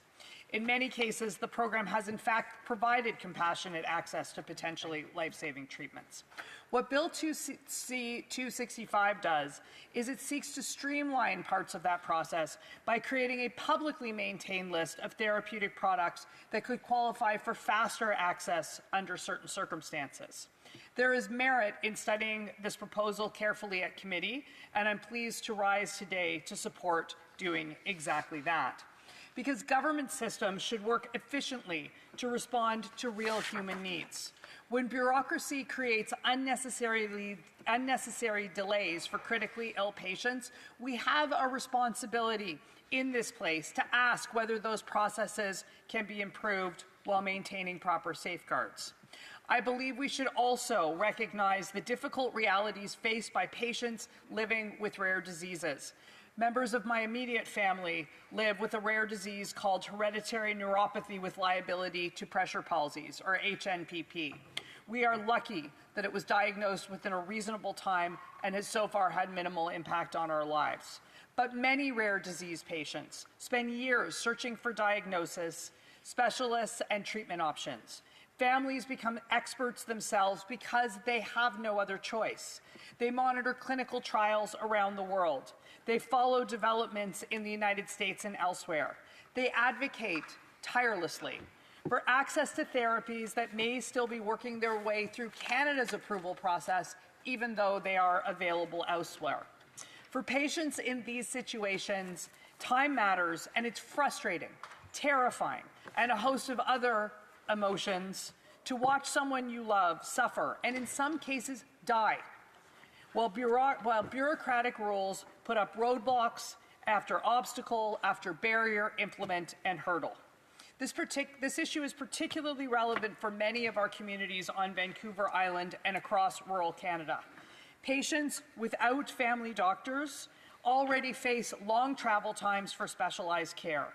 Families in rural areas often experience delays in accessing diagnostics, specialists, and advanced treatments. Whether you or someone you love is fighting a fast-moving illness, every additional layer of delay can feel overwhelming. Bill C-265 seeks to address that concern by allowing certain therapies to be placed on a pre-approved list for faster consideration under the program. The idea deserves thoughtful examination, and many people in the House, including the proposer of this bill, have talked about the issues that need to be studied at committee, so I am not going to go through them here. What I am going to do is thank my colleague across the way for taking the time to really think about what we can do in this place to help real families and real people across the country live full, better lives, not spent chasing therapies that they may or may not be able to access in the long run. Thank you very much, Mr. Speaker. Thank the honourable member, and she will have a little over 5 minutes coming back to her, should she so choose, next time this House considers the matter.